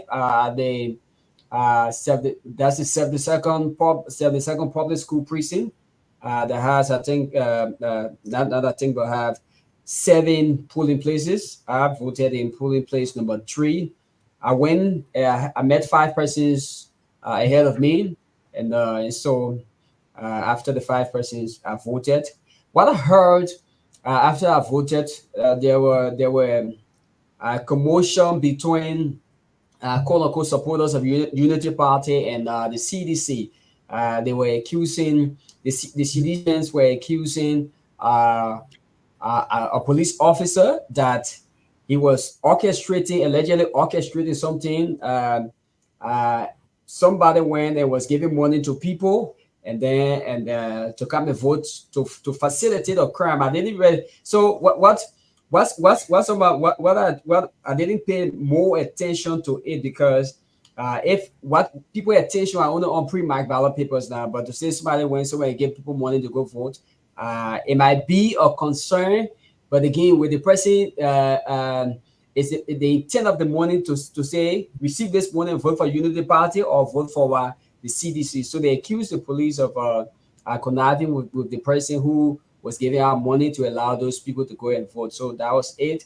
And I was told that Calando went there to vote, or he went around there, and Calando is that sort of person who allows people to come to him anyhow. So as soon as those guys saw him, they ran to him, and then he took out some money, gave to them, and said, "Gentlemen, you can have fun after you're finished voting." So it is based on that. Those supporters of the CDC are saying that he has given monies to disadvantaged youth and other people to go, and to the police to allow them to go and vote. But I don't see any fraud I don't see any fraud in that. If somebody identifies with people and say, you go buy soft drink and why you came to vote, I don't see any fraud in it. And they allege that the police officer was supposed to receive $5,000. He was on phone and somebody said they heard it on the phone. Oh, yeah, I supposed to receive $5,000. And so they said they were calling some hierarchies in the police and so forth. But I didn't see any magnitude in that. I asked the police. The police said there's no proof to authenticate the claims. It's all they just want to cause havoc in the place. So he's waiting for his colleagues to come because it's only his one that is there, and so they want to cause havoc. So they call for he called for backup. But that place is that 72nd Barrack public school precinct in Talo Island. The precinct in Talo Island too. There are two places I want to bring to the attention of the National Elections Commission tonight. There are signs that there will be violence here tonight, so they must do everything to deploy police officers there in their numbers. There is a guy that somebody called from the Talo Island precinct. They said, "What's his name? Please text me his name." And this familiar guy. Where you come from? Come again? Talo Island. From? Talo Island in District 5. Talo Island. Yeah, Talo Island. Talo Island and the second Barrack Public School. Those are the two places that complaints have been coming from there, from our reporters and some people in the field. I will get the guy name who went there with some guys to cause havoc in Talo Island. He's a prominent guy who is linked with violence in District 5 and other criminal activities. So any political party? No, it is alleged that he's linked to the CDC because it was on the core of a seditious coordinator in this district that he went there with some boys to go and cause fear and cause panic in the people. I'm trying to get. No, it's not Mustafa. I say, let me just unmute and get the name, and then I'll call the name. It's a familiar name. Just leave my mind. What's his name? All right. Waterfall. The guy name is Waterfall. Yeah, Waterfall went to Talo Island and with some group of guys to terrorize the people. Allegedly, because that's what we heard. So these places are hot scenes now that the police need to deploy the neck. They need to call upon the police to deploy people there so that they can be havoc after 6 p.m. Jeff, previously you explained about some of the places or what you noticed of people people being given money, to go and have fun time, but then other people claim that they were given money, they were being paid to go and vote. Okay. Yes, I didn't see Calando. Calando, when I got there, they allege that Calando gave some folks some money when he got there, just to encourage them to go and vote. Yeah. So I have the video ready. The video where you see two guys in a vehicle giving out voter cards to Liberians, telling them who to vote for. So let's get that. Again, this video is not from us. We received it from folks in the street, and this person was among them, but they did this secret recording. Got it. Say what?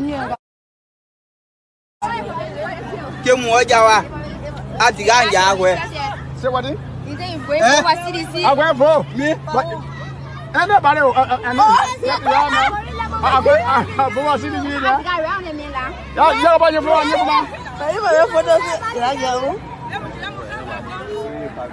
Oh, for what I meant. You did.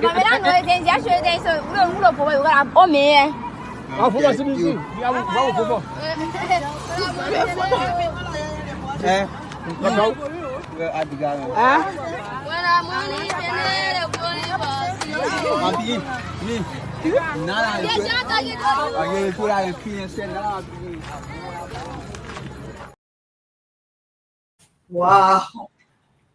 My brother, serious country, yeah. What? So you can take Lorena Alika and give it to James? Oh, Am I just going to take Alika and go and vote? I hope you can see what's around. Who can speak? Now, Mana or Gio?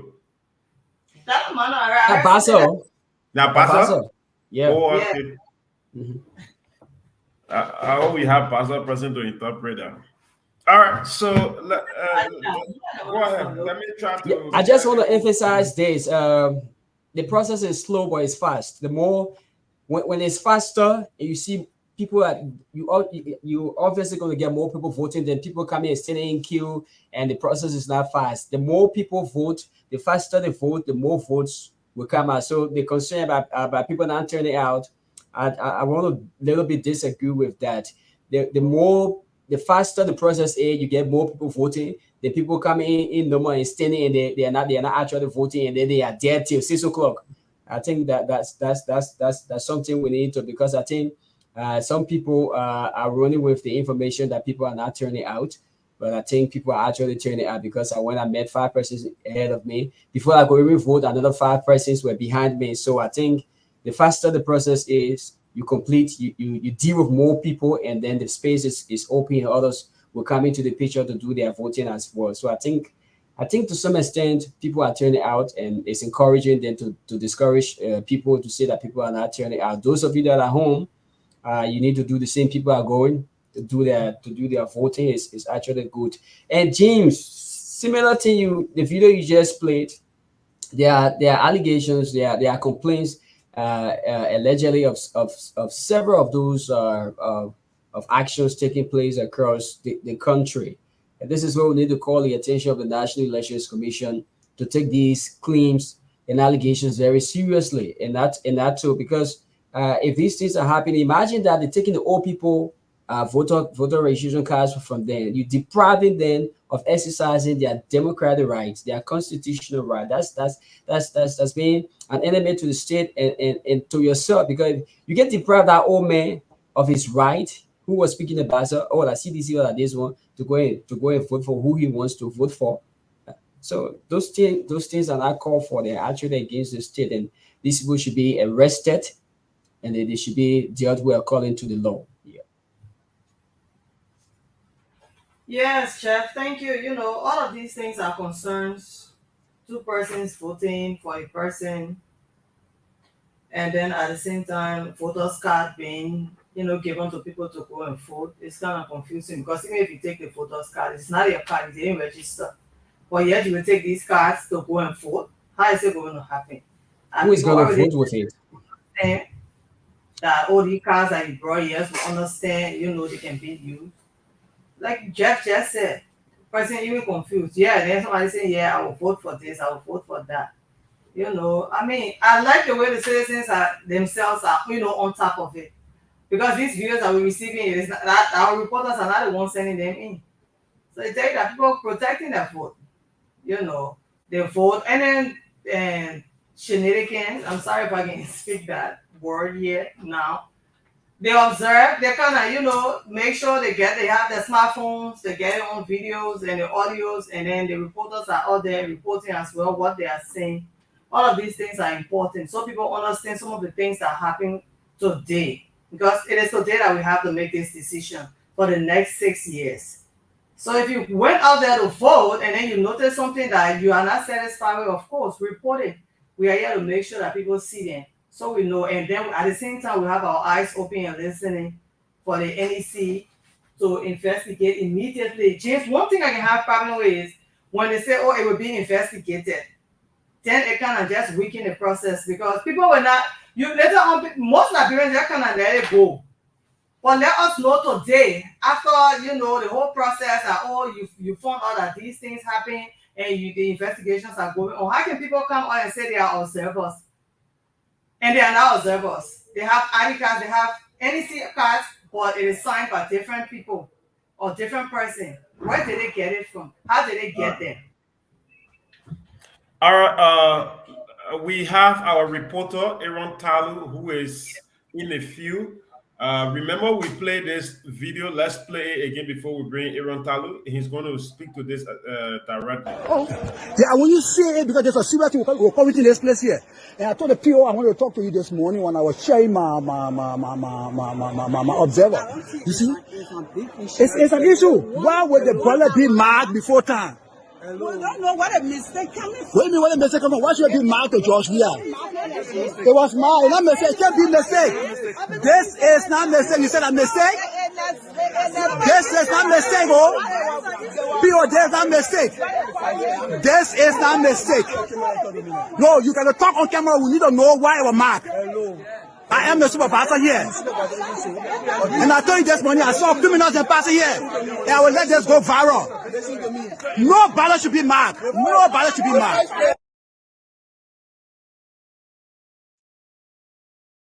All right, folks. So we have our reporter, Aaron Talu, who was on the scene and he spoke to the night representative. Let's get what Aaron has to say. Aaron Talu, welcome. Thank you, James. Good afternoon, and thank you. I'm currently on a tour street around the A. Glen School, where 8 of the ballot people were marked. According to the network on there, there was a factory fault, and the situation had been controlled by them. What happened is what kind of fault? He said which fault? It was a factory fault. Factory fault. It was a factory fault, yes. Okay. And what happened is that the 8 ballot people that were marked, everything were marked in favor of the ruling party. Oh, the factory made mistake to mark everything in favor of George Weah. Yeah, everything were marked in favor of the ruling party. That's what happened. Factory fault in favor of George Weah. Do you have everything? Do you have video? Do you have video? Yes. Okay, please upload a video so we can play. We won't see a mob talking it. Yeah, so all 8 were marked in favor of the ruling party, and they said it was the factory fault. The situation have been controlled by them. But what happened is that the turnout is also low. Okay. As compared to October 8th turnout. The turnout is very, very low. It's just a wash-in, process. Okay, so please send the video. Just send it in the chat room, and we will play it. Let the Liberian people watch, and those who listening via radio will listen to the. Is he the PO? Yes, he is the PO. Okay, what's his name again? I will say the name along with the video. Okay, all right, thank you. So there you have it. The video we listened to earlier, where the Unity Party, that is the supervisor, identify a serious problem. Now the PO at the England school is confirming or telling Liberians that it was a factory fault in favor of George Manuel Weah. Hey, Honorable, how are you? No, we're not hearing you, sir. Good. I'm doing great. Good day. I'm sweating. Actually, I came for out. I've been around different polling stations. It is exciting to be on the ground. Good day. I've been around District 10, Central Moorville, all around the city, actually, observing. I'm one of the observers, actually, and voter turnout seems to be low. If you're out there, you haven't voted yet, just go and vote. That's all we need to say. This is the only day you have to get it right. We're not that thing about who you to vote for. We are past that stage, but that's the time to make that decision. You cannot sit. But I know more people waiting for in the afternoon, and to come out. So we just came to encourage the people to go out and vote and exercise that right. A lot of people died. A lot of people fought for us to have this right, and it's something that you need to exercise. Just so I'll come on air for a brief time, go back. I know we'll be back on in the evening, later on in the afternoon, to give some highlights on some of our observation.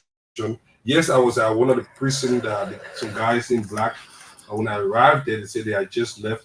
But a good day. The Liberian people are resolved. What I saw, and this is where you know that our democracy is kind of evolving, or it has evolved as compared to other African countries. These are not military people, politicians. These are ordinary Liberians at those polling stations. I entered one of the polling stations and I kept in that good day. I had two gentlemen, guys with me. So we entered the polling station, and then the police were there. Like, I have my son. I say, those two guys are with me. This older gentleman got so mad and started doing something. Oh, they make campaigning. They make campaigning. You know, I said, no, I didn't. You know, other people said, no, he just said, those two guys that were me. And I mean, it was a caution to me that I should be very careful in putting what else, one or two finger. I needed to be careful. And he kept on insulting me, but was I offended? No. I know other people were like, oh, why are you insulting this and that? But I was proud that this older gentleman was very conscious about what was going on around him. And it shows that the people are not wasting their vote. They are taking this very seriously. Politicians need to take the Liberian people seriously as well because they are not playing, you know. Lauren, yeah, Mr. Fadika. Happy to see you too, I tell you. Welcome. Yeah. So you came all the way just to vote? Well, I'm not voting because I missed the registration, but I came to observe at the same time give that moral support. Okay, we're happy to have you here. I wish I had come earlier, but some other things prevented me. But at the same time, you have your eyes open and you're observing. I'm telling you, we all over. We are going to. I haven't slept. I was here. What? Well, yeah, 1 o'clock last night, right? I left when I were around. Because there was something right up here, Peace Island, somewhere right here. There were a couple of things going on. Look, the people are not playing. These people are not playing. It doesn't matter which side you're on. They just do not want you to mess with their November 14th. They want this day that whatever happens should be a reflection of what they actually want. And nobody should manipulate it. So those that intend to do it, be careful. In my community, people didn't sleep. It was like vigilante night. People were up. They said we're not sleeping. We're keeping our eyes open. We'll look around us. In fact, me, I will not sleep until in the morning, just time to go food. So everybody carrying their food. Like and I love the way they are doing it, but hey, I'm afraid in counties where we don't have people where people don't have access to internet. I'm afraid what's happening in those counties, like what we just listened to, people saying it was factory fault. Where in the world factory fault will mark 8 ballot papers in favor of Gedeh Flomo? Where that will happen? So we are waiting for the video. Yes, it happened. Fadiga, you just come in, so let me play this video. This is where. Yeah, when you see it, because there's a serious thing we're coming to this place here. And I told the PO I wanted to talk to you this morning when I was sharing my observer. You see? It's an issue. Why would the ballot be marked before time? We don't know what a mistake coming from. What do you mean what a mistake coming from? Why should it be marked to George Weah? It was marked. Not mistake. It can't be mistake. This is not mistake. You said a mistake? This is not mistake, oh. P.O. This is not mistake. This is not mistake. No, you gotta talk on camera. We need to know why it was marked. I am the supervisor here. And I told you this morning, I saw criminals and passing here. And I will let this go viral. No ballot should be marked. No ballot should be marked. Got it. We want here. There we come. There we coming from Lauren Fadiga. Yeah. He wanted you to see the next video. Yeah, so where people have been given we get our video.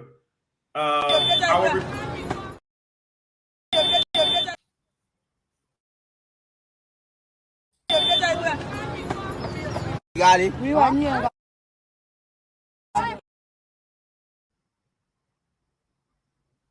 Go there, we can hear you.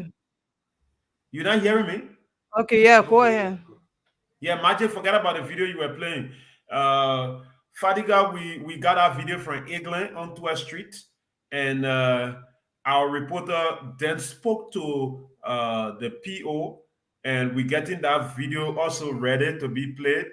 And the video you just listened to, where the security officer said it was a mistake, the PO confirmed it in the video we are about to play. And in that video, the PO said it was a factory fault. He said it was a factory fault, but 8 ballot papers were marked in favor of President George Mannen Weah. But the PO said that fault came from the factory. It did not come from them. So the factory made a mistake and marked the 8 ballot papers in favor of Weah. So we are getting prepared to play that video. What do you do? You have anything to say about the video you watched? Because I saw you opening your mouth. I mean, I'm not in the U.S. again like before, so that people will be saying I'm on the ground. So for people to be that bold and brave with everything that we have in place, this is serious. I see why you say what happened to other areas. Look, something happened on October 10th. We all know something happened, but we are seeing what happened because now it's not a crowded field anymore. So it's not going to happen. And honestly, Jim, let me say this to our people, right? Don't be discouraged. They are attempting. The reason why we are seeing these things is because we are going to erect a checkpoint to it. Do not allow this to discourage you. This should be a motivation. That's what I'm going to say. This should motivate. As bad as they've been seen, they will not succeed. If you stay home, that when they will succeed. But James, I'm telling you, it is OVEN in my private keyboard. Classic D. Okay, so we have the PO. We have the PO video ready. Liberians, this is a reply to the pre-ballot papers, the ballot papers that were pre-marked. So now the PO who is responsible for that center replied, and we have it. Here we go. All right. District number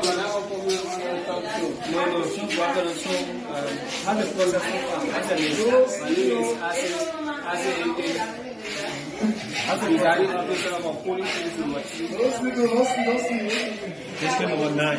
Yeah, district number 9. Okay, how's the process? Yeah, the process is cool. Okay. Before coming to Ghana, there was a pre-map ballot here. Can you clarify? And I already pre-marked the seat. It's there called ink. Yeah. On the first 50, the first booklet I will took off. The first booklet, each ballot paper, they had a mark. Rule mark. Yeah, I'm not pre-signing our mark, there are mistake. Yeah, from the company. So you have been settled? Yeah, I've been settled. Okay. So party observers. Okay. What is causing tension? We understand that there was a tension. Yeah, it got little noise, but it was settled. Okay. Yes. So aside from that, any difficulties so far? No. The process.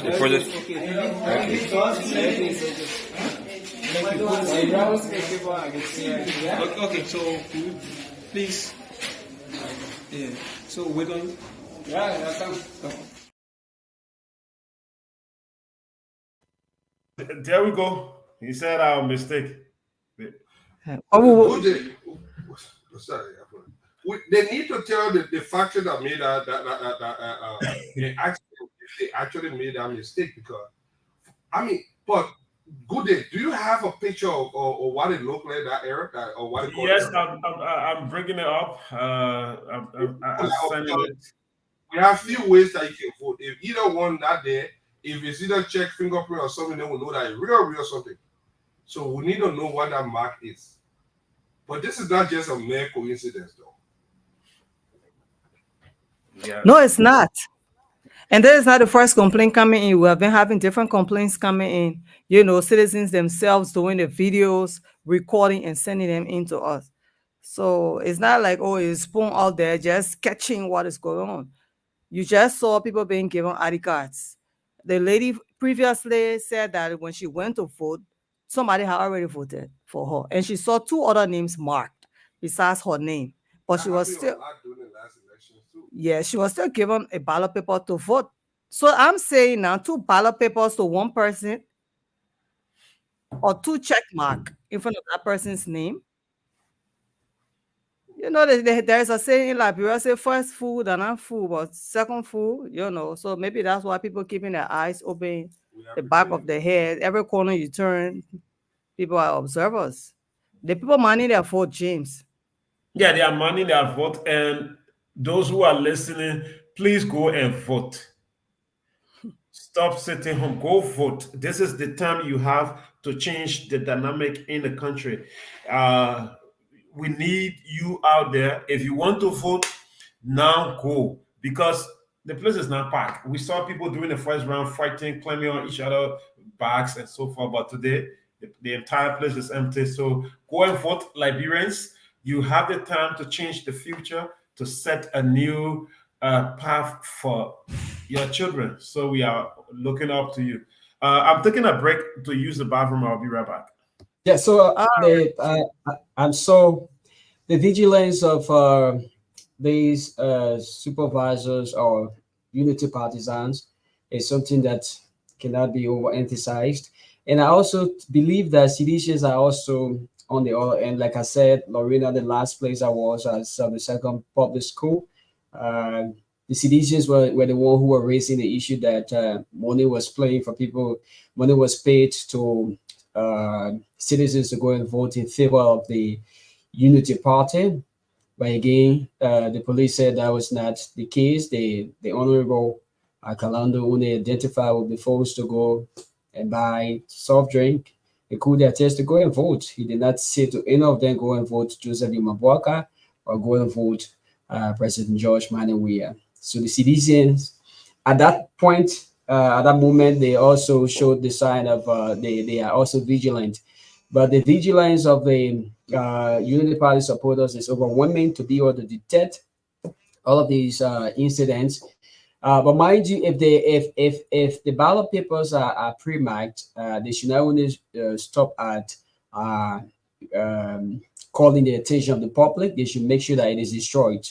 The ballot papers are marked, and whether it's a stamp on it, it should not be used. They should ensure, they should persist and insist that those ballot papers be destroyed, because any attempt to leave it with those folks is like a syndicate.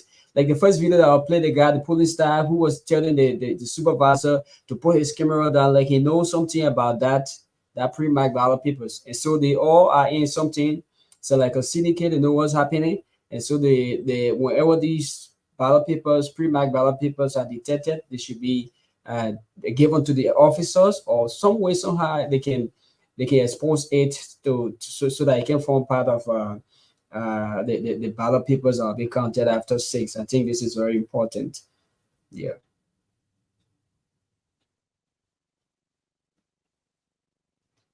And I got a report from District 2, one of the precincts in District 2.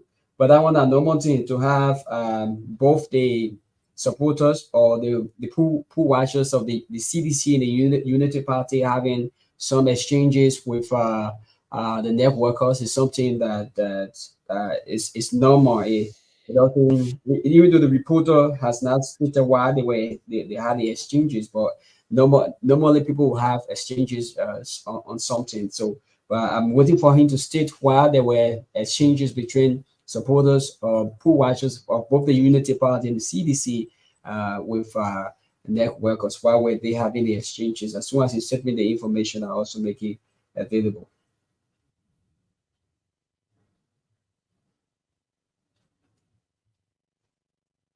I won't be here for long. We'll be here in the area. I just want to, if you are out there and you are feeling down, these things are not normal, but these things going to happen. We preempted these things to happen. We anticipated it. Will they succeed? No. We are seeing that they are not succeeding. You know, if you have not voted yet, the only thing I want to encourage you to do is to vote.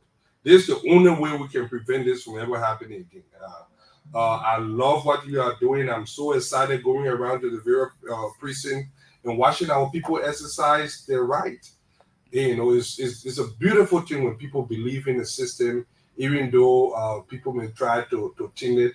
But it shows that our people believe it. It's just that my observation is that voter turnout has been low for the most part, the early part. But I think people are going to turn out. And the people that are coming out right now are very excited. Those that have turned out are excited. I don't know which way we'll go, but we're hoping for the best. All right. And at the same time, you know, we calling on those, poll most of the NEC employees that are at the centers not to leave because people are not coming. You know when you're supposed to leave your centers, when you're supposed to shut down, it's going to be at 6 p.m. So even if you're sitting there for the next 1 hour and you haven't seen anyone, you still have to wait until 6. People will still come out. Yeah, let people still. Let people know that they will meet them there so they can vote. Somebody just getting up to get ready to go vote. A whole family, you know. And then most of the reason why we see that people are not many, the momentum is not high as it was on October 10th is because some people were trucked. They came to vote for the representatives, the senators, at the same time, the president. But then they can come back to where they live to vote. I mean, I'm sorry, to where they register because they didn't register to where they live or where they work, which is better. And so now you don't have make any say in our decision. Now you're just going to sit back. You know, somebody said, don't argue tomorrow, the next 6 years, because you didn't vote. You don't want somebody to tell you, say, keep silent because you didn't vote. So you see, now you don't have money to go back to that center to vote. And our representatives and senators not going to, transport these people again. Some of them already didn't win. Some of them won. But, they're still not going to chuck them. It's a sad thing. So the few of us that, can still go and vote, I beg you, my people, you're not go vote. Just drag, you manage to go there, you go vote. Somebody even want to move from Oro to Gannonsville. You already went Gannonsville and register. Why you can just go back Gannonsville and vote just for today? Go and vote so you can make decision in the next 6 years. That will be happy. That's going to happen for us because today own that president, no senator, no representative. 6 years. 6 years. The other man say my party endorsed. I didn't endorse, so I'm not because my candidate is not going back. What? These are strange. What are those the ballot? The one? Yes, ballot papers. Yes. So where was check? Is that what we see the stem? And they have next. Is that next stem on them?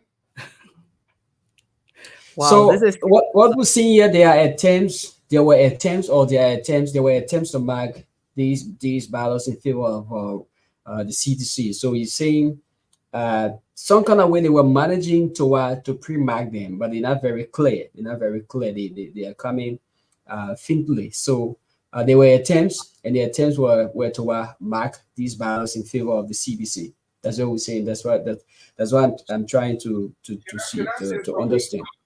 So that means they need to keep them. I know you said they should destroy them. I don't think they should destroy them because these are evidence that we need. But they cannot be used anymore. That's a fact. They cannot be used anymore. That is why we have our poll watchers. So our poll watchers are those different precinct or polling station. Just know that nobody going to use them to vote anymore.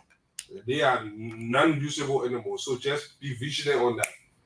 But I think the guys are doing a good job with that. I mean, our voter education was right the way we did. Look, we told these people that we are erected a checkpoint. There is a checkpoint. We got a big iron gate.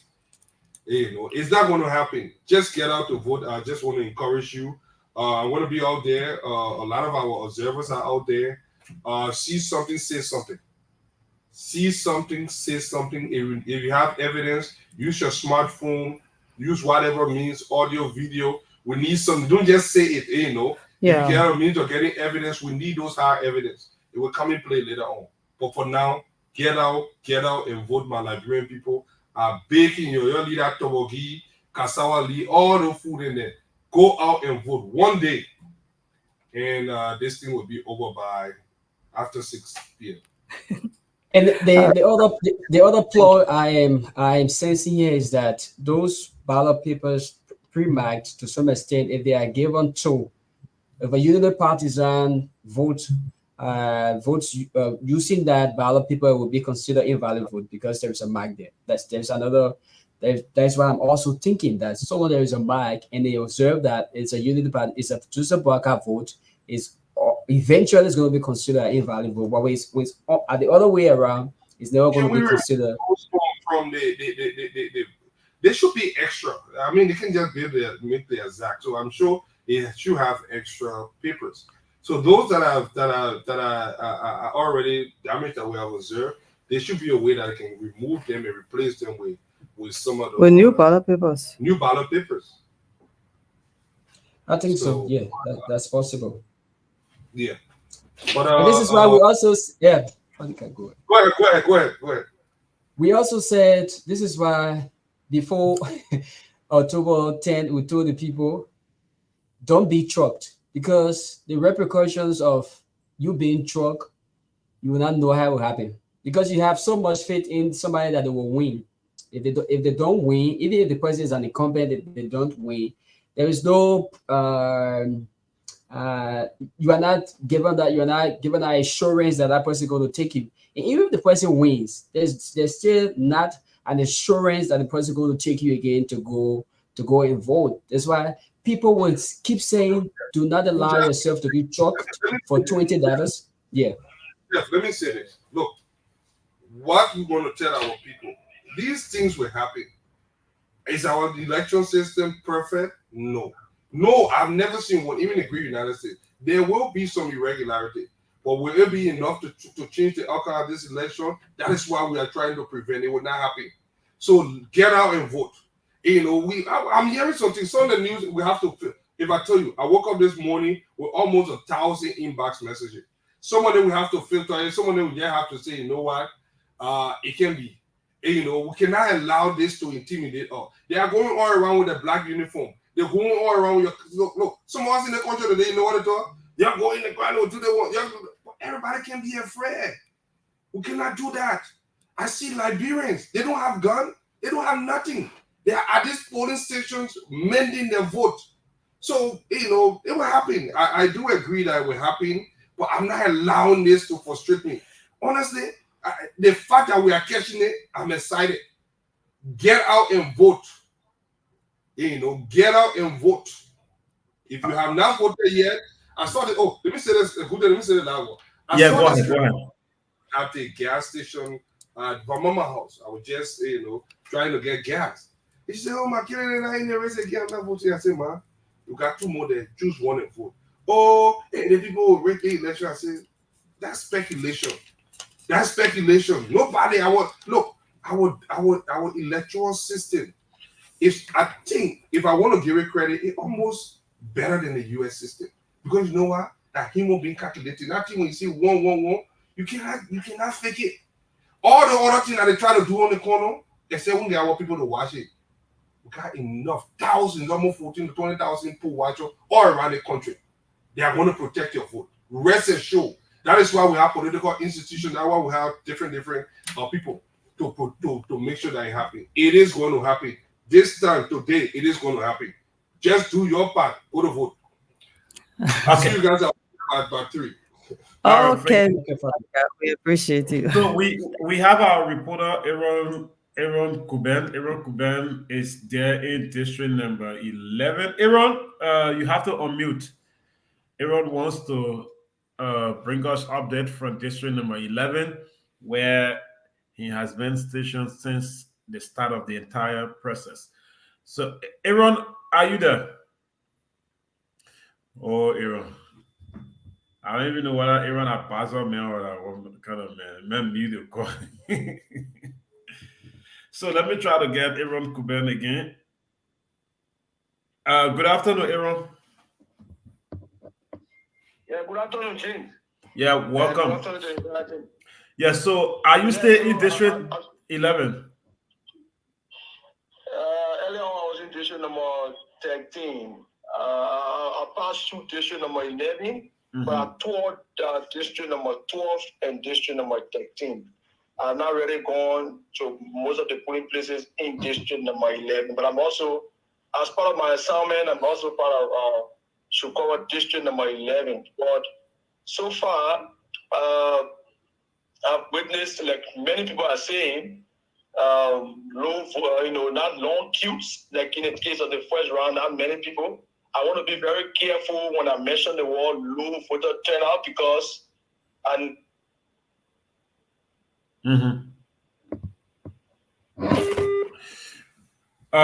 Lauren? Okay. Go through. You getting me? No, we were not getting you. You stopped to, I want to be careful.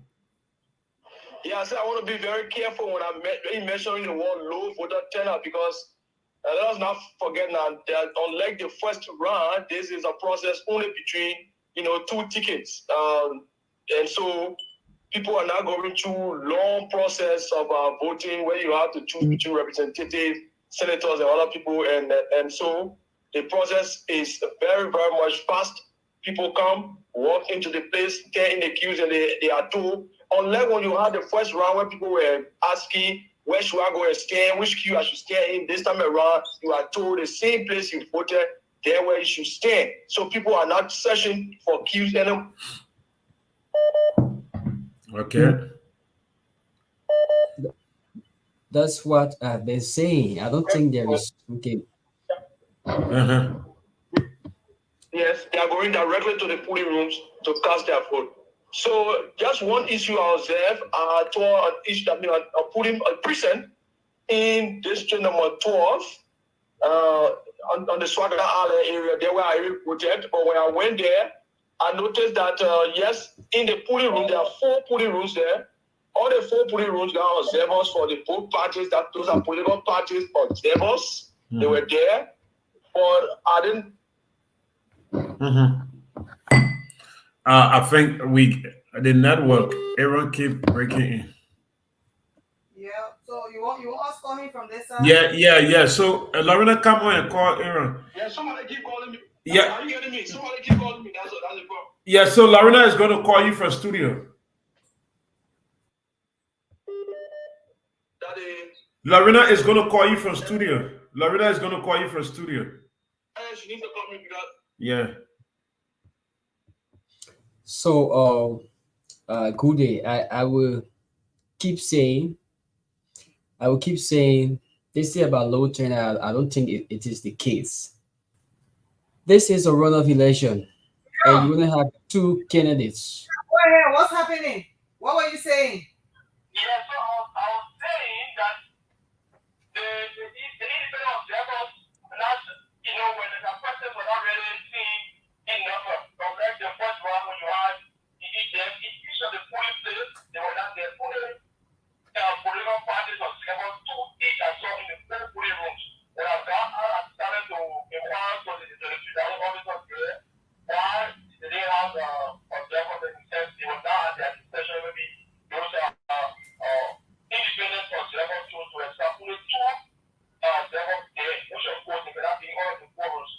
And last thing I observed, which is of course a positive note to as well, the political parties observers in those rooms have copies of the MRR. And then when you enter your name, the names of people are mentioned, and then the political parties observers were the ones who were directing people, directing the identification interesting where to find the voters on the MRR. So far, the brother have been smoking those areas have been poor, but unlike some athletic kids and people, report of they can talk about observers and some other areas they're watching, but those are not my coverage area. So, but I know you guys have not followed one of those things. But for my coverage areas, things have been okay from so far where I'm going to get. Okay, James. Thanks for reporting in. Thank you. All right. I'm sorry, James. You ready from you? I'm calling Aaron James. And Aaron Yeah. So I received a call from Habel that at the Habel Kindergarten School, and this is unconfirmed. We hope our reporter will make his way there. Habel Kindergarten School, that ballot papers there are not stamped.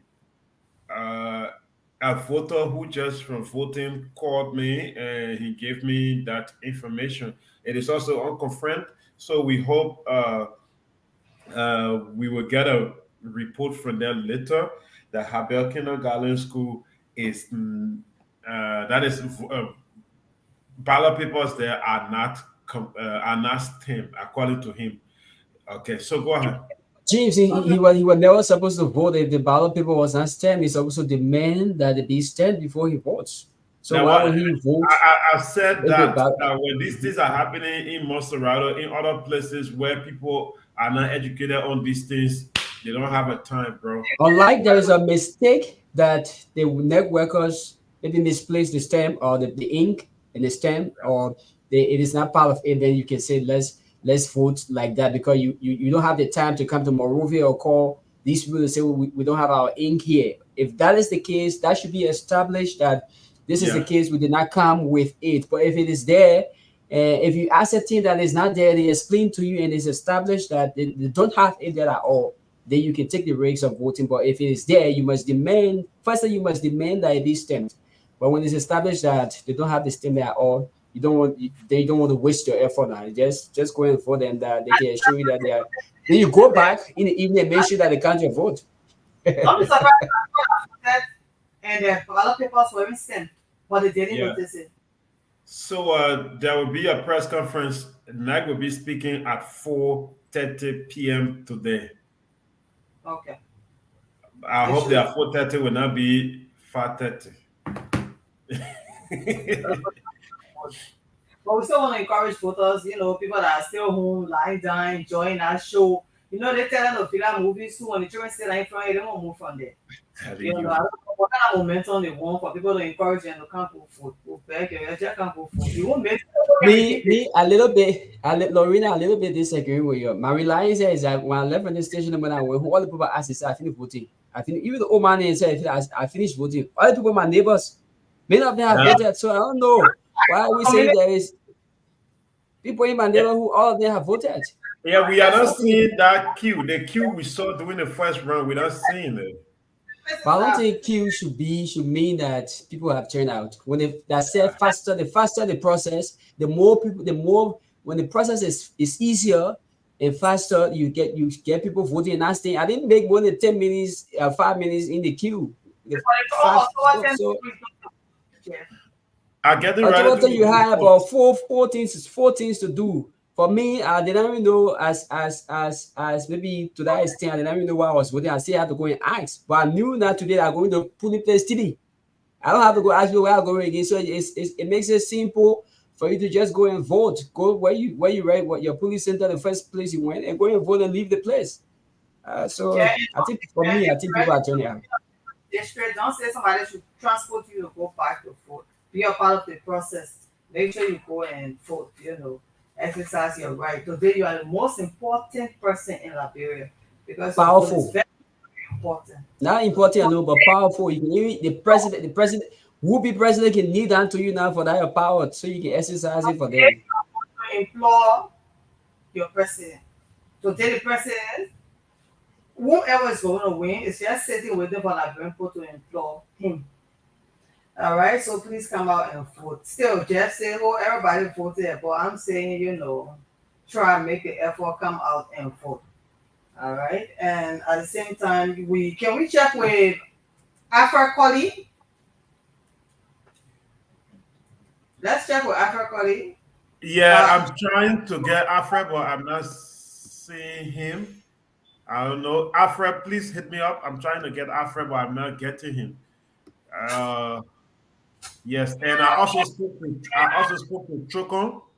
Chokon said District 7 is cool, and he's still trying to move to another place. Yeah, go ahead. Yeah, I'm trying to call Alfred now. Yeah, call him. But it would be good if you can see Alfred. If the Alfred ring back soon. All right. We would like to bring them on video too.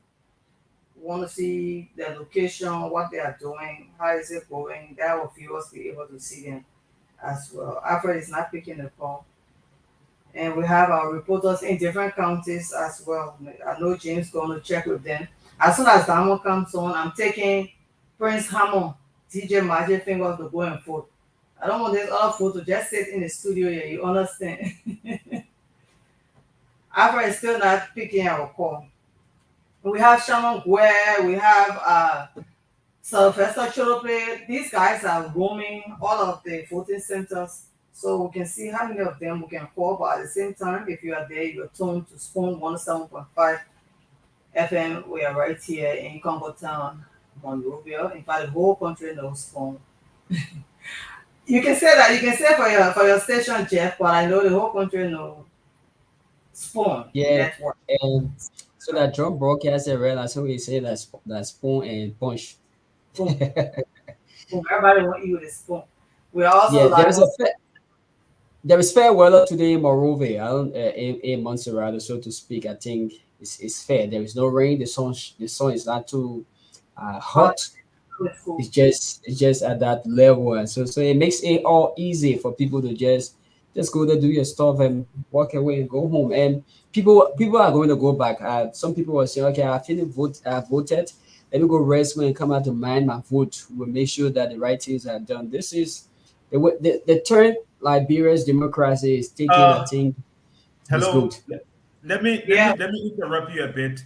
Update coming in from a citizen journalist is reporting that in district number 16, Negritan Town Hall, Representative Dixon Sibo entered there, and the CDC supporters chased the Unity Party observers out. They asked them to get out, and they attempted to beat them. So the police asked them for safety.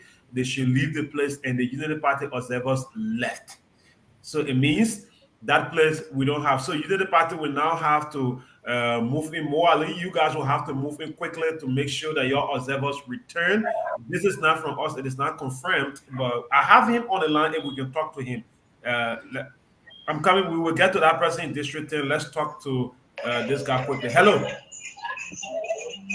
Yes, sir. You getting me? Yeah, you said what's your name, and quickly tell us what's happening in District 16. Yes, sir. My name is Mahmoud Ponte. Presently, Jason Wulawi went to, he already voted, right? And the Unity Party observers are standing.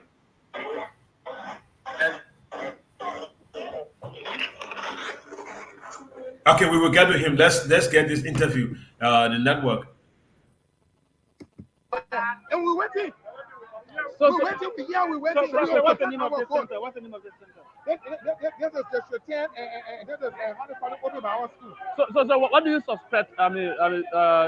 Those groups they are doing. You said they whenever they go, they bring in new groups. What do you suspect? We don't want to know whether they bring in other people or whether they bring in whatsoever. The idea, our roots here, and our standing here point is that we are here to protect our vote, and we'll protect our vote. Because we want a free and fair election. Whether the other person win, the idea we want free and fair election. Nobody should intimidate anybody to make somebody look that they will be a threat. What have they said since they came here this morning? What have you heard from them say? First, one of the first supervisor they hired, he said that when he called in, that the people are disturbing and are doing secret sign of voting, which means he started it. So we kept quietly and we waited for them to talk. Later on, the security, the immigration guy, and the other policemen said, "No, you were the one who started, and you started the riot." So we told the people to come that quiet, and even me, I was helping them to keep quiet in some things. So the house to calm down. I have my other people, so boys saying, and I live in Gedeh, but I was able to register yet. So I calmed down the people because they respected me, they came down. Talking, they said we should move for red because all sitting here, and how we went to the gate. We've been sending the gate. But what we found out here that when each of them come, when one person come, even you observer, the rules here is one person as observer must come to the security and do that. But the whole group will come and now 10, 15 to come in. And we can't allow it. From where? For CDC group. 10, 15 as representatives or what? They don't have that attended all them. How do you come to the conclusion that they are citizens? One, the first time this morning, two, another one who came when the supervisor called and said that there was a disturbance. He saw he called the security calling. He called the owner group. They came on the phone back. On the back of the phone, they had the CDC logo on the phone. We have something there, and how we forced it out because that was one of the things that were against the rules. So where are those guys currently? President, they just around. Yeah, just around. When the ERO you came and how they calm us down, they said, "Get out," and we get out. And we kept it quiet. When they came, they saw the ERO, they left. The moment they got left, in 2 minutes, and they came back. With another force. Okay. With the same force. Force. So lastly, so when they bring the force, what they do exactly? What are they saying? When they came, they went to the immigration guy. And they tried to say, somebody came and they said that, there are people here inciting people to vote for this person and vote for that person, which was not true. So security guard said, no, nothing like that such happened. Even we had an ERU guards who came here and we explained it to them. And now they said that, oh, when the people got you voting, they say, so take the gate or get home. So we, that on ground, we said that we are not observers. But I'm trying to protect my vote. Thank you. Thank you very much. Okay, we are live from District 10, Montserrado County, where some residents I'm saying that allegedly people usually in their group when they come they will bring force and try to intimidate other people to vote for their candidates. So that's what they are saying exactly. So according to them, whenever they see state securities around, then they will go somewhere else. And right after state securities depart, and then they will come again with that spirit of intimidation right there. So we understand that another session at Kenya. So we are going there very quickly to see what exactly happening. James, if you are there, please take over there. All right, thank you so much. Thank you, Chulople, and you guys are doing extremely well. So, Governor, go ahead. You can take over. I'm trying to settle this. Okay.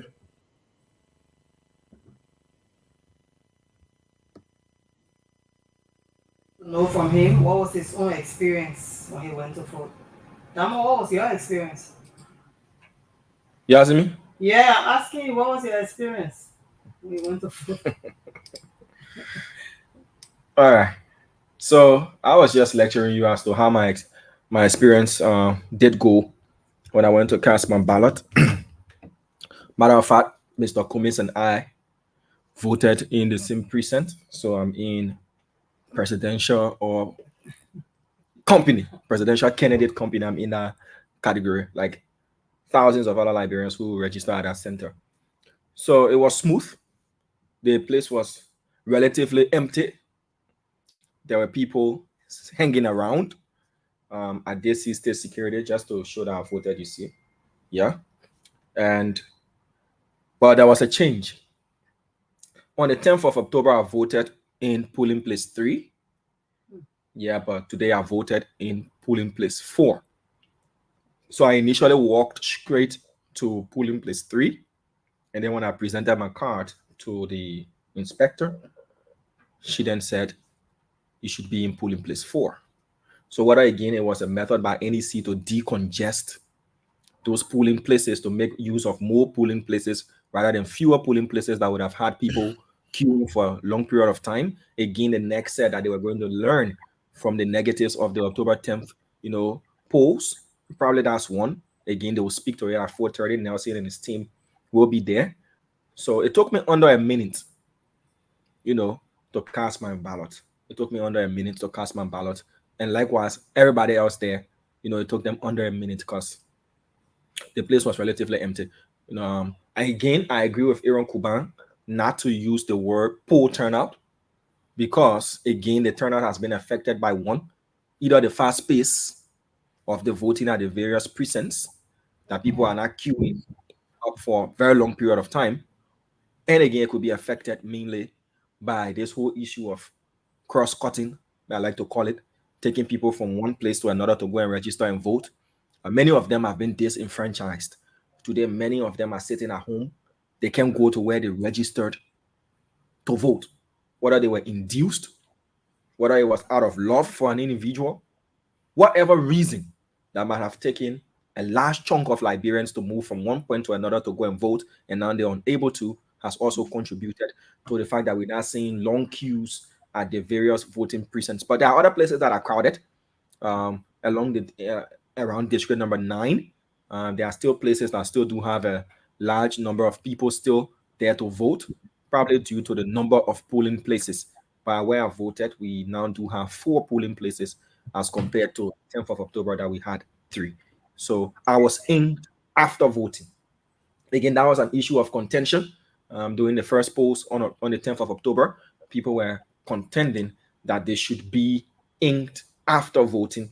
was inked after voting. At other places, again, we want to hear from Liberians who open the phone lines and let them call in and tell us their experiences, concerning the voting process. Who got across the country and speak to our county correspondents, to let us know how the process is unfolding in those various counties as well. And our guys that are covering Montserrado County, we also want to speak with them. While I was away, James and Lorena, I did get a lot of information. People are still texting and calling. There was one information again. These are coming from citizens, so we want to term it as reported or unconfirmed. But there was an unconfirmed report, not just from one person, but from 5 persons accounted on WhatsApp, that the senator-elect of Margibi County, Honorable Nathaniel Magio, has been accused, reportedly, of enticing and inducing voters at the RAC International School in Lower Margibi County. And I got 5 messages in sequence from different numbers. And that's on WhatsApp and on local messages as well, SMS, other text messages to that effect. Again, it's reported that a fellow known as Waterfall in district number 5, he's heralded to be the king of the street in district number 5. Got numerous calls for the police to intervene in district number 5, that this Waterfall fellow is reportedly moving around the district with his gang and is armed with a pistol. Yeah, so I asked the folks to take pictures and send us those pictures as well, so that we can, as we are reporting these news or complaints coming from ordinary Liberians, that law enforcement can also be provided with evidence that effect. Let's be honest here. Liberians are resilient people. They can be resilient in a positive way, and they can be resilient in a very negative way if needs be. You might feel you're the king of the street until you meet the junk of the street.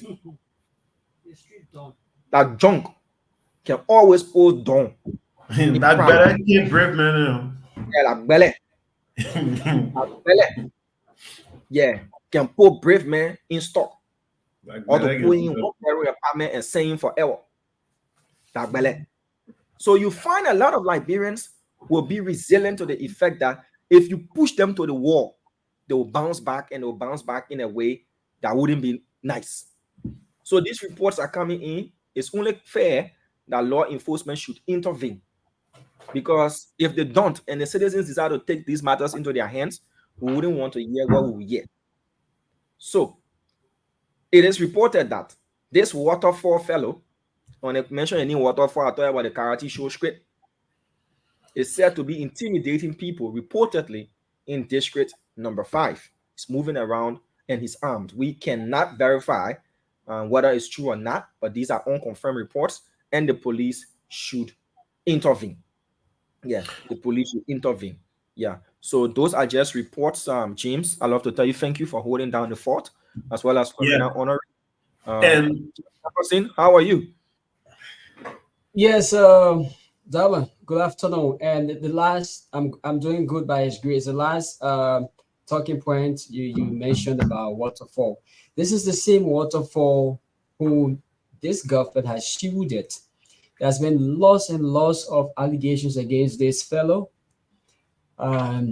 Yet he has never been arrested by the administration of Patrick Sulu. Probably there was a reason why they have been shielding him, and these are the reason they've been shielding him is what we are experiencing today. Ponchevin is in District 5. We are in District 5. I mentioned it while you were absent. You went to vote that Waterfall went to Tala Island to cause panic. And this is the time that the Liberia National Police, if you're now regime police, to call Waterfall to order that he should not move around in District 5 with his talks to cause panic. Remember, Gedeh and Lorena had said the 72nd Public School, there's a precinct in the Tala Island. There needs to be huge presence of police there tonight. Other than that, there will be serious tension. And Diamond has validated that.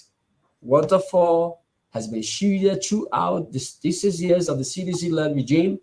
And the reasons he's been shielded is is validated by his actions during these runoff elections. And it's very serious. Patrick Sulu, what's the operation guy name? They should call Waterfall to order. They should call him to order. That's what I can say. That's pertaining to Waterfall issue. All right. So again, we want to encourage our folks to go out there and vote. They need to go and vote. To our team covering district number 10, our rapid response team, not in a military way, in a journalistic way, please go and respond there to the incident happening at Smart Road. Again, Smart Road. Please respond there to our guys at covering district number 10. Please respond to that particular scene so that our people can see what is happening there as well. Remember, if you haven't voted, go and vote.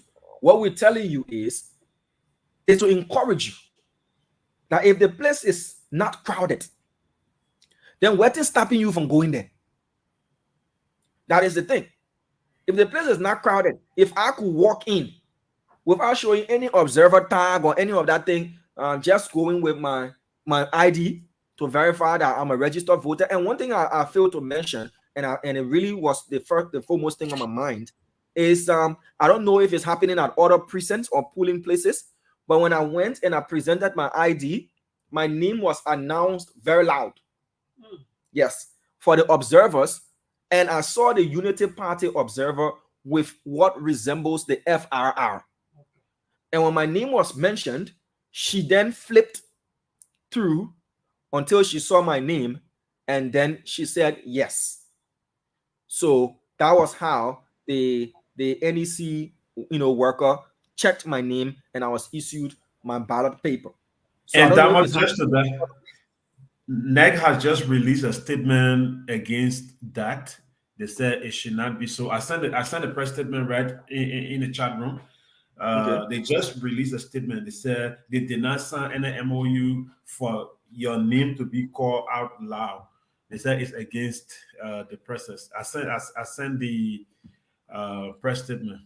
Yeah. Okay. So NEC has said, yeah, they said it's against. So they should not be doing it. No one name is to be called. Yeah. They said, yeah. So my name was mentioned. My name was mentioned, and then the observers, nodded and consented that yes, my name is in the FRR, and I was allowed to vote. But this is the thing. I want to read through the NEC press release before I say what I want to say. Yeah. I want to read through the NEC. But I want to support the pronouncement of the names, the declaration of the names. I think is because they want to make the people that are there to know that you are the person. No, I think I even support that press statement from NEC for security reason. You cannot expose voters like that. Yeah. So let me ask you a question, James. When you paste the FRR on the wall, I'm coming 1 minute. When you paste the FRR on the wall, doesn't it expose the person? Exposing voters, even in a way that my picture, my name, my everything is on the wall. So, bro, they said there was no law. There was no law. I agree that they said there is no law. But my question is, pasting my picture, my name, everything in a room that I'm supposed to vote. If we want to use this issue of the NEC, I read through their press conference, their press release, that's why I said I wanted to read through it. That is the secrecy of the ballot and everything. The president is not saying Dama is going to vote for S, Y, and Z. You already have my name on the wall. Everybody who's not even registered at that precinct and passing by can stand and see and know where I'm to vote. So I'm not saying NEC is saying it's wrong. That's their protocol. They say it's against S, Y, and Z. But the fact that they mention security and secrecy of the ballot, then it raises the question: how does calling out my name that I'm to vote in a room that only observers are to be in that room more of a security risk and exposing things as compared to pasting my picture, my name, and everything on the wall that anybody in the public space can pass and see it and say, okay, this guy is going to vote at this place, and that is where he'll be voting, and he'll be voting in polling place 4. Everything is there. So that is my question. Mr. Flomo. Yeah. Yeah, that's what Mr. Flomo. You're talking about NEC PRO? I support you, Diamond. So let James wait. James, like to just elaborate or add to what Diamond has said. Our pictures been October 10, before October 10, our pictures and names were on the wall. If anybody had a problem with us, maybe let put ourselves, journalists. Since October 10 to November 14, why they didn't come to harm us? Like only today when they call my name or Jeff Jefferson to call Diamond Slanga, then they say, oh, that Diamond Slanga, that he can be sitting on school, be talking, blah, blah, blah, blah, to harm me. Place 4. Yeah, la polling place 4. The polling place 4. Then they will send talks. They will send talks to you to after you to harm you. This statement will be used against NEC. I think they will delete it. What Prince Doma wrote it. Why you saying so? Yeah, for me, for the it doesn't make sense for me. To me, yeah, for the issue of transparency, if a person presents their voter card and you are saying the party observers cannot sit on the same table as the NEC observer, the person inspecting the roster, you know, because then it looks somehow, or the person might be coerced or pressured or whatever it is, and they decide to mention the name. Are we not all for Liberia and transparent elections? That if you mention my name, we all saw this method work doing classes when we're in grade school. When you come to school and your teacher say Lorena Honoree, when they're reading the roster and they're calling the roll, and they say Lorena Honoree, and you're not in class to answer to your name, you somebody answer honor to present. The teacher might be, look, who's there? I haven't seen Lorena. So for the issue of transparency, it's just an elementary method. We saw it work in grade school as low down the ladder as first grade. You will answer to your name. So you've pasted my name, my picture, my everything on the wall, Mr. Flomo. You pasted everything on the wall, including where I'm to vote. Where is the secrecy? Damo, when your names and pictures were posted on the wall, it was not on elections day. Your names were posted for you to confirm, right? But today is election day, and elections are governed by laws. Elections are not governed by insinuations. So what the law says is what you should do. You cannot go and sign a document with the National Elections Commission, and then on elections day, what you did not sign, and then you demand that the National Elections Commission should do it. And what was the problem of calling the person's name? There's certain number of people that should be in a specific voting place, right? I think it's about 500 per polling place. Okay, 500. They have extra 50. Okay, extra 50 ballot papers that will be added just in case. So, what is it going to benefit you if you have your FR? You have an FRR and NEC has the FRR. You know, let's agree now. If the way we saw human being out on October 10, if that human being is to come out today to be calling everyone's name one after another, you know what is what you're going to get. Okay, so this is let me conclude, right? Let me conclude. You're not even going to go one half of the human being, the voters that are to vote on that day. So it makes no sense to call people name and then they answer present, and then you go check. You're getting the whole thing wrong. No. That's why I wanted to stop you. So let's hear from Lorena. Let Lorena talk. I just want to counter what James has said just for a minute, and then we can move to Lorena. I didn't say that I stood out of the voting precinct or out of the polling room and my name was mentioned before I entered. I didn't say so. You went there in I, front of. I said I was in person. The same amount of minutes it would take the NEC verifier to check for my name in the book. It takes less than that minute to mention my name when she has found my name. The issue is not in the election law. It should not be. Hold on. Yeah. The NEC validator or whatever title the person has got, who takes your card from you, will flip through the FRR using alphabetical order. Since we in polling place 4, they know what letter it starts to and what letter it ends to. So when you present your card, they just flip through and find you. When they find you, it takes less than 30 seconds to mention James Samuel Gedeh Flomo. For the next person on the other side who is in polling place 4 to flip the same sheet, knowing that Flomo is FL, and to say, yes, we have a James Samuel Gedeh Flomo, and you tick the box.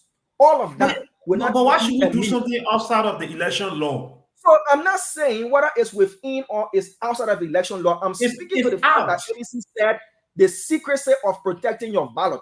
So if my ballot and my security is to be protected, why you pasted my picture and the FRR on the wall that not only me can see, but everybody else can see, but you're not counting secrecy, you're not counting security. But when it comes to mentioning the name for transparency's sake, just for transparency's sake, then it becomes secrecy and security issue. That is because it's for elections day. It's the mean date that you are voting. The day that you're voting. It's possible when you get out, people will attack you. We have to. So my name on the wall. My name on the wall. Your name will be on the wall. You can't vote. Let's allow Lorena to come in. Let's slow down this one. We're talking about you enter the hall. People see you. I'll mute. I'm mute and talk. It no sense to call people name. So somebody said, if you are not going to look at your name, they're calling your name out. Of the new election law states that a person voting should call their name for identifying. Yeah, they will call their name to the people, to the person. Yeah, James, just leave it. I'm just done with that. Already presented his ID card. But anyway, I don't know if all Liberians going to vote know all of these election laws. You understand? The fact that Diamond Slanger is a household name, so it is an issue. No, it's not an issue for me. It is a concern. You're still missing a point. I understand, but again, we are Liberians. We know how Liberians can think and we know how we can act. We know it. So you say, okay, how is it a security risk when you already posted my picture up with my name, right? Yeah. How many Liberians can we take the time to look at that paper to say, oh, okay, that Diamond Slanger here, I see a face, I see a name. But the fact that your name was announced. All right. So my name is announced. My name is announced in a room with only 4 persons, 4 to 6 or 8 persons. I get that point. My picture, like everybody else's picture, is pasted on the wall. My point is, if NEC is talking about secrecy, we're in elections. Secrecy comes to when you vote and all of that, and your ballot is secret. Every other thing should be transparent. That's why when they're counting, they shake it, they do this, they do that. Why will putting my name on the wall not be an issue of security and secrecy? Because it's pasted on the wall the night before election and it's there even after election. Until something can move it, all the elements or the owners of the buildings can remove it. So my question is, if we're talking security, and we're talking secrecy, doesn't it apply to everything else? That is my question. How is only announcing a name for the other person to verify and take the box now the issue of security and secrecy? Because so the names that it's are just placed, opposing ideas and views. yeah, the names that are placed on the wall are not voting right away, but your name that is being called within the hall means that you are present there to vote. Most of those names today that are on our wall, they will not even go around that place. But they're calling your name there, bro. Let me tell you something. Liberia is not a country that is safe. Even in advanced countries like where I am, when they were voting here, nobody call your name. In America, they're not going to call people's name to say John Brown. You know why? You know why? You know why they don't call your name? You know why? they use a very ironclad biometric system. Very ironclad biometric system that there is no way, unless you are a master hacker, you know, that you penetrate that system to from the back door. So that is why you get there. you know your name. You're comparing two different things. So, Damo, the thing is, those who the political parties who came out with that idea, it's too. So let the viewers make a determination of. It had no logic. It had no logic. To be frank, the viewers will determine who we are two and Gedeh and Chef and Damo. So the viewers will make the determination who's right. Let's move on. Thank God they already corrected that mistake. Yeah, it was good to correct that mistake.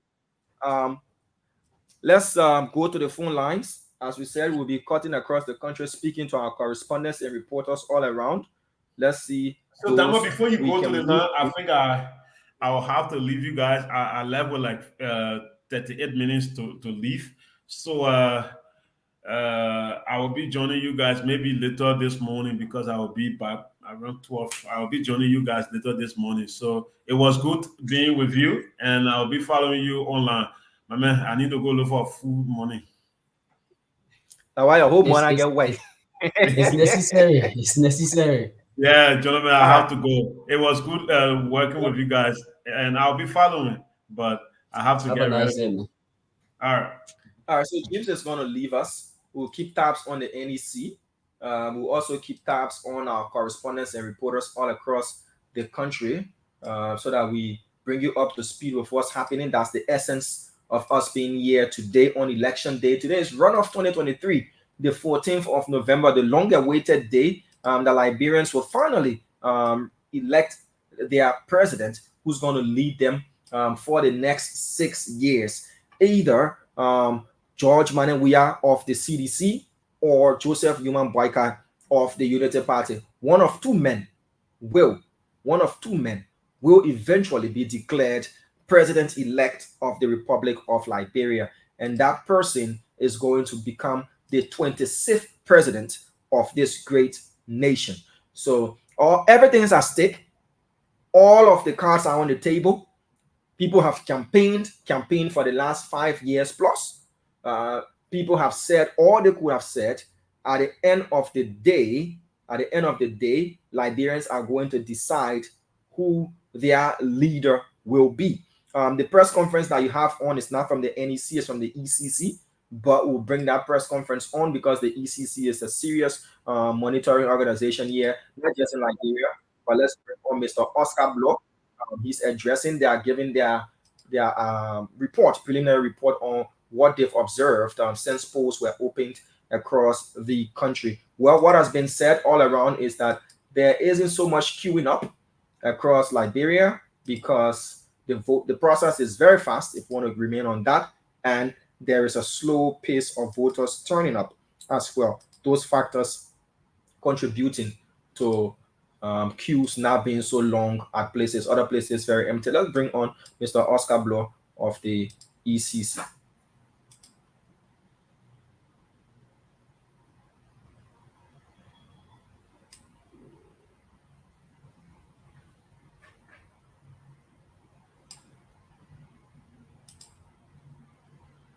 Urge the agents to remain engaged with the process up to the counting and tabulation of results.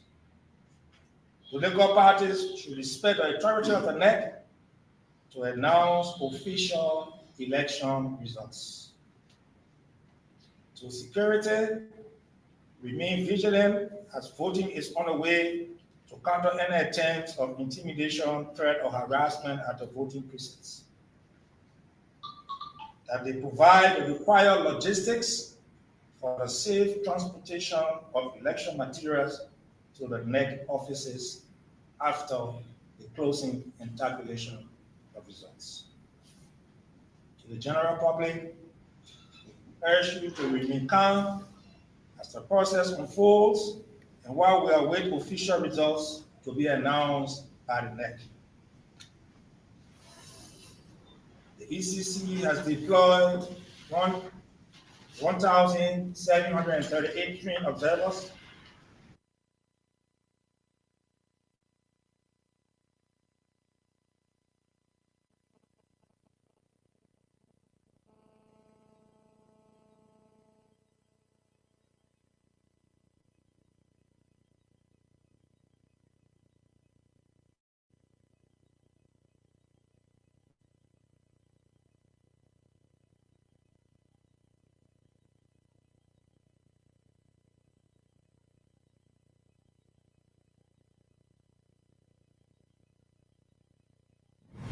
All right, this is Bong 107.5 FM. We are also on Punch FM as well. We are on Trust FM in Bong County. We are on Premium 98.1. Lofa. We are also in Nimba. We are in Gedeh, Gedeh, Grand Crew. We are all over the country providing election coverage 1,005. from different centers. All right. Sorry for the technical break. It's the signal, but we are going to still wait. That's FRR copy has been given to party observers, and that individuals who enter, names are mentioned to check as to whether they're in the FRR. There's a statement from the National Elections Commission that just came out, and NEC is saying that that is not the procedure, and that it undermines the secrecy of voting. Do you have any information on that statement? And also, it has been reported that political parties and NEC went into agreement for that to be done, but NEC is denying that report, that they did not go into any MOU. Do you have any information on such? Was there any MOU that took place? Well, I don't speak for the NEC, nor do I speak for any political party. But as far as we observed, as compared to the first round of voting, we did see party agents with the FRR. And I was at several polling places this morning.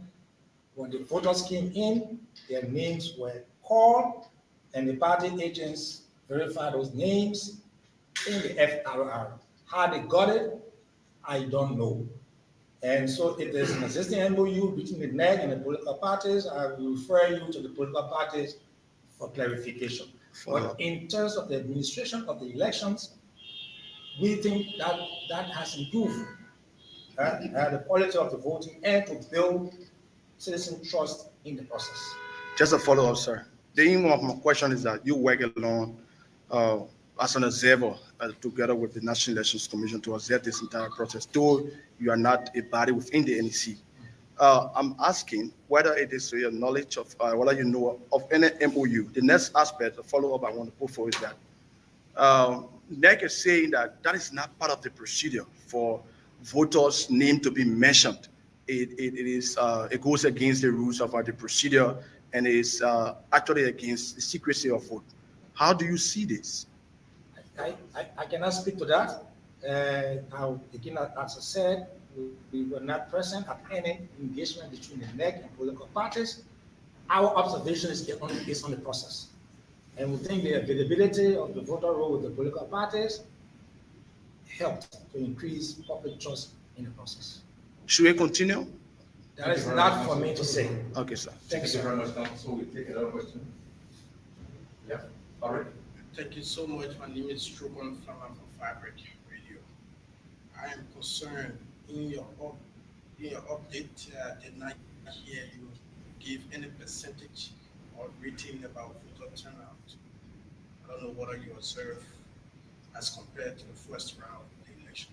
Okay, so what we've seen so far is that the intake of the voters has been slow as compared to the first round of voting. We are not yet in the position to say categorically that there has been low turnout because the voting is still on.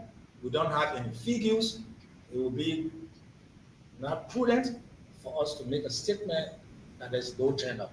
What we can say is that the voters are coming in slowly. And because the process is not as changed as it was in the first round, the voting is to keep it smoothly and voters may come intermittently to vote. So let's wait until the voting ends. We will then be able to know based on the valid votes cast whether the turnout was low or it was high.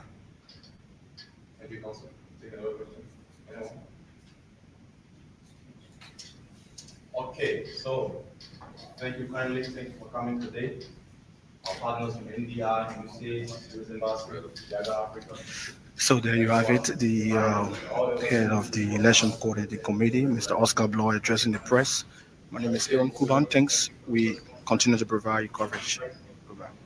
And we will On record? we will alert all of our partners in this.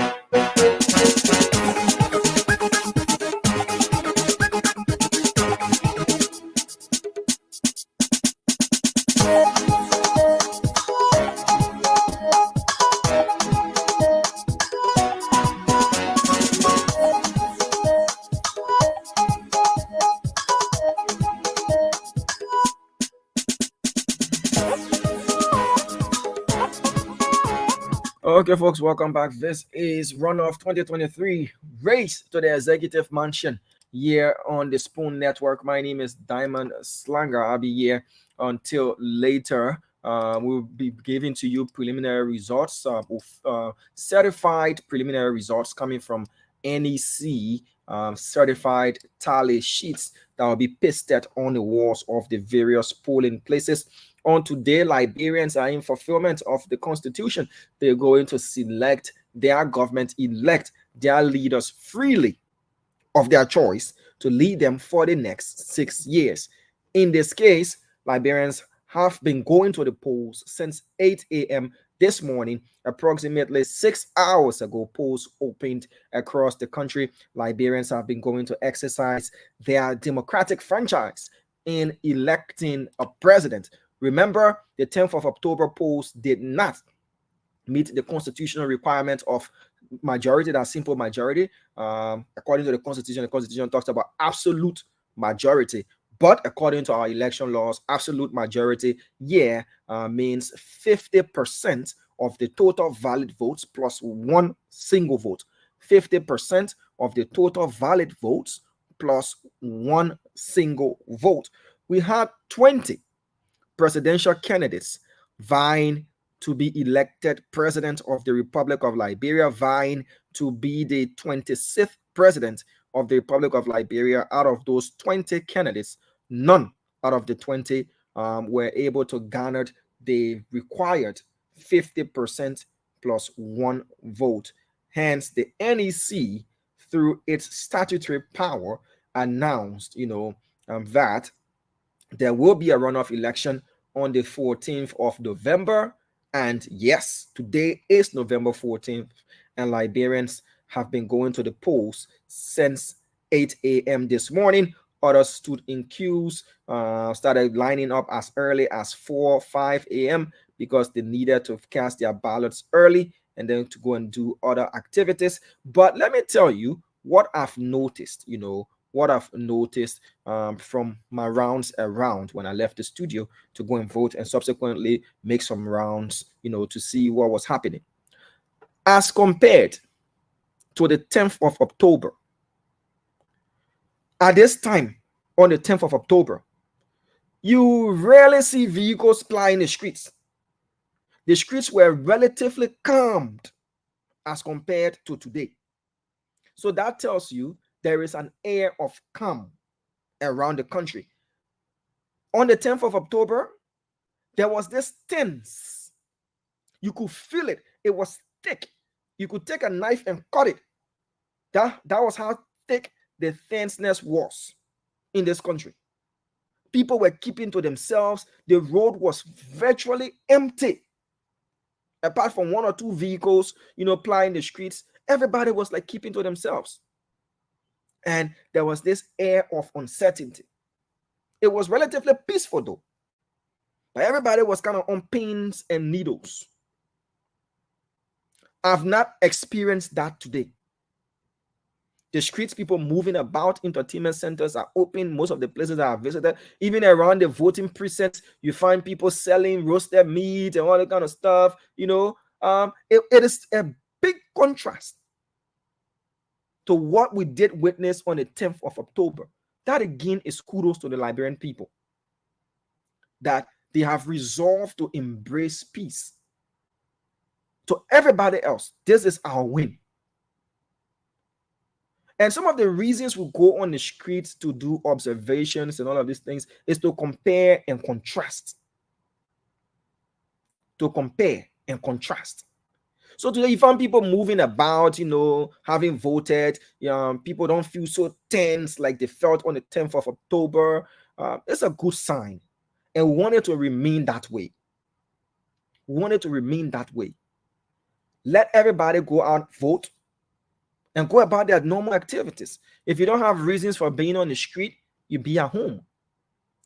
If you have reasons, for being on the street, which is your freedom of movement, again, no curfew declared in the country, like the different rumors we're hearing after the 10th of October. We pray that these things don't happen, because we as the Spoon Network, we will bring you the authentic information. There were rumors flying about that, there was curfew instituted on the 11th of October, and people were calling from all sorts of places wanting to get clarity, and we clarified by bringing on a spokesperson of the NEC. So people moving about, having voted. If you haven't voted yet, you need to go out there and cast your vote. Your one vote is your right, it's your choice. To pick a candidate of your choice is your right to do so. So go out there and cast your vote. The polling places, they're relatively empty. That's a good sign. You should go out and cast your vote because, you know, you wouldn't be faced with all of the hassles, all of the tussles, and all of those things. You can just go out, walk in within under a minute. Within under a minute, you're finished voting. You don't even spend more than 1 minute once you enter the polling room. You don't even spend more than 1 minute. You finish voting. You finish voting. You don't even spend more than 1 minute. You finish voting. So what are you waiting for? It's almost 3 p.m. Meaning you'll be left with 3 hours more for polls to close in the country. So those of you that are doing last minute and then go vote. Yeah, go do it. It's your right. Go and vote. Get your blue ink. Flex with it. You can take your finger picture and post on Facebook that I've been inked. You know, I voted. Have you? Encourage your friends and everybody else to go and vote and be peaceful about it. If you notice anything out of the way, all you need to do is to inform the requisite authorities. Inform us as well. We are the watchdogs. We will definitely phone in the rightful authorities to respond. We'll call it out and they will go and respond to those scenes. Make use of your phones. Don't just go do that. They say, he say, she say, and they say. No. Take videos. Take pictures. Document these things. Anything that seems out of the way, be a responsible citizen and report anything that seems or looks suspicious so that it can be investigated. If it is investigated and it turns out not to be what you thought it was, well, kudos. You reported something and it was investigated and it turned out not to be what it was, well, if it turns out to be what you think it was, again, everybody wins. So at the end of the day, let's all protect this piece of ours very, very, very jealously. Okay, so let's now move over to Bong County quickly to speak to our Bong County correspondent, one of 3 correspondents we have in Bong County, to bring us up to speed with the latest there happening in Bong. From Bong, we'll go to Bapolu. From Bapolu, we'll go to Cape Mount. We want to deal with the Western Belt for now. From there, we'll go to Grand Bassa. We'll go to Riverside. We'll go to Margibi County, where the processes in those counties are being observed by our team of reporters and correspondents. We will be taking you all across Liberia. Someone asked, are you going to go to the southeast? Yes, we'll go to the southeast. We'll go to Nimba. We'll go to northern Liberia. We'll cut across the country. But let's start with Bong County first. Good afternoon, Aaron. How are you? Yes, good afternoon. Say good afternoon to everyone in Liberia. Okay. Aaron, how's the atmosphere in Bong County? Well, for this afternoon, I think the atmosphere is good for us here in Bong. The weather is okay. I mean, the sun is shining. Everything is just going cool this afternoon. Okay. Talk about elections, relative to elections activities there in Bong. Any reports of disturbances coming from parts in Bong, or everything is moving on smoothly? Yeah, just like the turn-up of the voters is very low in Bong as I speak this afternoon for almost like 15 centers that over, and I just taking a rest. I'm not seeing much voters on it. I'm saying the queue. The whole area is like empty. And for district number 2, we are getting information from that end that there's a guard believed to be the chief of office staff of Honorable Edwin Melvin Snow, who just drove in the district there. According to the information, it's alleged that he has some money within on the card, you know, encouraging voters to vote George Weah. That's the information that we're just getting. I'm trying to make my way after the rest, and I'll just pick up to go in district number 2 to actually see whether that information is factual or not. Okay. Let's talk about this issue of the pace at which the process is moving on. How many minutes does it take someone to cast their ballot there in Bong County, places that you visited? Well, like for the Vata 1 police center, people that will go in to cast their vote in less than 30 seconds. Less than 30 seconds, the person will come back. Less than 30 seconds, the people that we see that, you know, we spent longer time in casting their vote are the older people, you know, that have their, take their time to arrange paper and other things. So it takes time for the older people to do their casting than the younger one. So like 30 seconds, like I said, maximum. Let's go to after casting the votes. Tell us, how is Bomi Monrovia year as compared to the 10th of October, where you had people kind of staying away from the streets and not wanting to be out there? Much of the businesses were closed, entertainment centers were not opened. How is it like in Bomi? People moving about their normal activities as is it in Monrovia year? Yes, in Bong County, people are doing their normal things. Businesses open by 10 o'clock. What I was there, by 10 o'clock, people started doing their normal selling. But from the morning hour, from 7 up to 9 o'clock, the street was like empty. People was, moving here and there, doing their own thing, but not doing businesses. Shops were closed. People were just moving around. Some of them were trying to go at the Vera precinct to do their casting. All right, Aaron. You say what's the estimated time frame for someone to cast their ballot? In most places that you visited, under a minute or more than a minute? 30 seconds. 30 seconds. Huh? Aaron Kume.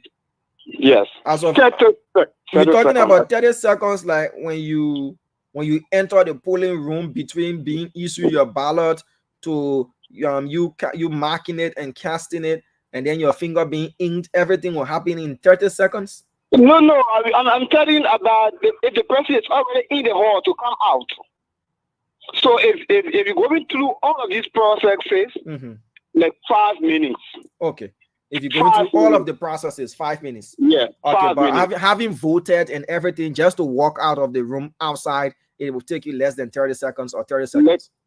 Yes. All right, so we got that correction because the 30 seconds struck me. I'm like, whoa, I just counted 30 seconds in my mind and I couldn't do much of 30 seconds. So we're talking about when you enter the room, the polling room, for your name to be verified, for your ballot to be issued, for you to go and mark your ballot, put it in a ballot box, and your finger being inked. It takes you under to 5 minutes, right? Exactly. 5 minutes. All right, then it takes you 30 seconds to just walk out of the hall. Out of the house, yes. All right, Aaron. We'll be looking forward to hearing more from you.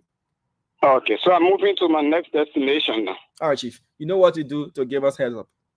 Okay. All right. So Aaron Kume there reporting from Bong County. So when you heard it 30 seconds, likewise me, I was kind of alarmed.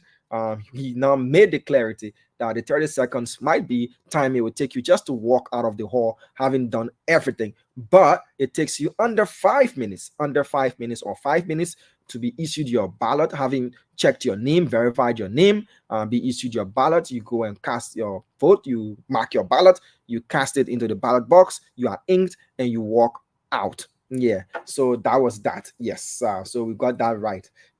So it just takes you, according to Aaron Kume, 30 seconds to walk out. That is you not even walking at a very fast pace. You're just taking your time, and you want to walk out of there. So let's leave Bong and go to Cape Mount, where we have Cesar Moba. He's there in Grand Cape Mount for us. Let's see if we can get Cesar Moba on the line to bring us up to speed with what's happening there in Grand Cape Mount County in relation to the ongoing polls in the country. We will be giving you reports from all across Liberia, not just audio conversations with our correspondents and reporters, those who will be permitted by the network to come in via the video link. They are going to be live, and you'll be getting pictures as well. Hello. Good afternoon, Diamond. Good afternoon to our peace-loving citizen, and good afternoon, Liberia at last. Good afternoon to you, Mr. Cesar McCarthy Moba. How are you doing? I'm doing well. I'm doing well this afternoon, and I'm so excited joining you on this program this afternoon. All right. How is Grand Cape Mount County? People trooping out to vote in their numbers? What's going on? Well, the voting process is ongoing, but sincerely speaking, it's not. The momentum is not compared, to the previous one. They are coming into pieces. The voters are coming in pieces. So I don't know, but the process is ongoing smoothly.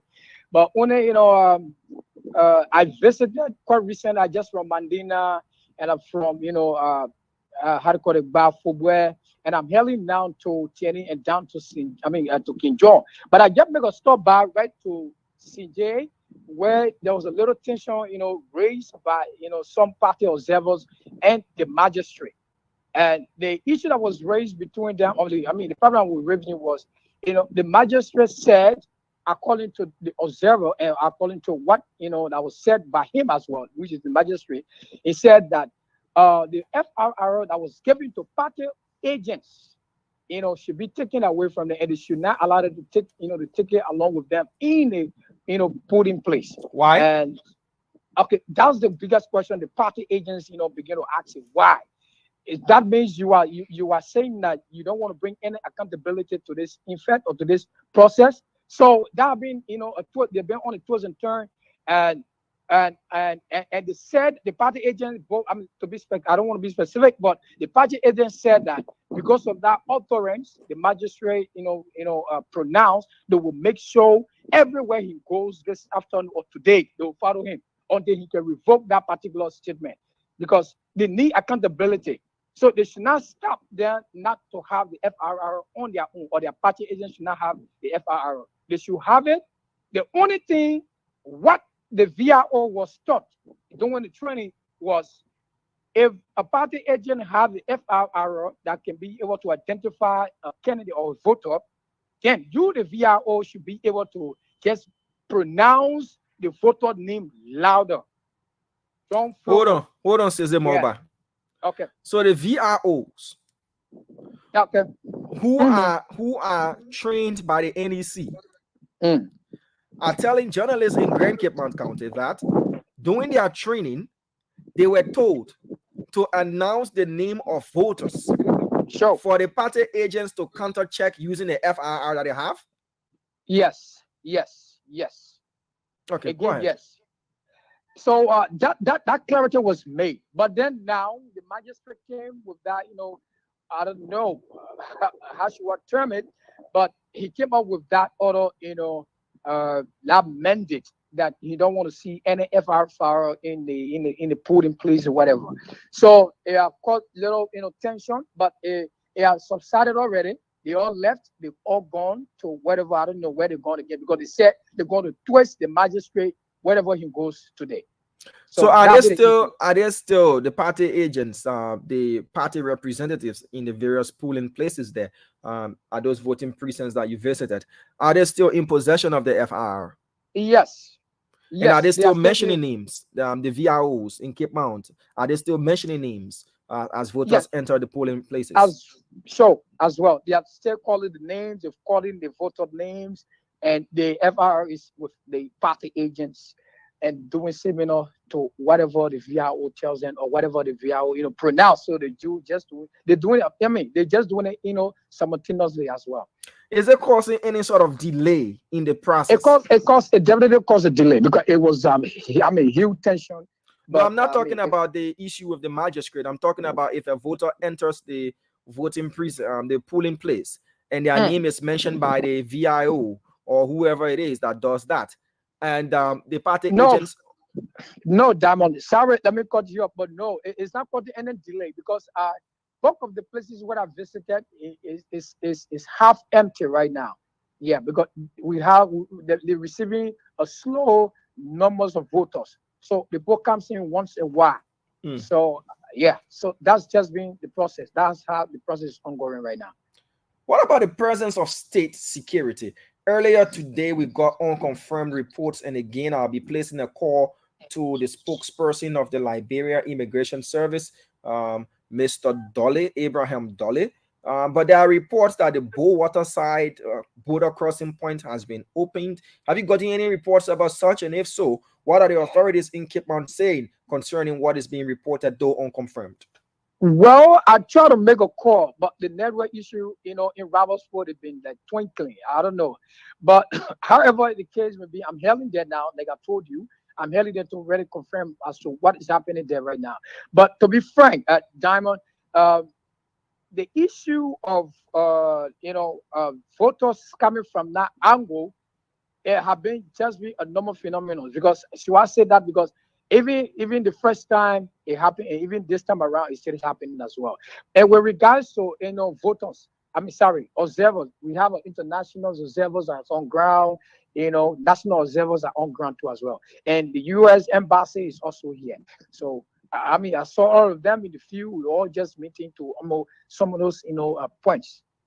Yeah. Okay, Cesar Moba, thank you so much. Thank you for updating us there from Grand Cape Mounts County. I know you crisscrossing that county as well. Thank you. We appreciate you. Thank you, Diamond. Nice joining me. Okay, so Cesar Moba is our man in Grand Cape Mounts County, one of three of our men there in Grand Cape Mounts County.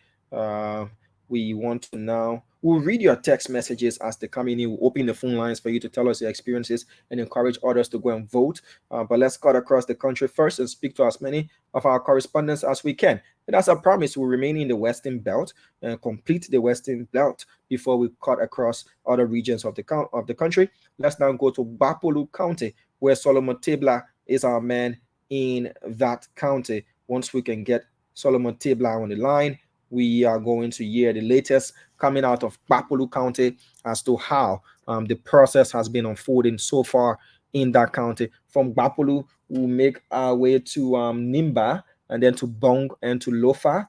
And we head to Margibi, Grand Bassa, and cut across Montserrado for a bit before we go to the southeastern part of the country again. So we're not getting Solomon Tabla. We'll try again. If we do not get him, we'll then leave the Western cluster. This is Liberia Decides 2023 runoff, where on today, Liberians are going to decide, come what may, one person to be president, the 26th president of the Republic of Liberia. So we're not getting Solomon Tabla, so we have to skip Bapolu for now and go to Margibi County, where we have Haji Masale and the rest of the guys there forming part of our team covering Margibi County on behalf of the Spoon Network. So remember, you can keep sending in your tips to our hotline by texting to this number 0770 304519 0770 304519. Just text and we'll read out your comment, whether positive or if it needs investigation, we'll still read out your comment as well. Let's take this person. Let's take Haji Masale, I should say. Hello, Haji, how are you? Yeah, I'm okay. How is Margibi? Yeah, relatively fine. I've been doing some tour amidst the blazing sun, and everyone like what is happening across the country. Low turnout, but the interesting thing here is that there is a group of motorcyclists who is moving around, spotting any potential cheating and arresting, such situation or putting it under control or deterring people that have the mindset of cheating. So I just witnessed a situation at the Dominic Hina school in the New Kakata community, where according to these motorcyclists, they traced this group of people in a vehicle from District 5, imagine all the way District 5, that's a little mile away from Kakata itself. Trace these people, they were notice of dishing out money to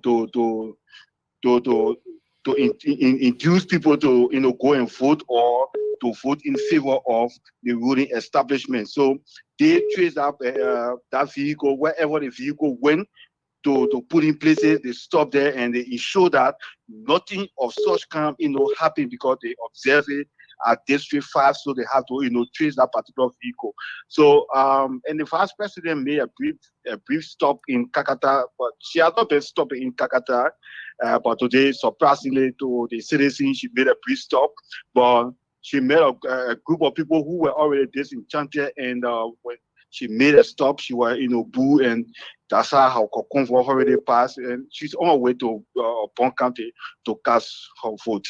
You say, let's start with the vice president first, in order of importance of name. You said the vice president. Chief Dr. Jua Howard Taylor, who was reported to have spent a couple of nights in Kakata. There are information coming in that she's been frequenting in Kakata of recent, which she's a Liberian citizen. She's free to move about. In fact, she's the second most powerful person in the country. She's free to move about. But you say what happened when she stopped?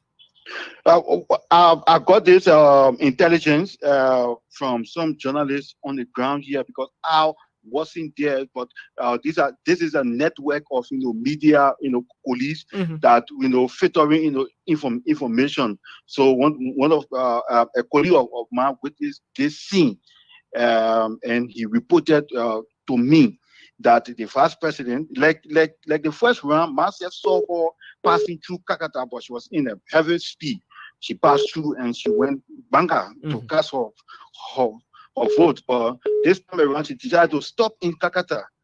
But amazed, the crowd that already felt, disenchanted due to some other reason, and she met this crowd that how, she was booed at, and she already, left the scene. So she's en route to Bong County.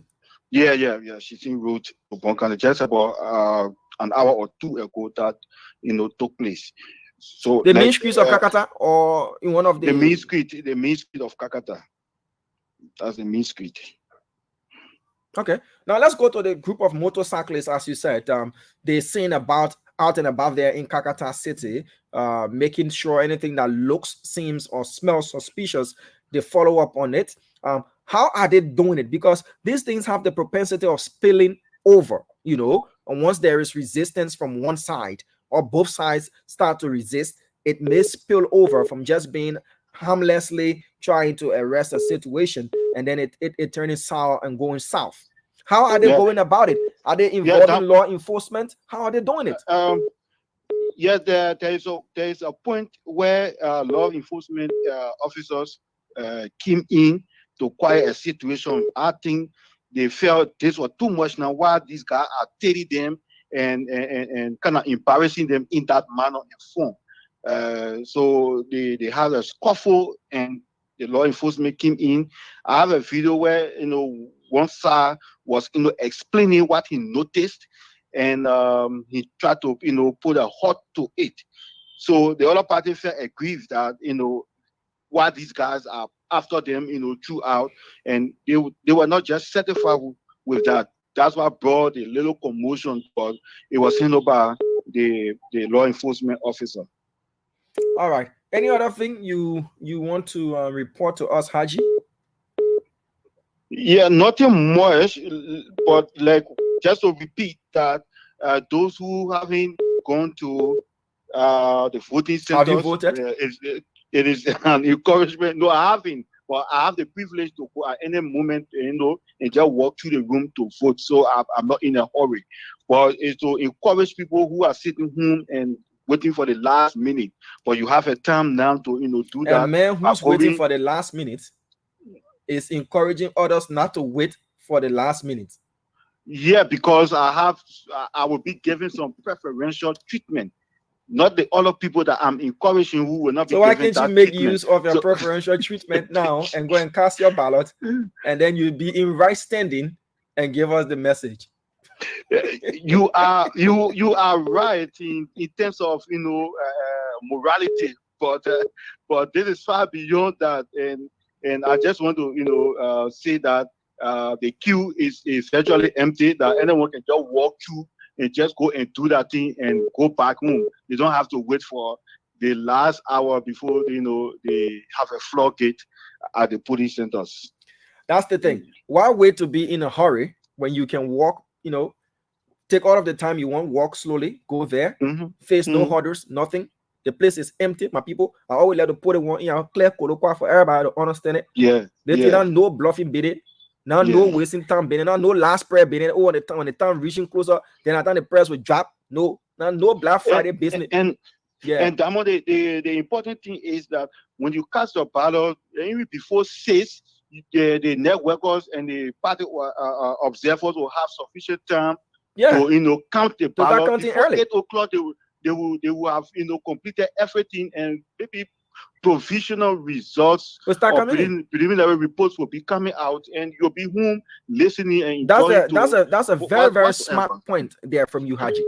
So, my people, we always say, oh, NEC let the waste time with a result, we're waiting, all that thing. Y'all know the challenges that we get with current business in our country. Even though, you know, solar lamps will be provided and everything, but they say make hay while the sun shines. Yeah, dry your clothes the time the sun shining. They play free now. Completely free. Empty. Because the process going fast. And to be honest, as we have always been, some people decided to take 2020, 10-10, 30-30 to go far places to go vote for people. They became commercial voters. They commercialize the thing. Now the people, they can carry them back. So plenty of them want fool y'all to sit down with them. So you can vote too. Let me tell you the truth. Some people there will not be able to vote because they follow people to go to different counties. Some of them even rode 3 different cars, 2 motorbikes, and kinos. Those are the ones that will be discouraging you. But let's sit down. But let's sit down, man. But let's relax, man. Turn on reach here, man. No, most of them are telling you turn on reach here, sit down, and relax. They can vote because they disenfranchise themselves. Yeah, honestly. So don't mind anybody. In fact, let them walk with you, let them escort you. So next time they will know how important it is to not sell your vote. Now the sweet partner, you can go. So Damo, another important thing is we must give thanks to the law enforcement officers. They are responding to cases all across the country. I've been reading through social media and listening to the traditional media itself. The law enforcement officers are responding to cases of violence or whatever form that will disenfranchise people. They are responding and putting things under control. Kudos. I think that is democratic, and it is a plus to the Liberia National Police and its network of officers from other other network of law enforcement areas. So that is very good. Like in the case right now, the law enforcement officers were not around. But as soon as a telephone call was made and they came hurriedly and they put that situation under control, they have to leave to respond to another scene too. So I mean that is so magnificent. Okay. All right, magnificent Haji. I have to leave you right there. Keep covering Magibi for us. We want to connect with Francis Tikwa, who's also in Magibi, to give us updates. You in the Kakata belt, he's in the lower belt of Magibi as well. So before I go to Francis Nush Tikwa, let me tell you something. They're voting business. They're not beauty pageant. That thing was going to take very, very serious. We said it for years. And the whole thing about selling voter card and selling your vote, it cuts across all ages. You see first-time voters doing it. You see veteran voters doing it. You see old people voters doing it. Everybody of all age range want to be part of this thing. It can be sweet, like 2p or 2p. It can start with laughing. It can end with crying. It is very shameful that you will look at your right and sell it for $20 or $30 for 6 years or 9 years. It's very shameful.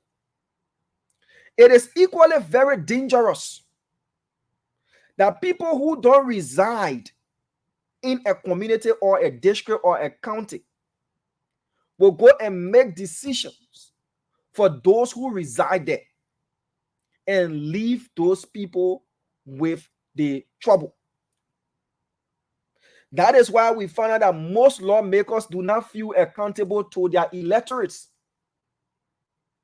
Because deep down they know that they bought that seat. So they do not feel accountable to their electorates at all, because they know that when 6 or 9 years comes around, they will take people again and carry them and go get them money for them to vote them and maintain them. So they can cheat their electorates up. They can insult them anyhow. They can be lawless anyhow. They do anything because they know they will buy that seat again. And who suffers? That we the people can suffer. Then you sit down, you call on radio, are calling for the most abandoned district, are calling for the most neglected district, are calling for... No. You sold it for 20. You sold it for 20. You sold it for 30. That's why it's abandoned. No, you can't vote. We have people calling on the radio. Oh, I follow other person to the other place, and I go there, but I get carpet to go back. How did you go there? Why did you follow that person? How come you arrived there? By what means did you get there? Now, they say, oh, I get carpet to go back.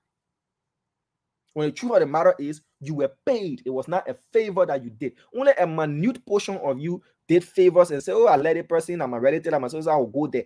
And now your relative can carry you back. So you've disenfranchised yourself. For 6 years, you will wait. You will wait for 6 years. But for those of you who are registered in these places, go and vote, because there are literally no queues. You just walk in and you vote. Go and vote, my dear. Most of the people are telling you, say, ballot wait for last minute to turn. Many of them are even able to vote because they register in different counties. If you have a friend who's telling you, ballot wait for the wee hour, go vote now. It will give the net workers ample time. Once it's 6 o'clock and the queue controller stands at the back of the last person and says, this is the last person, and they even close at 6 on the dot, they can verify, validate, and do the vote counting, everything in under 2 hours. That by 8 o'clock, preliminary results will be pasted on the walls. You get information in real time. So go and vote, my people. Go and vote. Somebody is asking if a political party couldn't provide transportation on people that were trucked. So you should just continue doing the wrong thing. Because you won't vote, so you must do the wrong thing. So trucking, the law says any Liberian can move from one place to another and register if you do it with your own volition. But if you are induced, if you are paid to do so, then it's voting fraud. So if you know people were trucked, illegally paid and taken to vote somewhere, then you take them and truck them back to yourself. You're part of trucking. Because you want to vote, so you're doing the illegal thing. That's the question. So y'all go and vote. Make sure when you're going to vote, let them stamp your ballot paper. The NEC stamp. Let them put it on the ballot paper. Bam. The part that get a stamp should always be facing outside. It shouldn't face inside the ballot paper. Because if you're not dry glue and it close it will mark the ballot paper and your vote might just be counted as invalid. So pay attention to that one. When they issue your ballot paper, make sure the stamp part is at the back, so that it can hitch on your ballot paper from the inside and soil it and make it dirty for somebody to say, oh, that invalid vote. You finish, you go straight behind the screen. Whoever you want to get your knocks onto, you knock it in the bus. In the bus, oh. In the bus. Now outside the bus. You put it right in the bus. If you do the knock, fine. You do the X, fine. You draw your straight line, fine. You use your thumb, fine. But let everything be within the box. Now outside. You fold it nicely, pam, pam, pam. You just drop it right in the ballot box. You drop it right in the ballot box. So you fold it nicely, what? Pam, pam, pam. That paper Pam, pam, making pam. that sound. Yeah, and the paper making us. The paper making pam, pam, pam sound. Yeah, you put it in a ballot box, boom breaker. Yeah, man. I hear what's going on. People calling me like crazy. I know you gave me, you tell what big head James. Folks, rise up and go vote. You say get time. It's 3:16, right? 3:16? Yeah. Everybody gotta go vote. Go vote, go vote, go vote. That's it. Today is the day the Lord has made. Let's go vote. Damo, what's going on? A lot of crying here. And there's Sharon Kepa. What's up, Sharon? Damo, what's going on? Yeah, we're following the processes around the country. Our teams are responding to various reports coming from across the country. Liberians are also reporting what they observe to be abnormal and things that need serious concern. So we're getting a lot of tips, we're getting a lot of reports, and those that we can investigate. Our teams are moving there. Like we've gotten a report from King Gray Public School. One of our teams have moved there to see what it is that is happening there at the King Gray Public School. Another again was reported on a smart road in district number 5. A guy said to be called Waterfall. He said to be the head of Listen to the guy name Waterfall, Yeah. and my name is Bone Breaker. Y'all bring that man, let me break into pieces.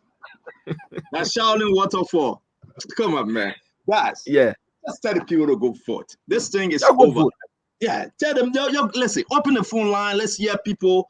Let it go vote. Let it call in. Let it tell the mother, the father, the brother, and sister to go vote. Open the phone line. Everybody got to vote. Wherever you find yourself, you still got about 3 hours, right? Under 3 hours.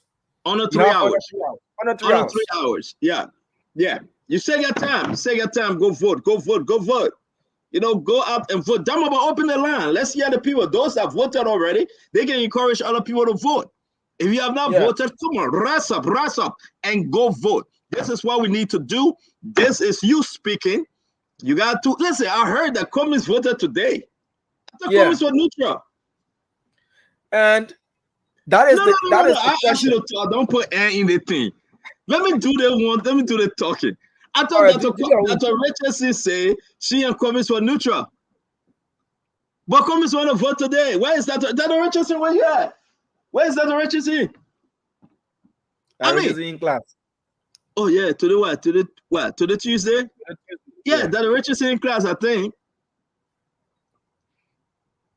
This is something serious, guys. Don't sit home. We are asking you, go vote. We are about to open the phone line. Go and vote. If you don't vote, don't call us. Don't talk to us. You must vote. You must vote.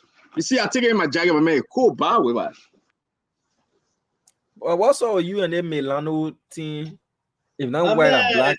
I said that somebody, there's something like name brand from Pennsylvania area. Somebody bought me 2 of it, something, and it says, Stanton, you have not been wearing this shirt, you know, and I think it was a gift or something. Long time birthday, something. And I put it down, you know, I'm not, you know, but it's cold, I long sleeve, so let me wear it today, you know.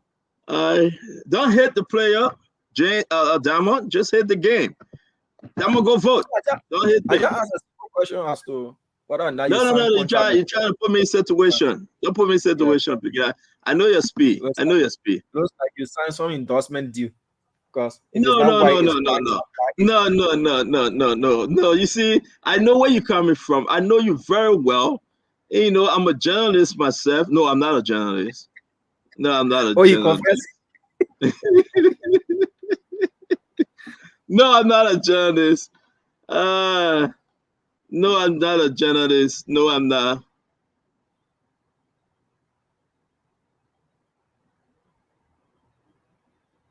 All right, so the CEO's video is What? freezing. No, I'm here. I'm not freezing. Can you see me?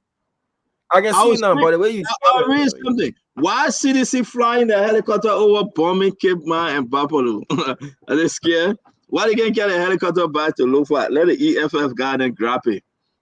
Huh? I mean, listen. And that's why it is. We're gonna open the phone line. We want you to vote. That we want you to vote. You have to. Is this the phone number to call, Damo? No, this is for WhatsApp. Those that will be calling on WhatsApp, and it's our tip line, our hotline. We're getting tons and tons of text messages coming from Liberians. This is the number you can call for those of you in the diaspora to encourage your people to go and vote. Someone said you don't have voting card, but you are equally important in Liberia. You guys are always balked by the phone calls and all of these things, and you have your relatives. Not that you can make a decision for them. But Liberia is your country, and you are also equally vested in whatever happens. You are quite correct. Where is Big Head James? He's not supposed to be working today. Then he in and out. The message what? You're going to eat and work. One of the he's two. Also he's at work today. You know the picking here saying he went into the white people land. He's doing something, but listen. Yeah, CDC can fly the helicopter. They can bring 2-3 doodle board out of business. We're telling the people to go vote. Go and vote. Do not sit down. Those in Montserrado, get up.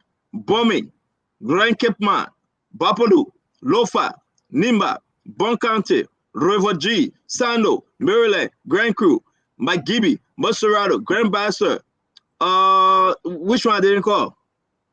Did I call all 15? You call River G. I call River G. Man, don't do that, but I know my country there. Let me name that over. Look at paper, but I'm not going to look at paper. If you read the content, I have to be taken to. At the end of the day, you ask me which one. No, but you look at paper. I'm not going to look at paper. You look at paper. I don't need to look at paper. I'm from Liberia. But you're looking at screen. Where is it? I'm right there. Yeah, me. I eat a country there. You tell Alex Johnson. No, you tell Alex Johnson, Koji, and say 17 county. I don't know where he get the extra. You know, the extra 2 county are the 2 county they ordered the chief from. That ghost county. And you know, it's not 17. You looking at the screen? No, I'm looking at nothing. But let me say this. This is where I come in. Where I come in. Listen, this is my best. We want to ask you to go vote. If you are from Montserrado County, Bombing, Grand Cape Man, Bapolu, and knock the 4 all of the pack. Knocking it. It's up. That not worry now. I got 11 to go. You talk about Lofa. That must begin to worry again. That 5. Nimba. Grand Gedeh. Grand Crew. Sano. Maryland. Bong. McGibby. Glen Bassa. River Says. River G. I knocked it out of the park. Nothing left. I knocked them all. And you know, now what Damo say, I'm looking at something. I'm looking at what? Right there. I look at nothing. Anything you're looking at. Anything you're looking at. Come on. Listen, guys, this is what happened. I just want to bring to your attention. It's very important that we will have this show all the way till tomorrow. We will be on 24/7. We want to ask you, please go vote. Now, you got to understand. Let's go back to the old thing. All the guys going to be coming. Look at Montserrado. If you're in Montserrado, just imagine. Right there. No if and a but. Montserrado is right there. We want to tell you right now, get up and go vote. Get up and go vote. Wherever you find yourself, you are on the radio, you are listening to us. Go and vote. No matter who you are. Go and vote. It is important that you vote. It is important that you go and vote. Don't listen to anybody. Don't stay home. We're hearing that people giving rights, money. Today, they can cut it. They gave you the rest, you eat the rest, you go vote for who you want to vote for. They gave you the money, you take the money, you must eat the money. Go vote for who you want to vote for. They are not in the voting booth with you. We're hearing that people giving rights, they're giving money. Listen, after you eat that rice today and you vote for them, 6 years, you'll be in your pain and suffering. So we asking you to go vote. Go and vote. Go and vote. Vote for who you want to vote for. Vote for a better Liberia. Go and vote. I can say this to you. Vote for a better Liberia. Vote, vote, vote. We are looking at the map of Liberia. Look at Maryland. Look at River G. You got to understand. Grand Crew, I remember your hotline taking on my stuff. You know that you tempted me. Take your hotline phone call from that begin. What am I doing? Yeah, let me see my county there. Look at Sano. River says Grand Gedeh. So these 6 counties right here, what you see in blue, Grand Gedeh, River G, Maryland, Grand Crew, Sano, River says 1, 2, 3, 4, 5, 6. That's 6 counties right there. Get up and go vote. Go and vote. It's raining heavily. We're speaking to our people on the ground. The turn up is full. We want to say, let's come to Nimba Quado. Y'all go and vote, Nimbadians. Y'all call your people to go and vote. Put them in the wheelbarrow, let them go vote. Jeremiah Cone, Prince Johnson, y'all call your people, y'all go vote. Musa Ability is from there. Y'all go vote. I saw Musa Ability voting. Let's come down to my Grand Bassa. Grand Bassa is right there. Youngly Kanga Lawrence. Grand Bassa is right there. Wake up, Grand Bassa. Wake up, wake up, wake up. Go vote, Grand Bassa. Go and vote, go and vote, go and vote. The people are waiting. You need to decide. Today is November 14, 2023. Make history. Grand Bassa, go and vote. Mike Gibby. We saw Nathaniel Miguel voting today in Mike Gibby. People saying Nathaniel Miguel, yeah, that. But I will tell you, up on Mike Gibby, lower Mike Gibby, y'all go vote. Montserrado, where is Abraham Darius DeLong? Where is Yeke Koduba? Sir Joseph? Prince Stone. Now, Prince Stone is a representative. We got to call his name. I saw Akaris Moses Gray talking today again on Spoon that he could have never come on and talk to. But again, we want to say, Montserrado, go and vote. Wake up. Jam the polling places. Go and vote. Bumming, Alex Tyler. What's up, Alex? Alex Tyler is in Bumming here in state. Meadow Snow is in Bumming. We want to say to you, Bumming County, Western Cluster, they ate your money. They destroy your county. They destroy your water. They destroy your healthcare. You need to get up and go vote, Bumming. Go and vote. Grand Cape Man. Deba Vabla that beat Vani Shema in Grand Cape Man. She's working tirelessly. She's working with everything in her. She asking her people to go vote. Babalu, where you get Amara Conan and Boto Conan? They are saying go vote. But Dama, Babalu is a little bigger though. Dama, are you seeing it? Babalu is kind of bigger than Babalu ate into Lofa. Wow. But let me leave that demographic alone before the people get vexed. Let's go to Lofa. Lofa, where you got former Senator Steve Zago, Moses, the elected senator. What's his name? Moses Cody? That's his name, right? Moses Cyrus? What's his name? Dama. Dama, can you hear me? Yeah, see you. I'm getting a video, a very disturbing video. We need to play this video. From where? From where? From District 10. Wait for you, District 10, yeah? I'm trying to upload the video. Bring it on. I want to be precise about the location. So let me call the reporter who sent it. I'm looking at his assignment to see where. But in this video, you can clearly see a lady and her face is showing properly, issuing money out to those who said they voted for the CDC, and they're presenting to her their voter ID cards.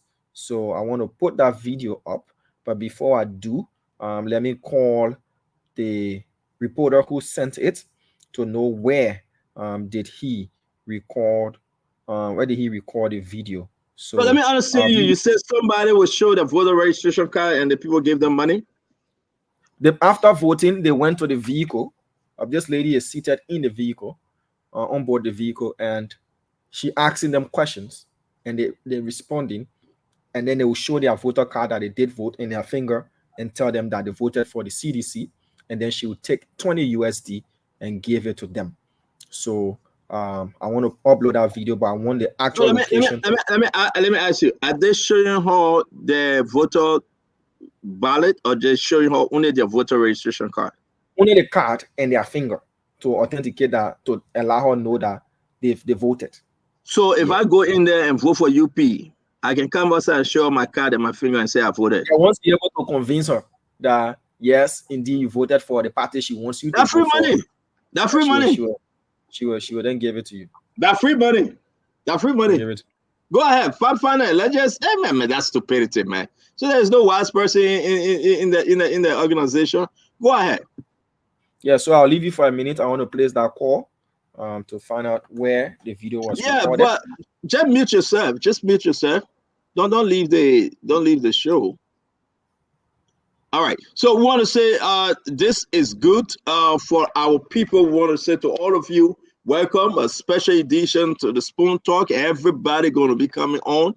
Everybody going to be joining us. We want to say we are glad to have you again. Just understand that we are here 24/7. 24/7 we are here. Nobody can stop us. Nobody can change gear, because we are here to tell you, get up and go vote. We will open the phone line. Wherever you find yourself, please call, okay? Please call and let us know where you're calling from. Let me put the phone number up. Tell your people to go and vote. If you're up early with me, we are asking you call. Tell your people to go and vote. Let me see who's this.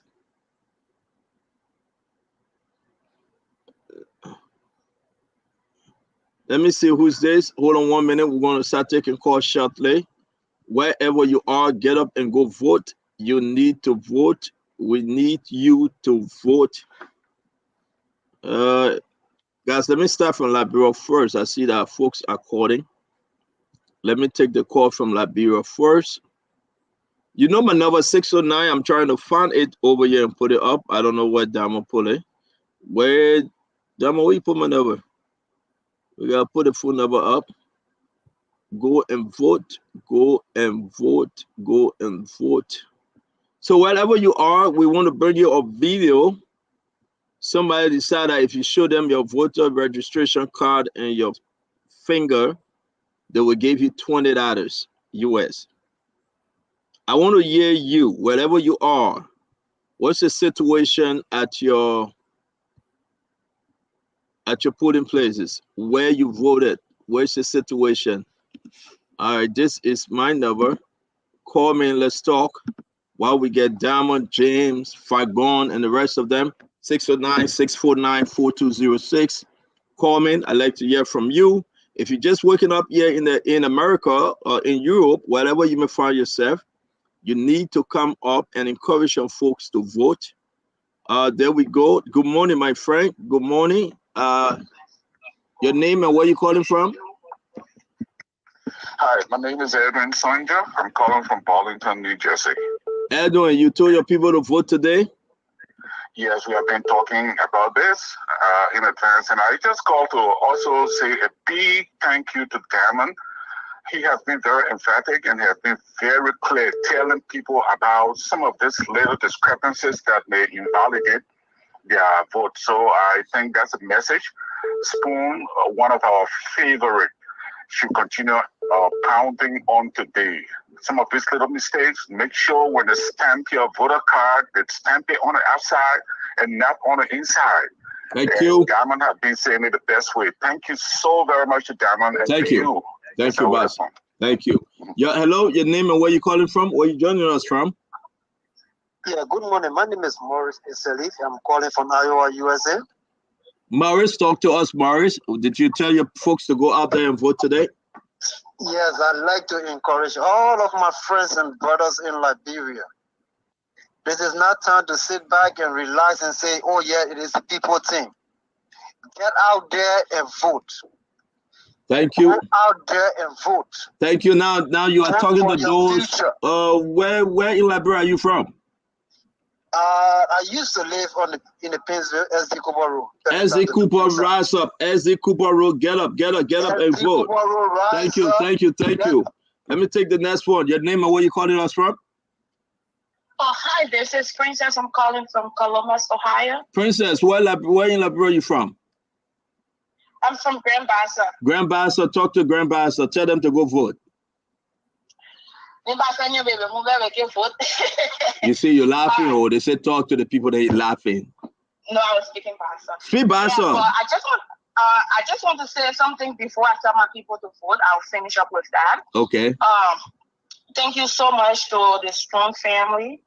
Something caught my attention. I'm so glad that Spong is vigilant. Spong has been exposing everything.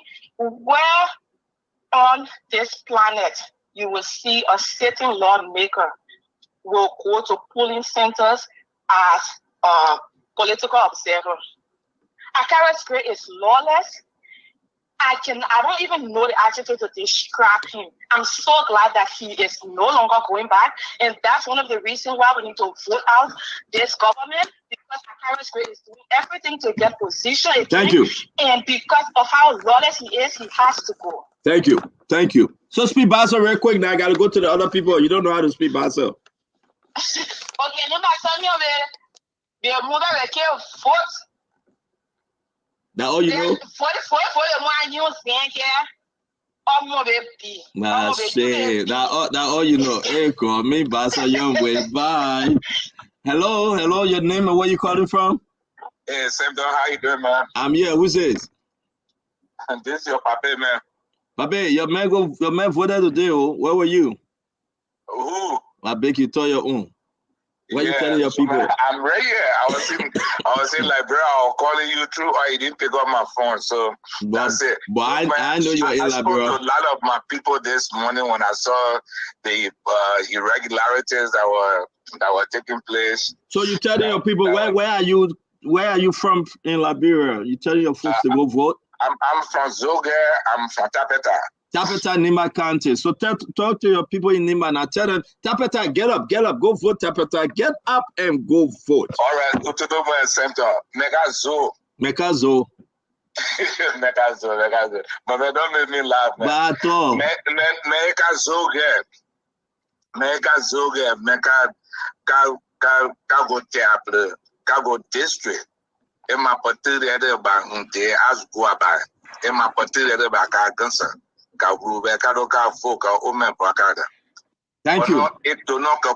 Thank you, man. Only 10 seconds giving everybody. Thank you very much. Thank you, sir. You're welcome. Let me bring the person in. Your name and where you calling from? The man called me, then he muted himself. All right, let me take somebody else. Your name and where you calling from? Hello?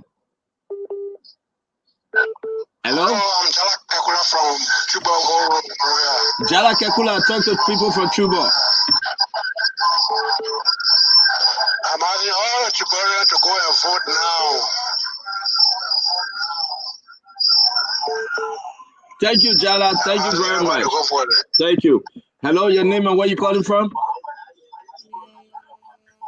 My man, you gotta lower your receiver, lower your television.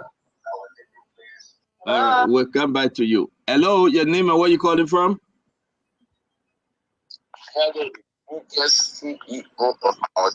Yeah. Hello? I'm really happy to be on the talk show right now. I mean, what's your name? Zawi, and I call from Rwanda. Aaron Zawi. Thank you all so much for whatever encouragement you have given people.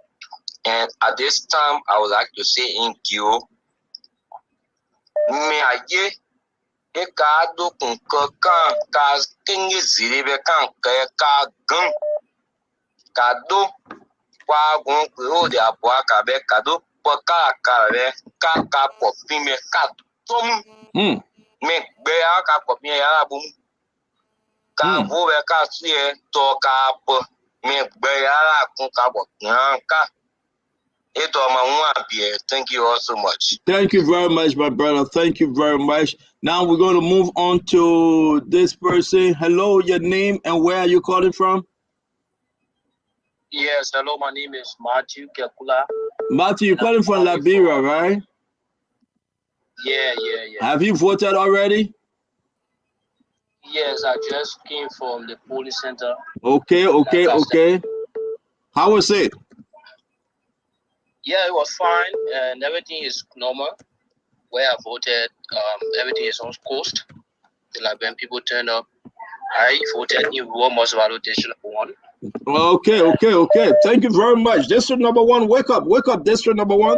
Matthew, we say thank you for joining Spoon. As always, man, continue to follow. Go ahead. Yeah. Also, I've been wishing to get to the Spoon network. I think I'm on today.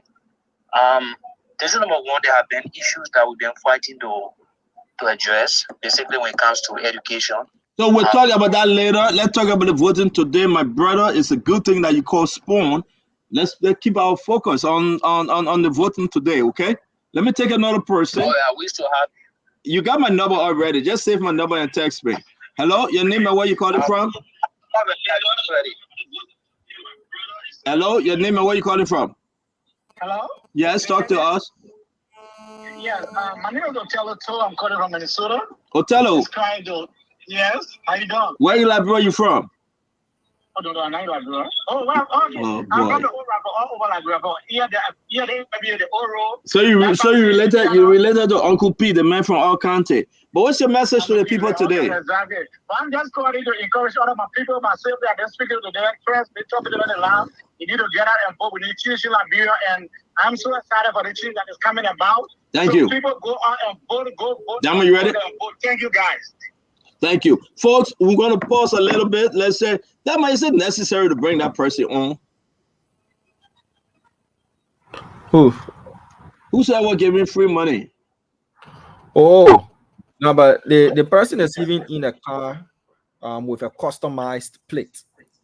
So if that is the owner of the vehicle, then it's easy to trace. But the face is also visible. We will show that video. Something happened on the campus of the University of Liberia, and I've been back and forth on the phone with our guys and the rest of the people. There is this group dressed all in black with red face caps. They went to district number 10 too. They were at district number 10. In district 8, they went on the campus of the University of Liberia. They were vehemently opposed by the students. And now we've been told they're moving to another voting precinct called Vision, right around Smart Liberia. What is the Liberia National Police? So we're calling on the police to intervene. We just got intel again in one of our chat rooms that several of them have been arrested by law enforcement. So the plan is... Do you have the video? Do you have picture that we can show? So the video of their arrest is being sent, but we have the one that they went on the University of Liberia campus. Yes, let's show it. Do you have that? Many of these polling places, many of these voting precincts, you have 1 or 2 law enforcement officers. So they are very overwhelmed. Those guys, do you have the picture? Let's show it. Let's show it. Let's play the video from the campus. Yeah, play the video. Yeah.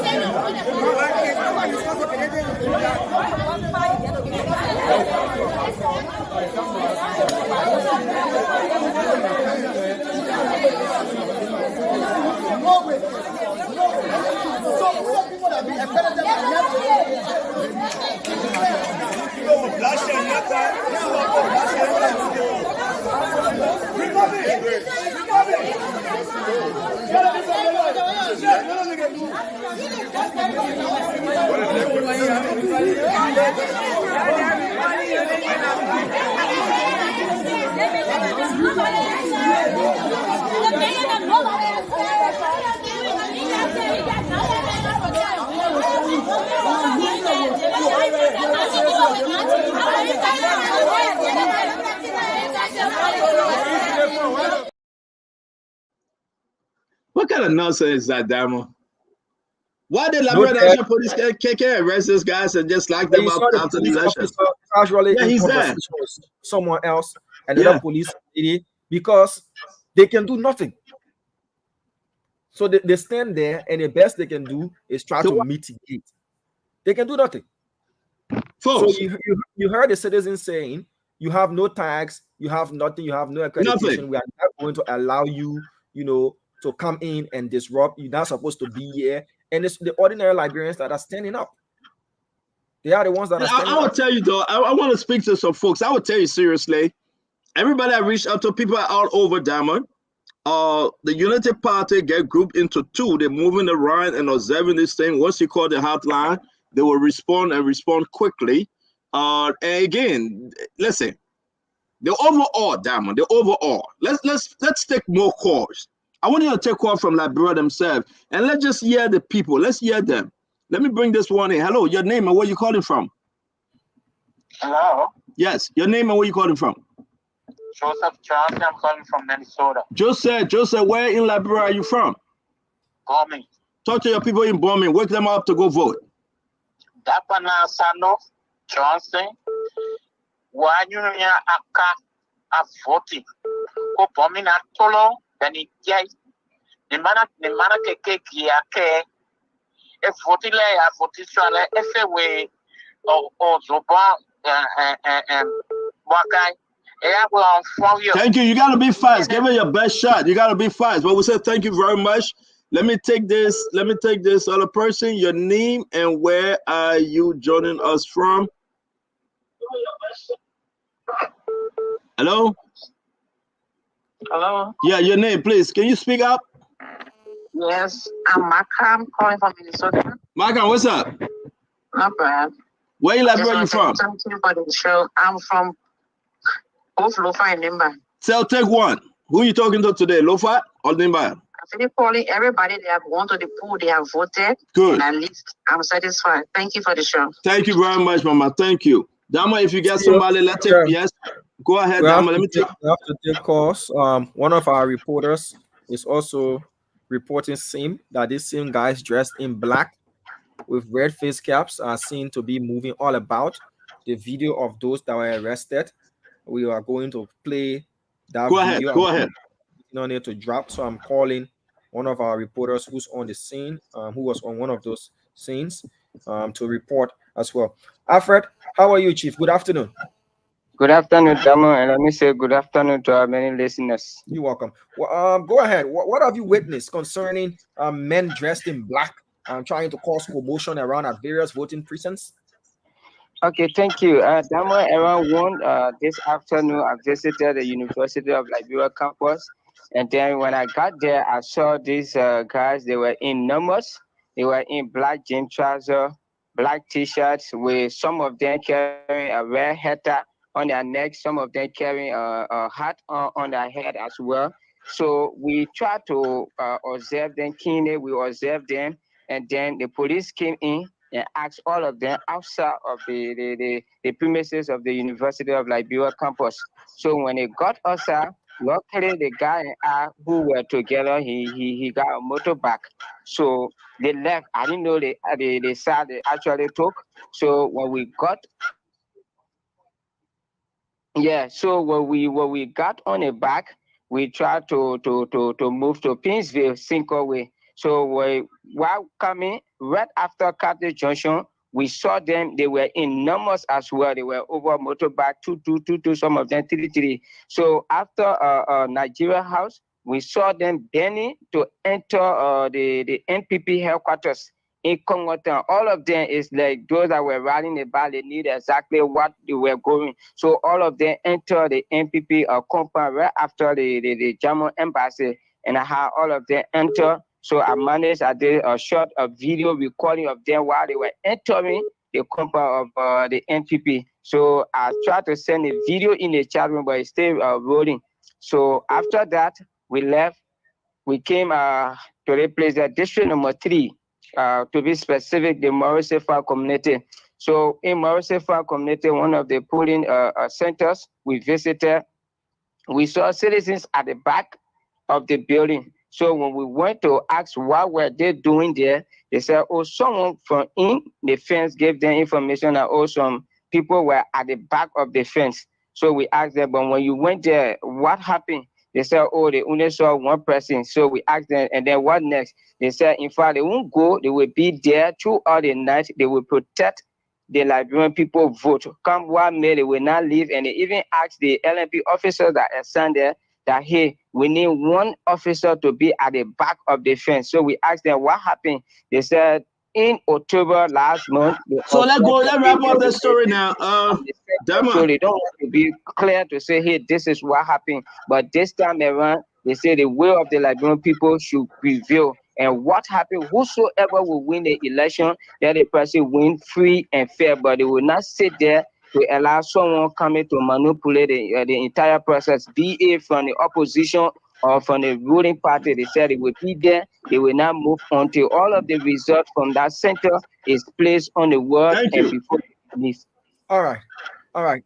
Thank you, Alfred. We'll connect with you. Make sure you Dama, please again. Where is he reporting from? I'm doing it now. Where are you currently? I know you protected. You roaming about. Where are you?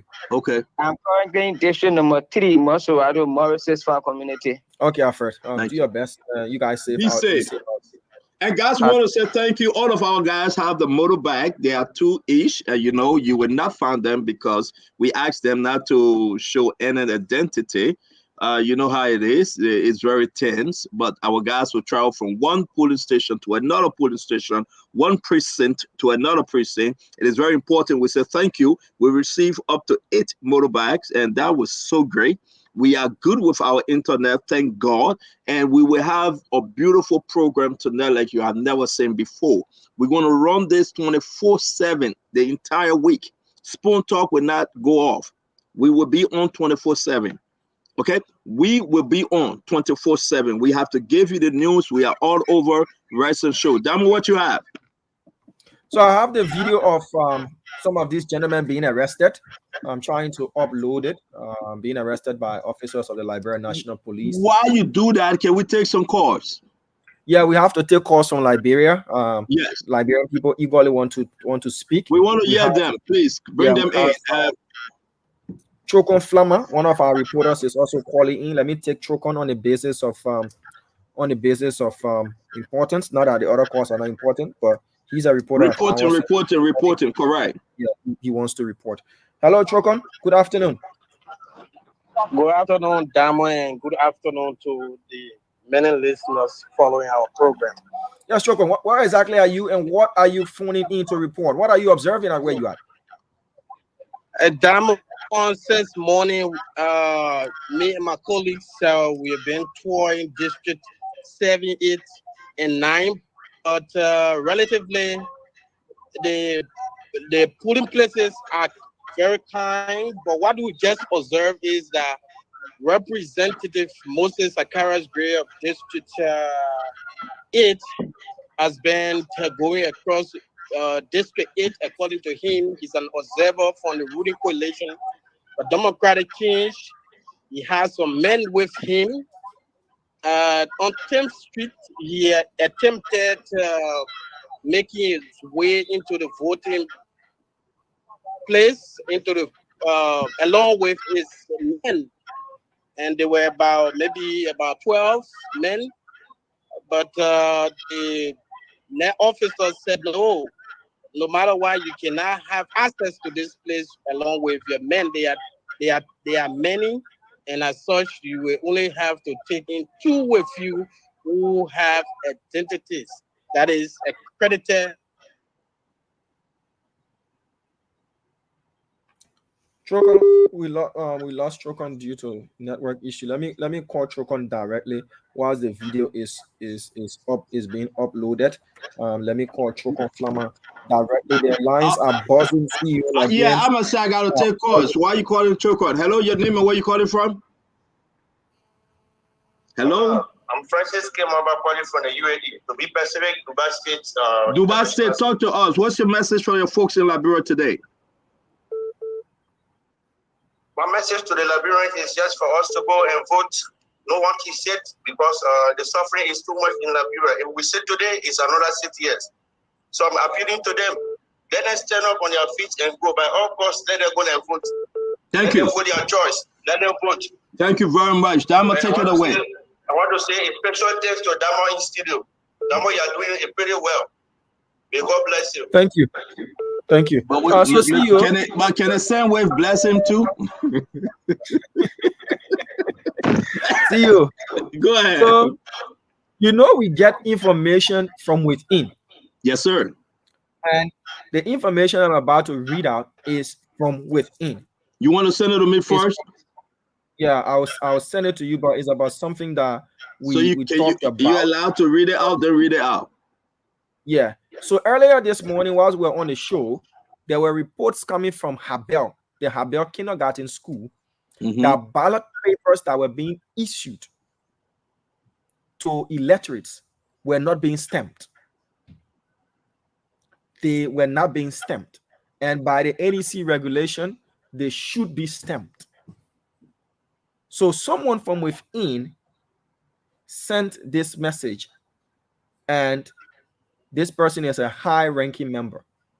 And the person said, "Good day of your staff reported that unconfirmed reports suggest the ballot papers are not being stamped at the Habel Kindergarten voting center in District 2, Margibi County.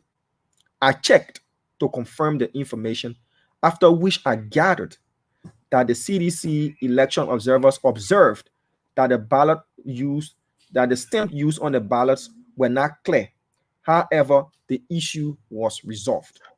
So this person is saying that indeed, when it was being reported by citizens that their ballot papers were not being stamped, they from the inside reached out to their observers, and their observers said that indeed the ballot papers were not stamped clearly. So the people were not seeing the stamp, and the stamp is deep blue. So either somebody is resolve it. Yeah, either somebody is pretending like they're stamping it and they're not stamping it, because the stamp is deep And blue. again, that's what we're telling people. You got to make sure you look at your ballot paper. Look at them. Look at them. Flip it over. Flip it over. Look at them. Make sure it is the right one, okay? But let's say this to you, Diamond. It is important for us to hear from those that have voted and those that are going to vote. Let's take a call from Liberia. I'm going to pause on the international line. Let's just only take calls from Liberia, Diamond. It is important. What you got? The line open? Yeah, I just want to conclude with Trokon Flama quickly, and then we'll take Liberians, because Trokon is a reporter of ours, and we've been informed that the Unity Party is about to host a press conference in real time. So we'll be bringing that press conference live as we do the podcast. So Trokon, just wrap up quickly. Yeah. Trokon. Okay, 1 minute so that we can get Trokon Flama on the line. All right. Trokon. Hello. Yeah, go ahead. Come on. Yeah, Trokon, you live. Go ahead. Okay, like I was saying, so Representative Akaras Gray was later on staffed by a professional LDA. This is a joint security operation, and the LDA personnel said that the lawmaker was not allowed to take with him a couple of officers, personal security officers, who were dressed in or black into the voting place, the polling place, and later on, he decided to, stop to take with him only 2 of those people, and along with the press, into the voting, the polling place to observe. And when he made way in to the polling place, he toured the 3 polling places and later on left the scene. But according to him, he's an observer from the ruling coalition, a Democratic change. He had with him the accredited NEC access pass, and but I did not see access pass with the security officers, the personal security officers who were with him. So he moving across the district, according to him, he's an observer of the CDC, so moving across District 8 with a couple of security officers who he said are his personal bodyguards. Okay, Trokon, thank you for that update. Trokon Flama there, reporting from somewhere in District number 8. We can go to the phone lines and take calls as we are uploading that video of the arrest of some gentlemen by officers of the Liberia National Police. They were reportedly causing commotion on the old road, just around the Haywood Mission School area, and they were apprehended by law enforcement officers. That video will be played for you. So, CEO, in response to what you just said, I have to go off for a minute. You can take few calls from your end, and let me do what I have to do to have our guys respond. Damon. No. I know. Damon, real quick. We need to send someone to Bethel Church ASAP. Suspicious activities of illegal ballot activity. Bethel in Montserrado. You know what Bethel Church is, right? Yeah, the name is now Harvest International. Yes. So, yeah. Send one of our reporters over there, move them around, bring in new. Listen, reporters out there, reach out to Diamond. If you're home, you're not working right now, we can hire you on a part-time basis and give you a full-time pay when the month ends. All right? Reach out to Diamond. We need you. Yeah, seriously. We can't. Madam Titi want me to announce. The CEO want you to announce that right now. Can't give it your best shot and join the team right now. We need everybody on board wherever you are. Reach out to Diamond. But again, we need someone to Bethel Harvest Church ASAP. And also, we need somebody around Nathaniel McGill resident. The allegation that something going on around that Nathaniel McGill resident is so crowd. Something is going on around there. We will be sending our reporter there likewise. All right, we have to be vigilant. We have to keep our eyes open. That's why I came on the show early. Our election result will be coming up once the polling places close. But right now, we want to encourage every one of you from Newcomtown, Clariton, West Point, District number 8, District number 10, District number 2, all the districts, all the counties. We are asking you right now, please, get up. When you see something, say something. Send me a text message. My number is up. I'm going to read it and I'm going to let you know. Correct. Okay, Ben, you right around there, Ben. You got to just call Madam Titi now and get us the report from that end. I'm appreciating that the fact that you just called me. I like that. You just texted me. So reach out to Madam Titi, Ben. I will let her know and start giving Diamond those reports, okay? It will be better that you text me. I cannot take all calls right now because this is coming like crazy. We will send a reporter to Pipeline. Be specific, exact where in Pipeline, which police station. You are hearing me, I'm hearing you, but be as specific. We got to chase the cockroaches out. People that want to stop the ballot, people that are trying to do ballot tampering. We got to send our reporter. We got to bring them live. The Liberian people will rise up and prevent any ballot nonsense, okay? We will do that. I want to say to my sister calling me, please. All right. Begging you, just send me the text message. Hello, your name and where you calling from? You gotta lower what you listen from. You gotta lower that thing. It's coming into the phone. What's your name? Yeah. Calling from Philadelphia. Mommy, talk to us real quick now. What's going on? Nothing. I just called to see how everything is going. That's all. So you calling my phone all the 100 times to see how everything going. You can't go on Facebook and see what kind of trouble I see. So you calling me 2-3 times just to tell me you want to see how everything going. So I'm gonna report to you now. All right, mommy. Now today is election day. The people are voting. Please look on Spoon Talk and follow the show. Yeah. Okay. Oh my God, mommy. Hey God, what kind of trouble I see here, so. Mommy and my sister. All right, we want to say that this is very important news. We are sending somebody around the premises of Nathaniel McGill. We are sending someone around Nathaniel McGill house. You know, Nathaniel McGill, this is election time, but something going on around that area is not good. Our reporter is on the way right now. I'm announcing it because I want them to know. I don't know why a huge crowd will gather around Nathaniel McGill house. Whatsoever activities is going on there, we need to know. So we're sending somebody there right now. Let me hear from one of our reporters. Guys, just wait. I will not answer you. Please be patient. I need to talk to this reporter. Hello? Hello? Hello? Good. Are you in my Gibi? You are not live yet. Are you in my Gibi, right?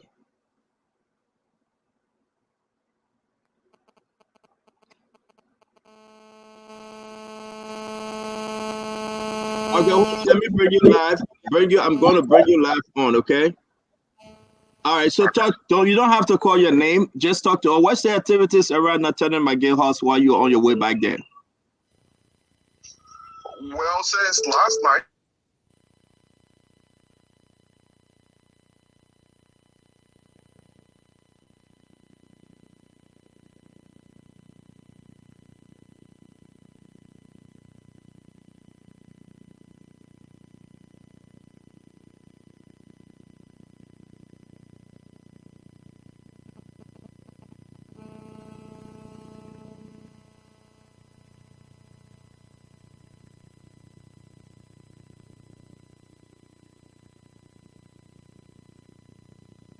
So folks, the CEO's internet is muted, so we have our guys responding to the scene there at the Harvest Baptist Church, that is formerly known as the Bethel Outreach Ministries. We're reaching out there to see what's happening at that particular location. We also have a team currently making their way to the residence of the Senator-elect of Margibi County, Nathaniel McGill, to see why there is a huge group gathering at his residence, why that is happening. So remember, Spoon got you covered. Again, we keep sending in your tips. It is because of these tips we are acting upon what you're telling us. Keep reporting what you see that might look suspicious. It's better to report and it gets investigated. It turns out not to be what you thought it was, fine. If it turns out to be what you thought it was, again, fine, because at the end of the day, it's better to be proactive, to be cautious and take precautions as well. So our teams are moving in. We have another team moving at the King Gray Public School, where again it is reported that some suspicious looking activities are said to be going on there as well. So let's go to the lines here in Liberia and take some calls as our people want to speak to us. You got under 2 hours to go and vote. If you haven't voted, please go and do so. If you haven't voted, please go and do so. Do not sit back with your hands folded, thinking that you still have time. Go out there and vote. Go and exercise your constitutional right. Be peaceful about it. The places are not jam-packed. The places are empty. Most of the voting precincts, you can just walk in and go to vote. If you've been waiting for 4 o'clock, it's after 4 o'clock now. Go and vote. Let's go to the phone lines and take this person. Hello? Yeah. Good afternoon. How are you? How are you? Have you voted? By the grace of God, I've voted since this morning. Okay. And how was the process for you? Thanks be to God, I was able to vote, but the process was not as easy as we all think. Because you know, when I got at the prison, you know, those guys were inside there doing that talking as if they were inside. Just hold on. I'm sorry, but just hold on.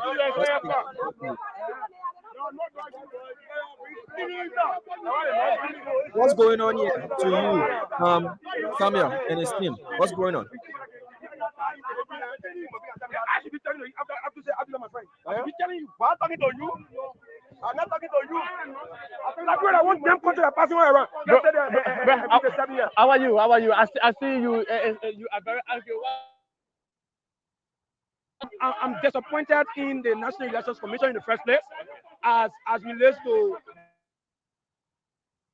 We have intimidation. Serious intimidation is ongoing at this place. You have over 50 persons here from the CDC. With tax. That is a 50 person. I said 50 persons in this particular. How do you know that they are from the CDC? You can identify them with a tax. They have more tax on them. They want to be rooming all in the fence. And we are saying no to that. So that's why you see you have one deputy minister or assistant minister Rupa Yoga here fooling around here that she's gonna do this and she's gonna do that, and they have to kind of. What has she said? She was prepping up to jack up or next stepper. Wow. She jack up next stepper only because on the basis that the man told the unit party supervisor that your people need food. Only because the man said your people need food. She jacked him up. That's a physical attack. He was attacked by Minister Bayoga. So is she around? She's around. So that we have to get She's there. here. Okay, And we are not intimidated. We will remain here and we will stay here. Any destruction for the coalition of democratic change will be resisted. I can say that for sure. What has been the intervention of the Liberia National Police is doing nothing. They are doing nothing because a girl that was videotaped with the phone with stick up behind her phone. She was taking all of this compound 3 different times. Okay. A person was arrested. 2 persons were arrested today. 3 different times. Doing what? She was campaigning. You could see her doing vote number 2. And Kewaya do at 12 years. So where is she currently? She's here. She's here. She's still here. She's still here. And mind you, 2 persons were arrested with sections. Huh?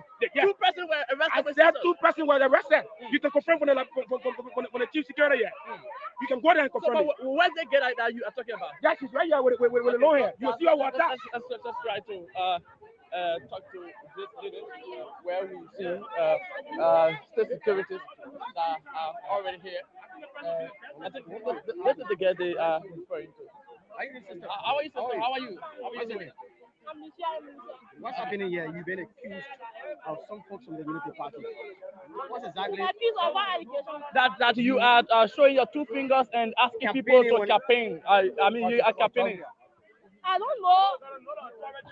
It's like funny. That when they see me this morning, they were talking about UP number 1. I came this morning as I went in there to do my work. When coming outside, they were sitting here. The first statement they made, you're just making fun. You got wolf. But anything you do wolf. Were you putting your 2 fingers up in the air this morning? No. Why are they accusing you? I'm asking you. Ask me questions. Yes, Go ahead. And then when I passed, I stood there. I was like, China, how went by inside. When I went by inside, I was there watching me. When you roll on my chest, he tell you what he's doing here. That's about harsh way. I said, I didn't have my time on the for CVC. He said, but you're not supposed to be here. If you get a supervisor here. I said, I'm not a supervisor, I'm not a two washer. I threw her in the entire day for him. I just was there. Get what's up? He shot me and one lady out. Who? Who shot me? He's the supervisor for UP.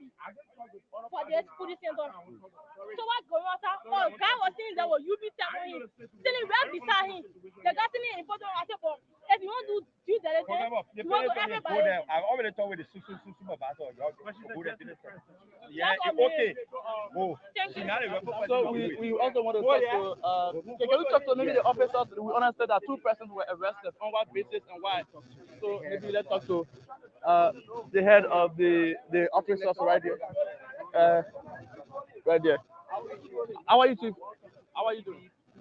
And School TV. Thank you very much. What exactly unfolding here today? I will see people are saying there's tension here and people are being arrested. Could you mind telling us more about this? Okay, thank you very much. My name is Attorney Joseph Bernard, and I'm representing the African Bar Association. And I came here this afternoon. I heard some issues involving persons with or representatives from one of the political parties that had a bag with some content, according to them, was alleged. They have some content believed to be photo cards. And then in the process, they asked him to display the content in the presence of police officer and other observers, and he did so. So he displayed the content, and they all found it to be non-essential to the election. All right. And then as of that moment, there has been tension building up here and there. A few minutes ago, we heard that some observers from the political party CDC came in to observe, and they realized that the observers from the Unity Party had asked somebody to bring them food. All right. And they claim that the guy who they asked to bring food is working with the institution where the prison is. All right. So they claim that they have been working together.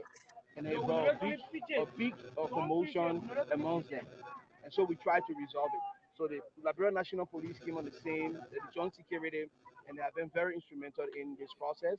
And at least we have some calm. We're trying to resolve it so that we all can go outside and allow the people to vote and allow people who's supposed to vote to come and vote. Observers and the observers, party observers, as well as independent observers.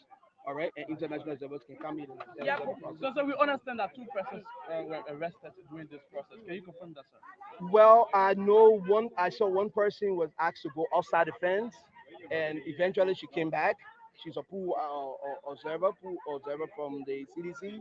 Another lady from the CDC was arrested, but she was later released. No. So why were they arrested? Because of the situation? Well, because of the situation. Because of the situation. So what were they especially, or I mean? Well, it has been a tense situation, about an hour and a half ago. What were they saying of which they were arrested? Or what were they Well, doing? they were expressing their dissatisfaction with things that they observed, with things that some of which of the people bringing in food that were not identified or accredited to the precinct, people with bags that they thought shouldn't be here, But do you think that leads to arrest? especially the supervisor for the Unity Party who is assigned here. Now the issue is he should be roaming according to them, to the observers from Unity Party, but he's stationed here. So it's causing some uneasiness for them, and they contending and they asking that he should leave and go other places and come. So these are things that have brought issues here. Okay. How are you, Mom? Yeah, how are you? What's your name? Chief Ender Ferguson. What's your due by the entire thing happening here? This morning I came here to vote in room 2. So I noticed a guy, the Unity Party observer. I noticed he had a bag on his back. He got ID card. He just close to my shop, not far from my shop. They should be ID card to another people to vote on the ID card. And you want to say we have misunderstanding here, I have called a line on him. Do you have photo of what you're saying? Because you said you Yeah, saw... we got recording. I think they took the phone from the other guy, they put a guy in prison. Cool. They arrested one physician guy, they put him in prison. No, to but the you police just listened station. to the observer saying that an observer from the CDC, I believe that that's the guy he was talking about. They call him Mickey. And after that tension, and she was called back. No, it's a force. But you listen to it. I said it, yeah. If you listen to the conversation, I told you, I said we are forced. They have not released the guy yet. The guy get it, the guy he was between with another people to go in room 2, because the guy voted with me in room 2. And I saw the guy go in the room 4 to go vote. This guy, the general guy, he say yeah, but right here, observer where he's supposed to be rotating, it's not he's supposed to be stationed. So which part is he from? So if they flush, no problem. There's a spoon. There's a spoon at the one. So don't suffer yourself. Don't talk to any press. No comment. Okay, so let's go where we see officers right here. I mean, they are discussing the same thing right here. We are coming to you live from the Harvest Baptist Church area in District 10, where the session is going on concerning party observers breaking non-essential materials, and also other party observers. There are people bringing them food. I mean, yes, this is the process. This is the situation that we are seeing right now. But we would love to go in the voting area. That was school FM. You like report. So I owe you no explanation. Okay, so can we go to the police station? You are not a press. You are a journalist. So we have to go check to the police places, all right, to know exactly. But like you can see, we have a huge state security presence right there. We have a huge state security presence right there. All right, so we want to go check so the car itself. All right, so let's go and see to know exactly why it's happening. We understand that now the place is calm.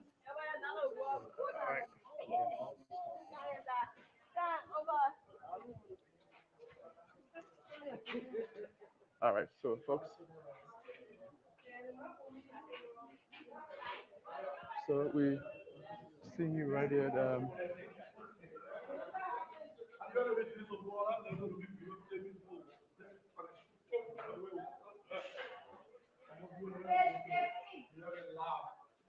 So this place is actually kind. We have to go to another area right here.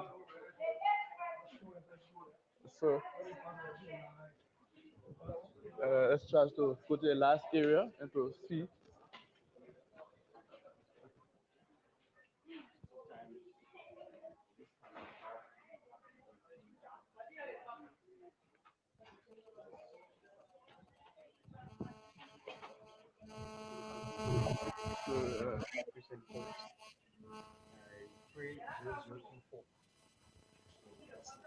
So let's get.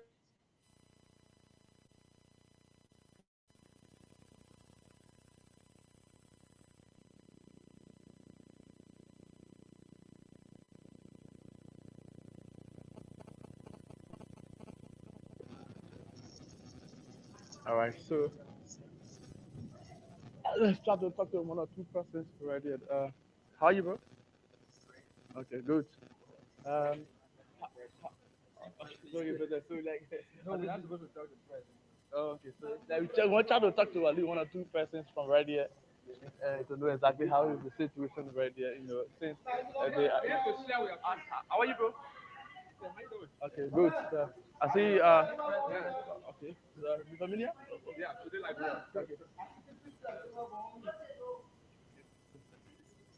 So maybe I can talk to. I do that.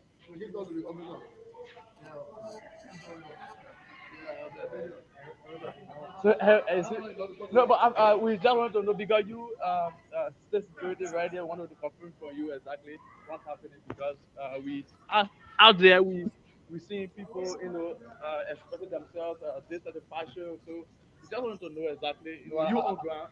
I don't want the authority to talk to anybody now. Please. Yeah. No, thank you. Thank you. If my other give me the right to talk, I will talk. Okay, thank you. Okay, thank you. So that is an immigration officer declining to speak to us. All right, yeah, but how are you? Oh, you right? Oh, okay. So, all right. So, Diamond. Damo, are you getting me? Diamond. Yes, I'm getting you. Yeah, Timothy, hold on a minute, please. Okay. I'm trying to do some technical adjustments here. So see you. I am getting you. If you hear me, we I can. can hear you, but it's like I'm kicking But in and out. I can hear you.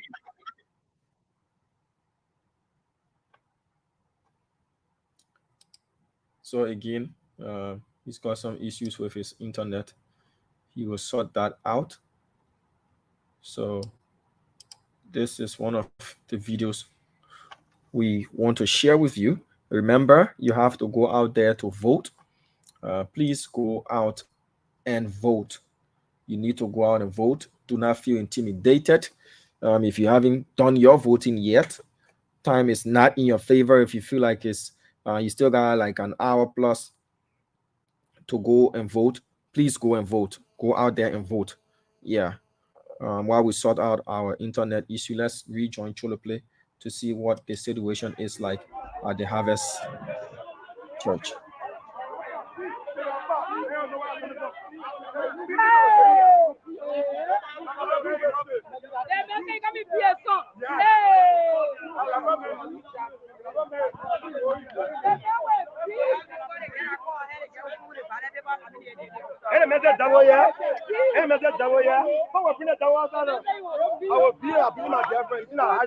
Chief, how are you? I want to corner, please.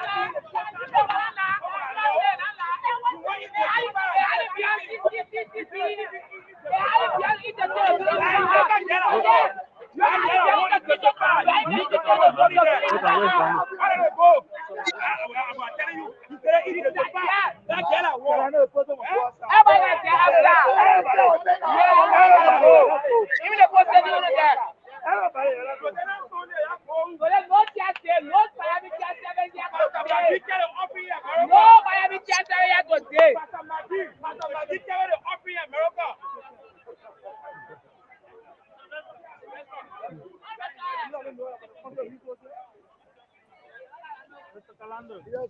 Kalando, welcome to the media. PC, I'm good now, right, Damo? Yes, you are. The people try to silence me, Damo. I voted in District 5. It was free, fair, and transparent. Yeah. And but you hear in this is District 10. Yeah, this is District 10. And What there was city? tension here. As you know, I'm an observer representing the Unity Party. I heard that there was confusion right at Bethel, where people had threatened that they were going to burn the church down. So we have to come over here to bring peace among the voters. Thank God we have resolved it. They've asked everybody to go out of the fence of. What did you resolve? Well, it's claim and counterclaim by Unity Party saying, and citizens are saying that there were people trying to convince voters to vote in favor of Unity Party, and Unity Party is saying that citizens came to try to force their way for people who were not registered in the district to vote. So those are claims and counterclaims, but thank God we were able to talk to both parties. When I came at first, it was very, very hard, but now at least we are all friends. We are joking about it. That's what Shiki does. Yeah, yeah. So we have to leave that field. So, Damon, you listen to Judge Kalando. Damon. Yeah, totally. We'll have to leave it right there. Let's go to Pakata where Haji Masale is. Haji, what is happening in Pakata? Yeah, Damo. Quickly, I told you about a group of motorcyclists that are making a round, spotting potential electoral malpractice. So I just wanted to talk to them, but they are on their way again. They just spotted another malpractice, but I wanted to talk to them, but they are rushing. They are leaving now. So I will get in contact with them again. Then we will put them on with you. You will be able to talk to them. Okay, Haji Masale. Thank Yeah, you so so much. you can see when they are a group of motorcyclists. You can see them. So there's a CDC party headquarters here. They are just spotting everywhere. They are reporting cases of vote buying, government vehicles dishing out money, and a lot of malpractices. So you can see them. They are moving. They are on the move. They are on the move.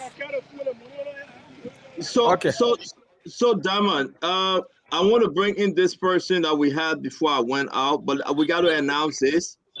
Damon, if you bring us back, I want to announce this. It's very important. Thank you. Let's just announce this. This is very important. At 5 p.m., some group of guys talked, saying that they will be on the street of Monrovia and its adjacent part at 5 p.m. Damon. They are saying that they are a lawyer to Seward Bridge. Is that his name, Seward Bridge? They will be moving up and down the street of Monrovia to create some problem.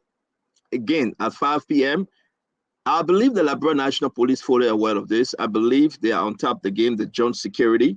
This is just information we're putting out there. If you have to go vote, go and vote.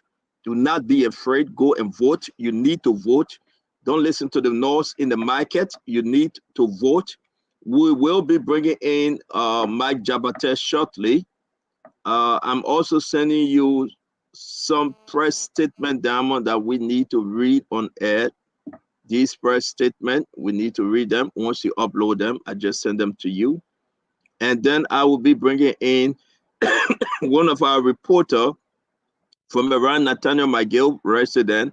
We have him on the phone. We would like to hear from him what's going on at that end. Again, guys, you still have time. 11, 12, 1, 2, 3, 4. It's 4:30 in Liberia. You still got an hour, 30 minutes to go vote. If you have not voted yet, go and vote. We asking you, you need to go and vote. You still have time. You need to go and vote. You still have time. You got an hour, 30 minutes to go and vote. Please, please, please get up and go vote. Wherever you are, wherever you find yourself, you listen to us by way of the radio. You need to go and vote. Don't sit there. You have to vote. If you see something, you got to say something. We will chase them. We need to chase them. Whether they wear black, they're going to get red, white, blue, yellow, green, and they're going to hit the street. We're going to chase them.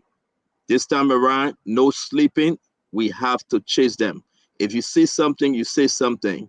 We were getting report from Nimba County around Nathaniel. What's this, Dama? We need to create a new